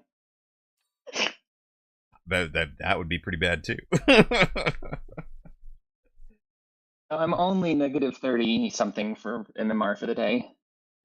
Ouch, but thank you. I'm plus 34. Could have been worse.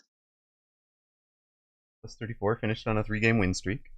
So much appreciated on the recovery path. Oops. Oh, I see what happened. So our 1v1 MMR has been affected. We're facing a 1497? Hey. You should have fun clubbing some seals. Apparently it's clubbing a parrot. And honestly, calling a 1500 seal is unfair because Yeah. anybody at the 1500 plus can absolutely pull a surprise or just play very well and have a great game. They're gonna- So and nobody they're- is a seal above 1,000 and more. Yeah, and they're gonna have any above the seal clubbing it's seal clubbing for Apucci to come down and play the 1700s, right? So the math just tends to go pretty well for him at that Right. level. Don't love any of these.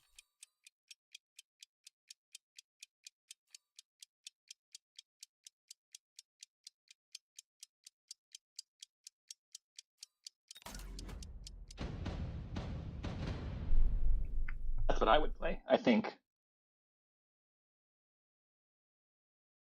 All right. What the heck was our record in 1v1 today? One. Don't time out on round one. That's I been a know. habit. Okay. Just 5.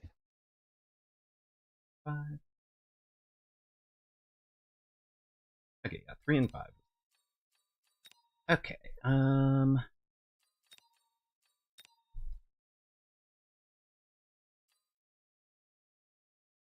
Quick supply. Lots of sledges. Looks like a plan. Okay, you know what?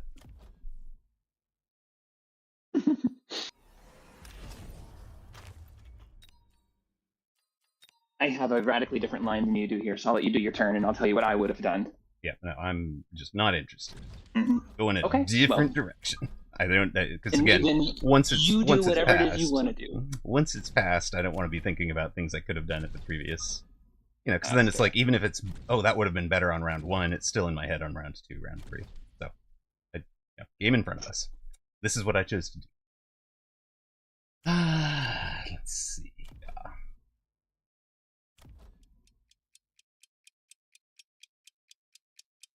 Are you going to hold the Mhm. intensive? Yeah, because I'm thinking I'll probably sell the sledge. I'm expecting him to be in like 4 sledges. Okay, or sledges and storms. That'll work. Wow, blind storm at round 1. That's I love it. Actually, decision. I've done it. I think it's relatively solid. Until you've seen your opponent isn't aggroing you, I would not advise adding storms with your specialist bonus cash. Fair, but like, I was expecting a 4 sledge start. It is blasphemy. Apparently, yes, I am playing a standard obsessed player. It's true. Yeah, that is hallmark 1500 standard obsessed. Yep. And we came out unbalanced on the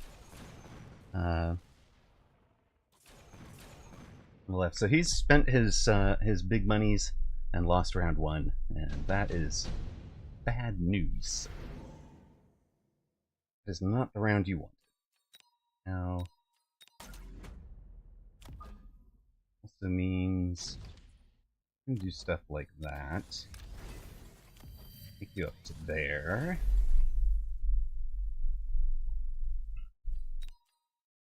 Spicy.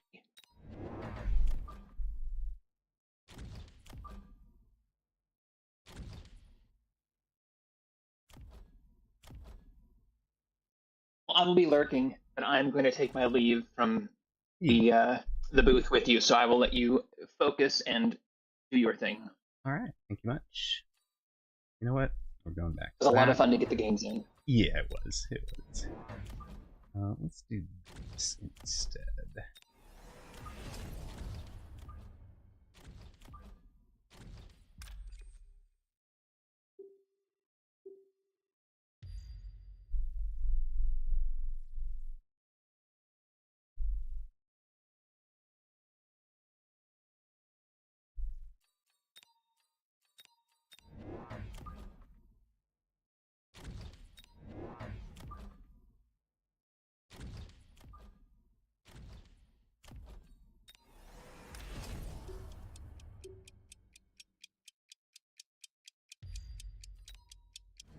Nope, there are wasps for him too. Okay, well, That's interesting and well played.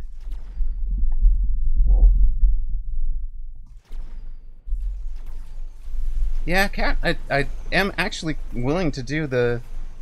I was basically thinking, by the way, for that, Cat, was the... What I was thinking there was I can just give you a stream key and let you broadcast on the, your channel and the Amarok channel at the same time. Obviously, I can't be here to run the game, so I've got to be sourcing the video from elsewhere as well. If that's actually something you'd want to do to maintain the continuity of broadcast, then let me know. If not, it's all well and good.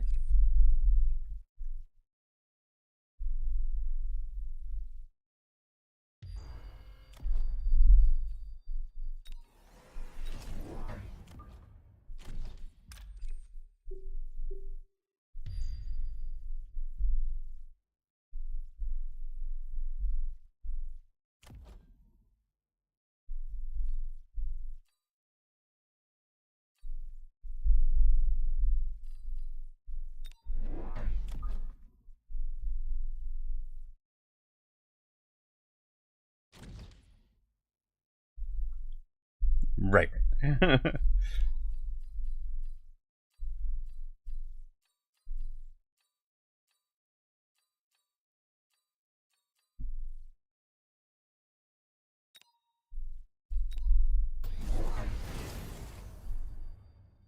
4 wasps. On to 4 wasps now.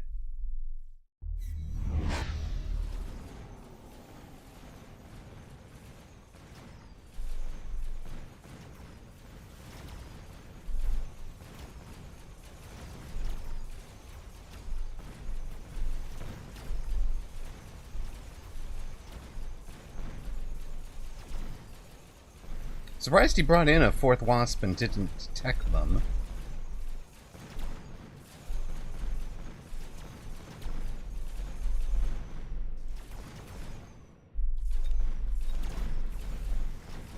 I'd really like the redeploy again to be able to get these guys back out of that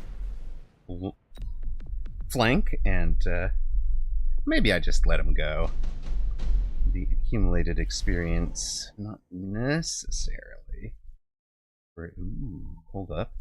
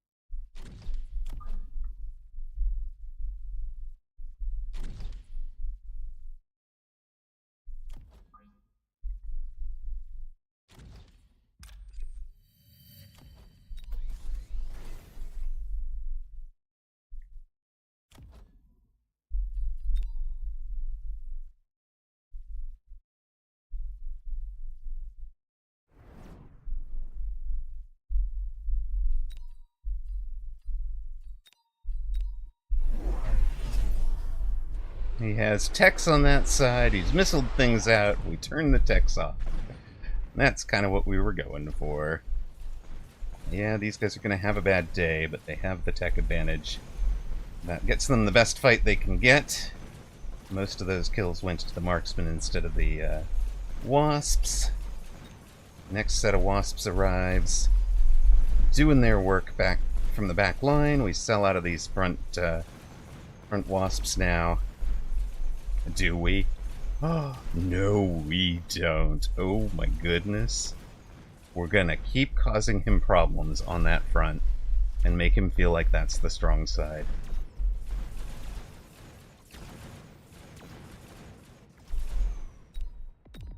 I feel this is feeling in the mean category, but all right, hold on. See if we can keep him from figuring out how bad that side's getting.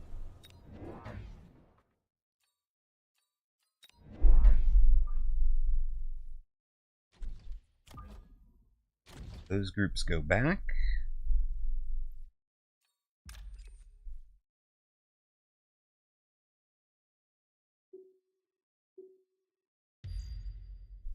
That guy goes yet again. That guy gets this.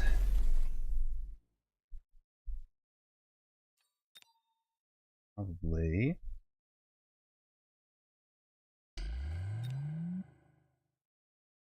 And you.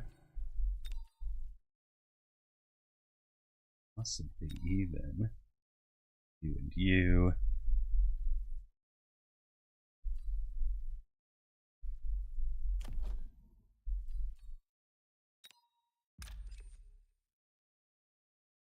Well, that is a good point there, isn't it?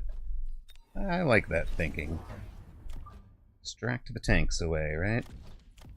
Everybody come the wrong direction now.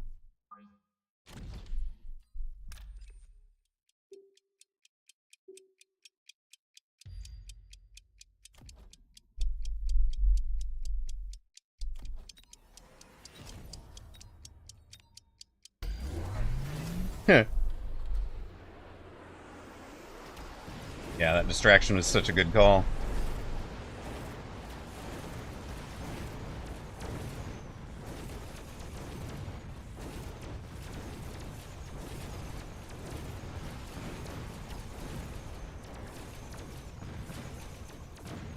Nope, the Wraiths have done really good work for him.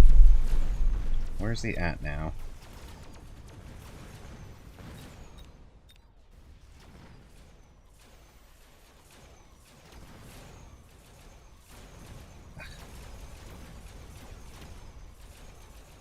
Oh, that was annoying.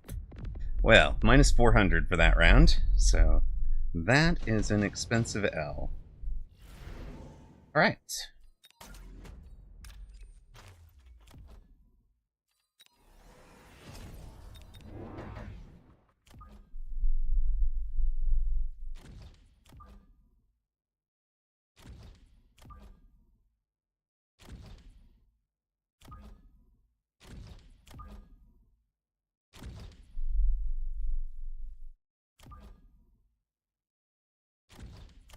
Hello, sir.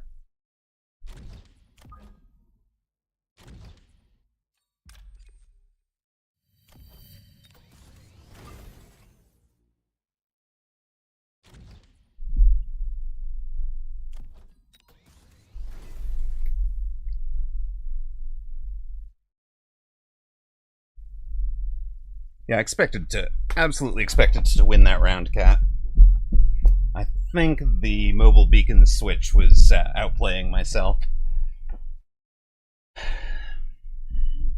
Because it let these wasps not get what they needed to.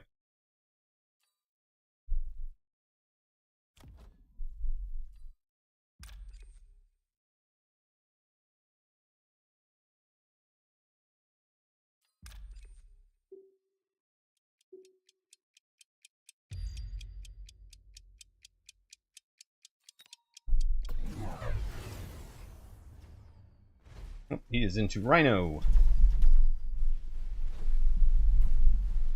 Rhino on flank.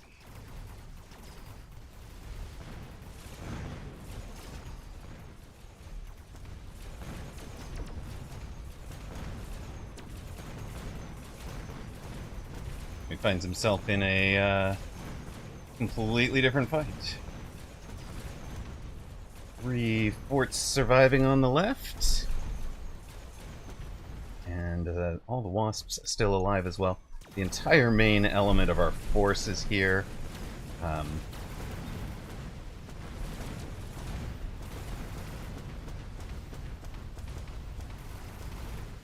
And that should do it. Let's go forts. That'll be a level 4 fort.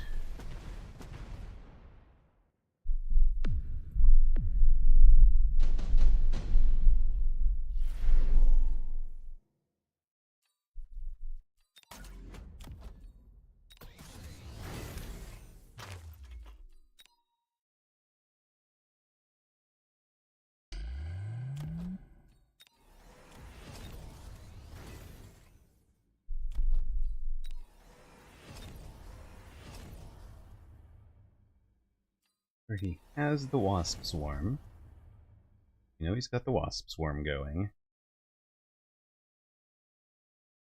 We have a wasp swarm also. So our wasp swarm will go there.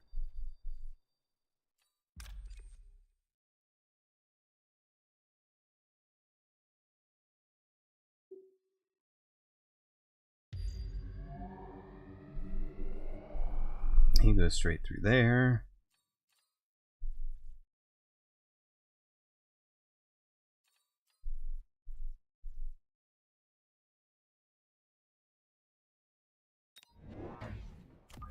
Gonna keep building the arc, I think.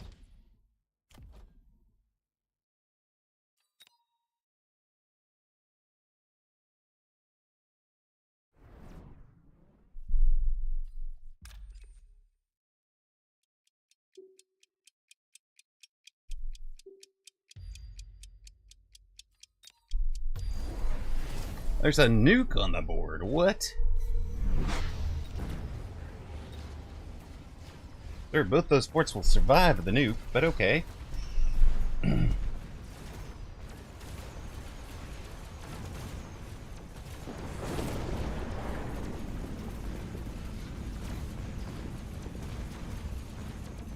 The ion beam was a lot cheaper and more effective. But he did take out the anti-wraith, right? So we have run ourselves out of wraith killers, but he's out of wraiths, so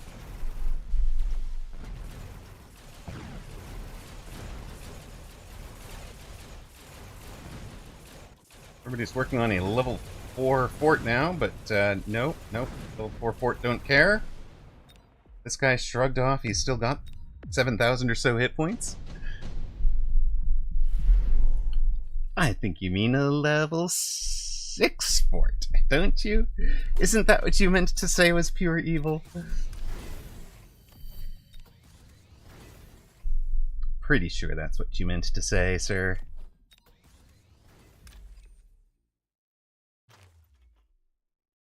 True, that is what I meant to say, dang it.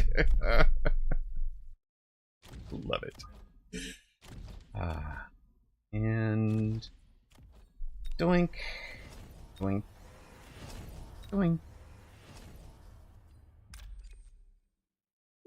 Ready? Just come over this.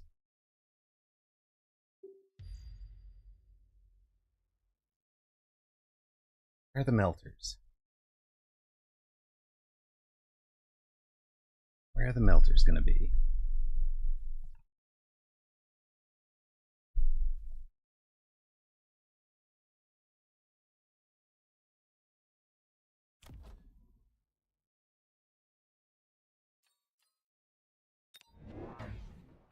Oh, I see how you were trying to deal with them.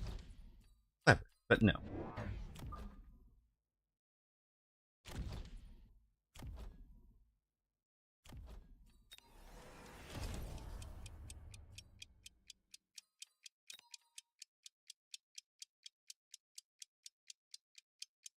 You get your own personal dedicated anti-missile device.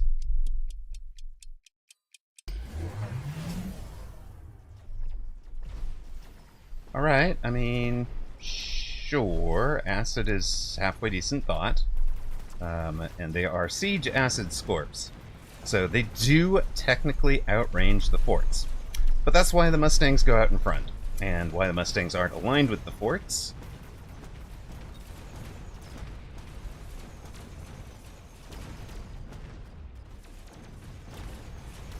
If it comes to the time that it matters, the forts will not be standing in the acid for long. They certainly are not going to be taking scorpion shots from the while they're standing in the acid. As you can see, opponent's chances of winning have gone down the elevator in the lower right corner.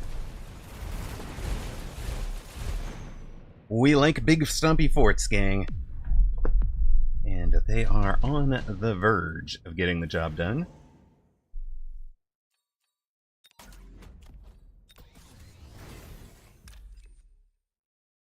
You know what? This whole side Comes this way.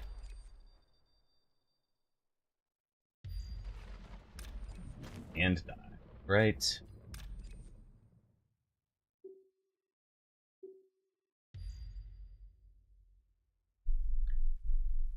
Meanwhile...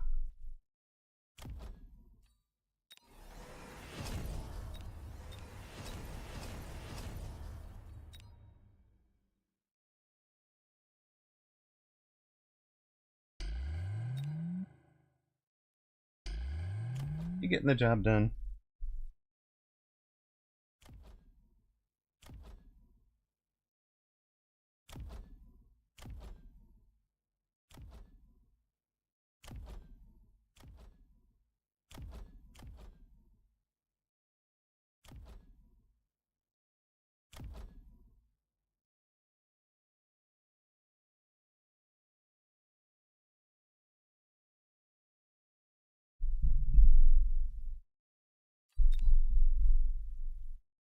Afraid it's kind of got to be back here, doesn't it?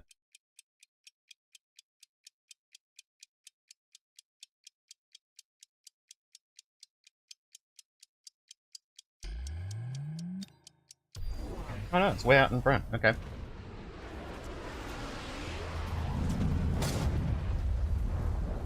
Alright. His right, my left, his far side is in a lot of trouble under the EMP and the lightning storms. Stormy weather for him. Skies have begun to clear. Now, the poor melting point is never going to get a lock, right? And gets popped really easily.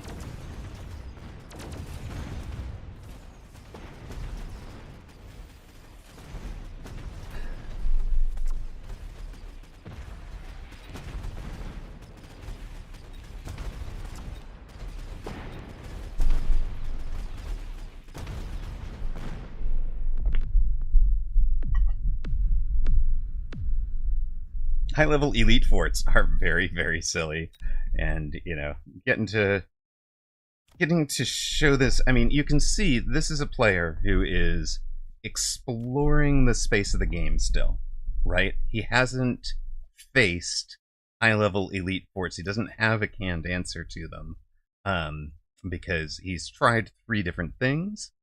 He's tried the EMP on the Stormcallers to turn off the key techs, which is exactly what he needs to do, but he's always shooting at chaff, right? Not shooting at the main fort. He's got the Siege Acids attack Scorpion, which was a great thought, to have him outranging the maximum possible range that this fort can do, 185 to his 200. You know, he's out ahead. And then he's going to drop acid in the way, the fort will walk into it, but the fort is shooting from so far away that the chaff is out in front, and the Scorpion's dropping acid out here, while the fort is still shooting from deep. And then he adds the melting point with range, which is, you know, does have range, right? Yeah, melting point with range, which would work against normal forts, but does not work against a level 6 fort that can outrange it. So this isn't, you know, that isn't poor play. This is somebody who hasn't explored the full space, doesn't have an answer. There are, I mean, there aren't really. That's why I like to run. That's why I love them so. I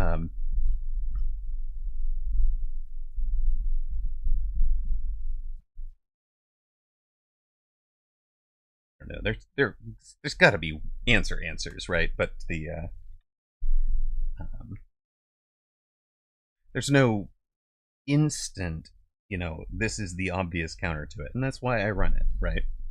There's no guarantee every single game you play, you see these start to come out, you can get out in front of them and stop them. And if they can run away, especially under a training spec or an intensive training, then you get the W. Blue car, Belduri. That's don't let them get to 6th level, right? The answer is also air. Blue car gets folded by a level 6 elite fort, right? Blue car is a way to have stopped them from getting there, right? In the first place. Now, we started the day at 1793, so we are down 46.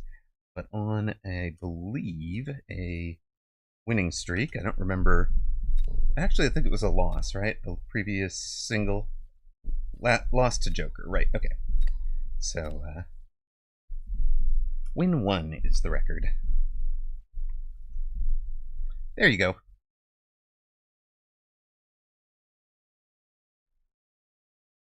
The 4-2 record was from the twos.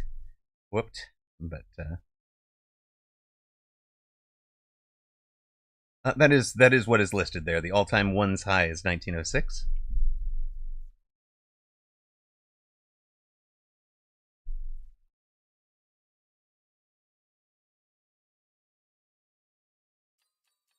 And I'd really like to grind and get up into the best that for this season. Wait, I cannot defeat Ninja Duck, thee. Both of us are always the bridesmaid, never the bride. Oh, damn, we're on a winning streak. Dub 1. Dub 1 is the streak. True.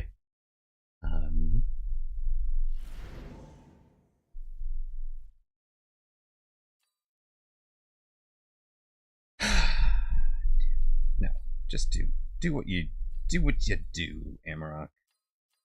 Do what you do, win some games, go to bed. That's the plan. It's the revengeing. A revengeing.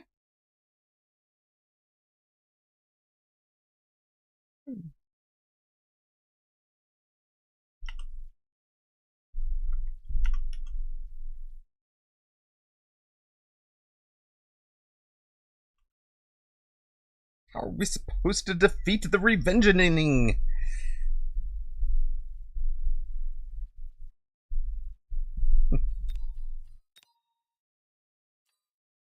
All right. Fortified.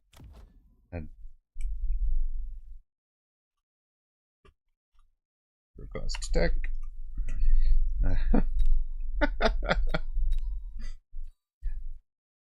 Helping opponent out.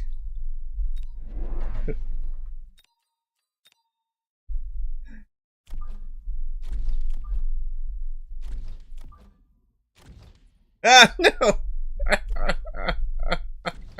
Damn it.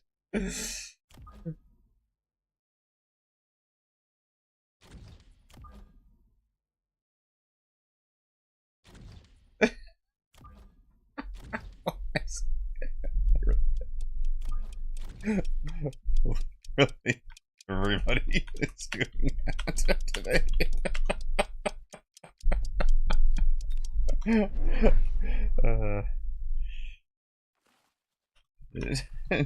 Two partners. That it. That's opponents so done it.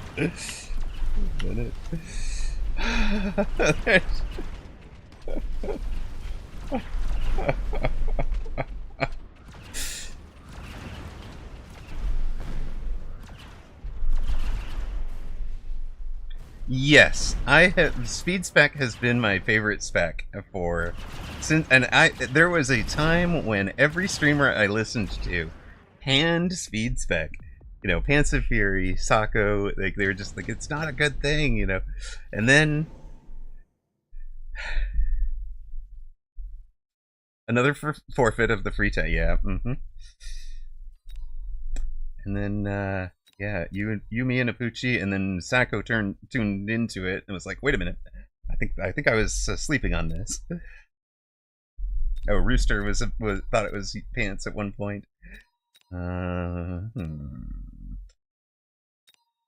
Rhino him.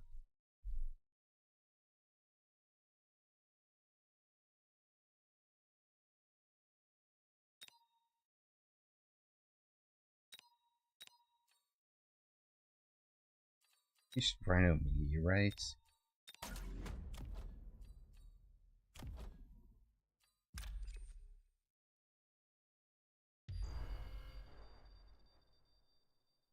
It's my favorite spec, and I want more hit points.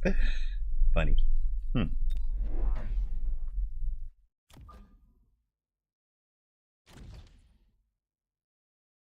Yeah, but I mean, you also have to look at, like, what's the overall MMR? What's the, are these people playing aggro or not? What is the actual build or build styles that are getting played here?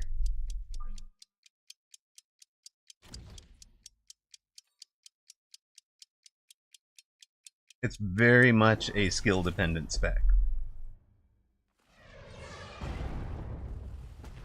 For sure. I've just always thought everybody was sleeping on it, and that, in particular, I thought it was funny that people were hyping it up as something you only take when you have 16 meter per second units. Like, as we have learned, it is way more valuable for things like Tarantula that are normally a little bit slow. And, get the speed spec and go from 8 to 11. What's that in percentage speed increase?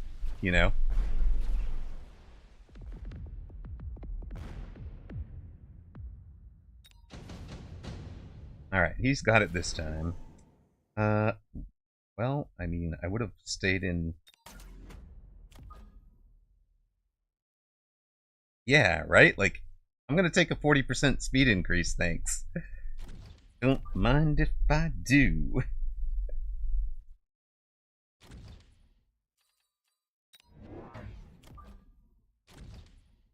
Now, what's going on down here? Can I pin you in place?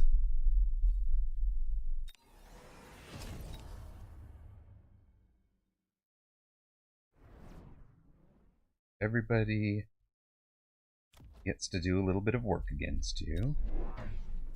And, oh, by the way, let's play somebody out here. Yep. And, I mean, so even in Standard, right? Even in Standard, what my thinking was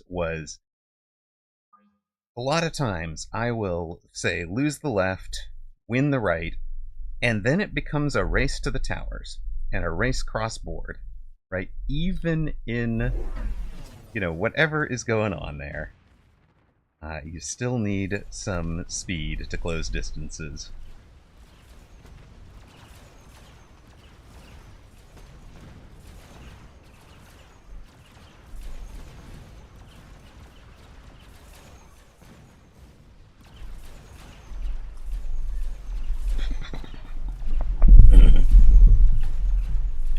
Are we doing this? Saber versus Phoenix? Hey, you get the tower. I mean, I spent 50 to keep you from getting there. So, like, I'm playing speed from deep, right? It's fine.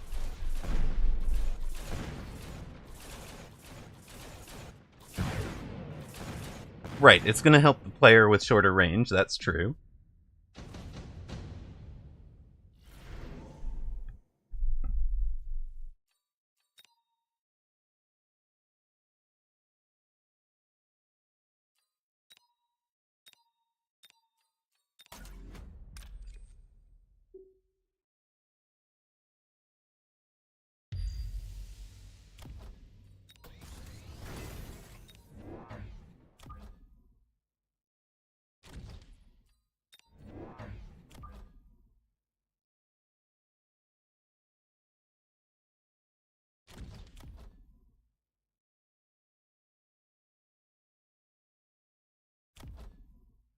Hey yo, Apucci, how you doing, man? What's going on? How was your week? How's your night? What's on your mind? Long week, lots of dinosaurs. Is not a sentence anybody has said on this stream previously. I kind of love it. Have they patched the dinosaurs yet? Wait, what? Well, so we have a patched Void Eye, and it has a zero-cost tech. The greatest effect of having a zero-cost tech is people forgetting to take the zero-cost tech on round 1 because nobody's used to clicking a tech on round 1.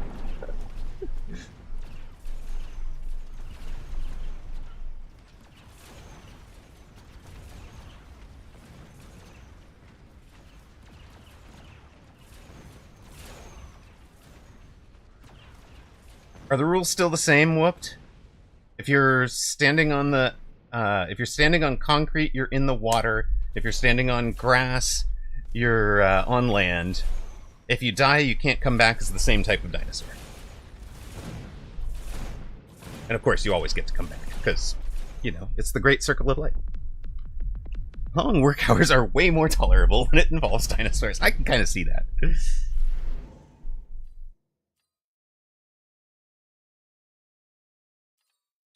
Oh, what are we doing now?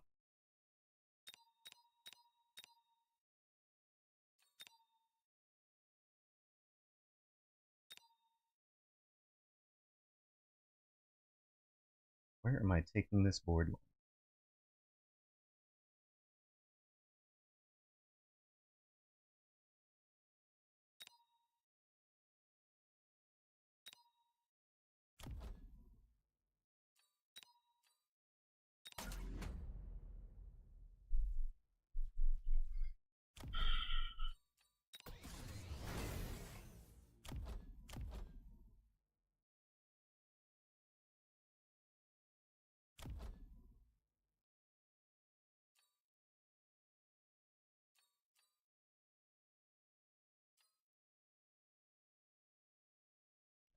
This is what I want to do this turn.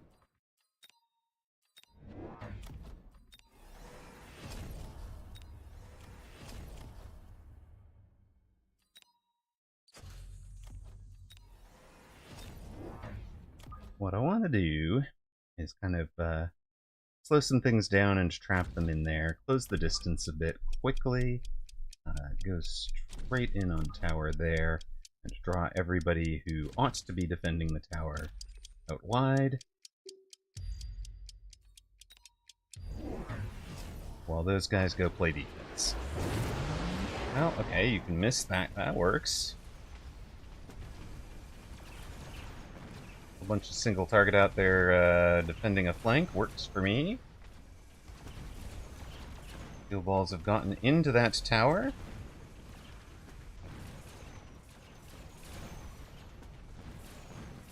And then it's like they knew that the outside there was just crawlers now, so they ran away. Good job, team. Good job. I think a game with Blood, Cat, Whooped, and Roxas in 2v2 would be a ton of fun. Lots of crazy energy. Soft rule, no deploying behind tower. Oh my god. That sounds silly. Yeah, we crocked the shield. We have begun the revenging against the Ninja Duck. Wait, anyone want to join me for 2v2? We're gonna run out of mecha streamers soon. See, that's the thing, you just got invited to a game. And yes, I think if you guys start up, I will probably make this one close to the last one and plan on raiding over to you. What's the game plan now, team? Is it blue car? It's blue car, right? It's a no doubt about it, right? What beats me if I'm in blue car? Wasp. He's not going into Wasp from any of these. What stops a Wasp? Not really, but okay. We can pretend.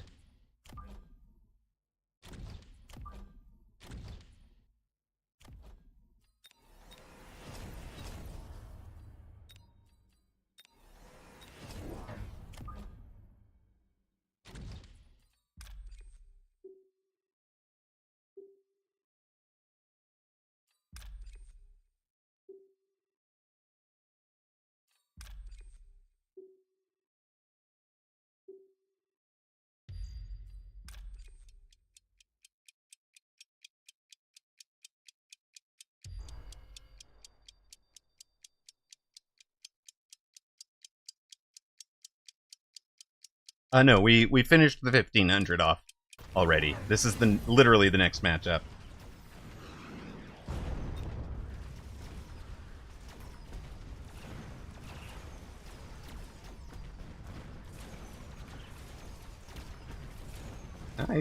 He's got some single target on the board, and between them, the missile, the item units in the path,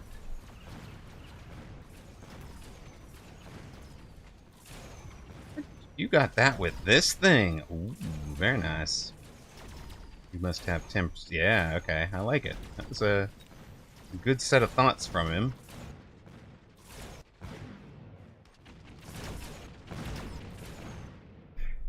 Is it AA? Are those AA tarantulas, sir? Apucci and cat sounds terrifying. I mean, yes. Yes, it's, I mean, that's kind of where your board is, right?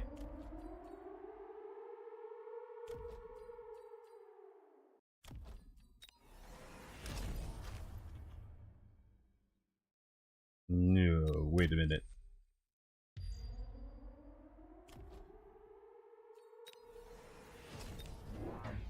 Nope. Let us have you there. Then you. Then you. You. Launcher overload. And what? What is the decisive final final piece we need to throw down over here?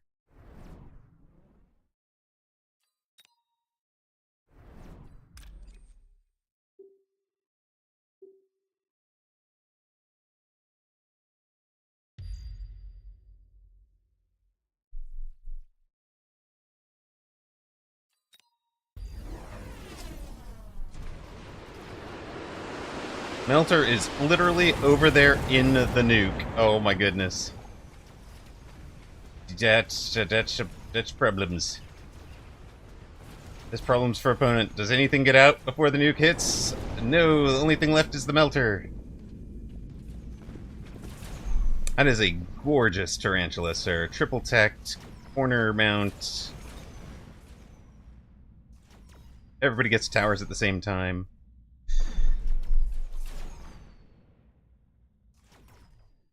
It does sound like you guys are playing some in-house.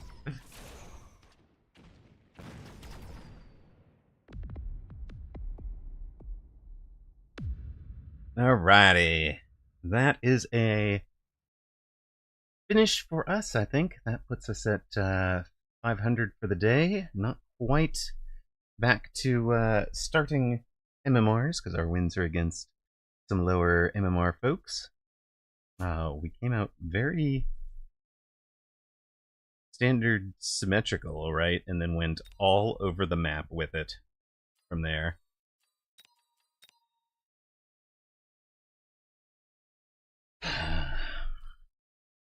There shall be no revenging tonight.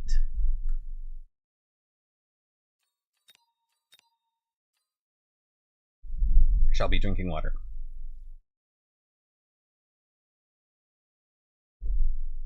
Plus 20, so we're down. We're not down much, but we're down from where we belong, I do believe. I think that was the idea there. Yes, Cat. You all got challenged. It was a whooped Cat, Roxas, and somebody, and then Apucci says, I want in. So it looks like Blood was the next one. So anyways, yes, we sure had fun in that one. That is exactly right, Ms. Diana. So where'd we close out? 5 and 5 at 1767 with a minus 26 for the day and a 2-game win streak to close. Toast94 just got back from the VOD of my match. Your suggestions for Void Eye buffs are top tier. Beautiful, Dr. Wah. I do believe Toast has long since fallen asleep to the dulcet sounds of my voice, as is her wont. But if she will wake up just enough to hear it, and I hope so. The comment, of course, being that the buff that Void Eyes needed is the return of the ground-based ones pop up to the top. Did you start your stream at least, Kat, or do I need to run one more?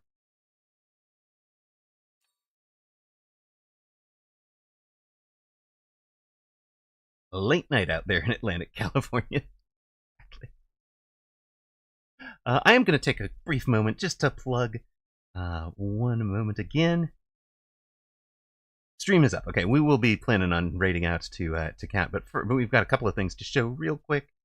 First off, coming right up next week, this very time at, I believe it's going to be 6 p.m. Pacific, 9 p.m. Eastern, running from, for over the last 3 hours or so, is going to be the Mechabellum Mini Masters Season 2. So we have a bunch of triple elimination, there is a double elimination tournament. There is a single elimination qualifier event. Every group is a best of 3. Every round of this entire tournament is best of 3. So this channel, we will be showing Red Scare of 94 versus Mr. Bitter, starting at 6 p.m. Pacific on Friday the Friday the unluckiest. Right, Friday the 13th. We also get Ragin against Ignatius Pennyfeather, and I believe we also have Roxas versus Die, 2 returning players who are coming back to have a second go at winning the title. But only one of them is going to manage to qualify, so, tune in for that one. That should be really exciting. A bunch of really good players, and we have been given the 1, the 3, and the 5 seed coming in, along with some personal favorites in, Ragin, Ignatius Pennyfeather, Roxas, a Red Scare, Mr. Bitter. It's going to be great fun. It's going to be great fun. I'm looking forward to co-casting that one with Alpha Titan. So much appreciated that.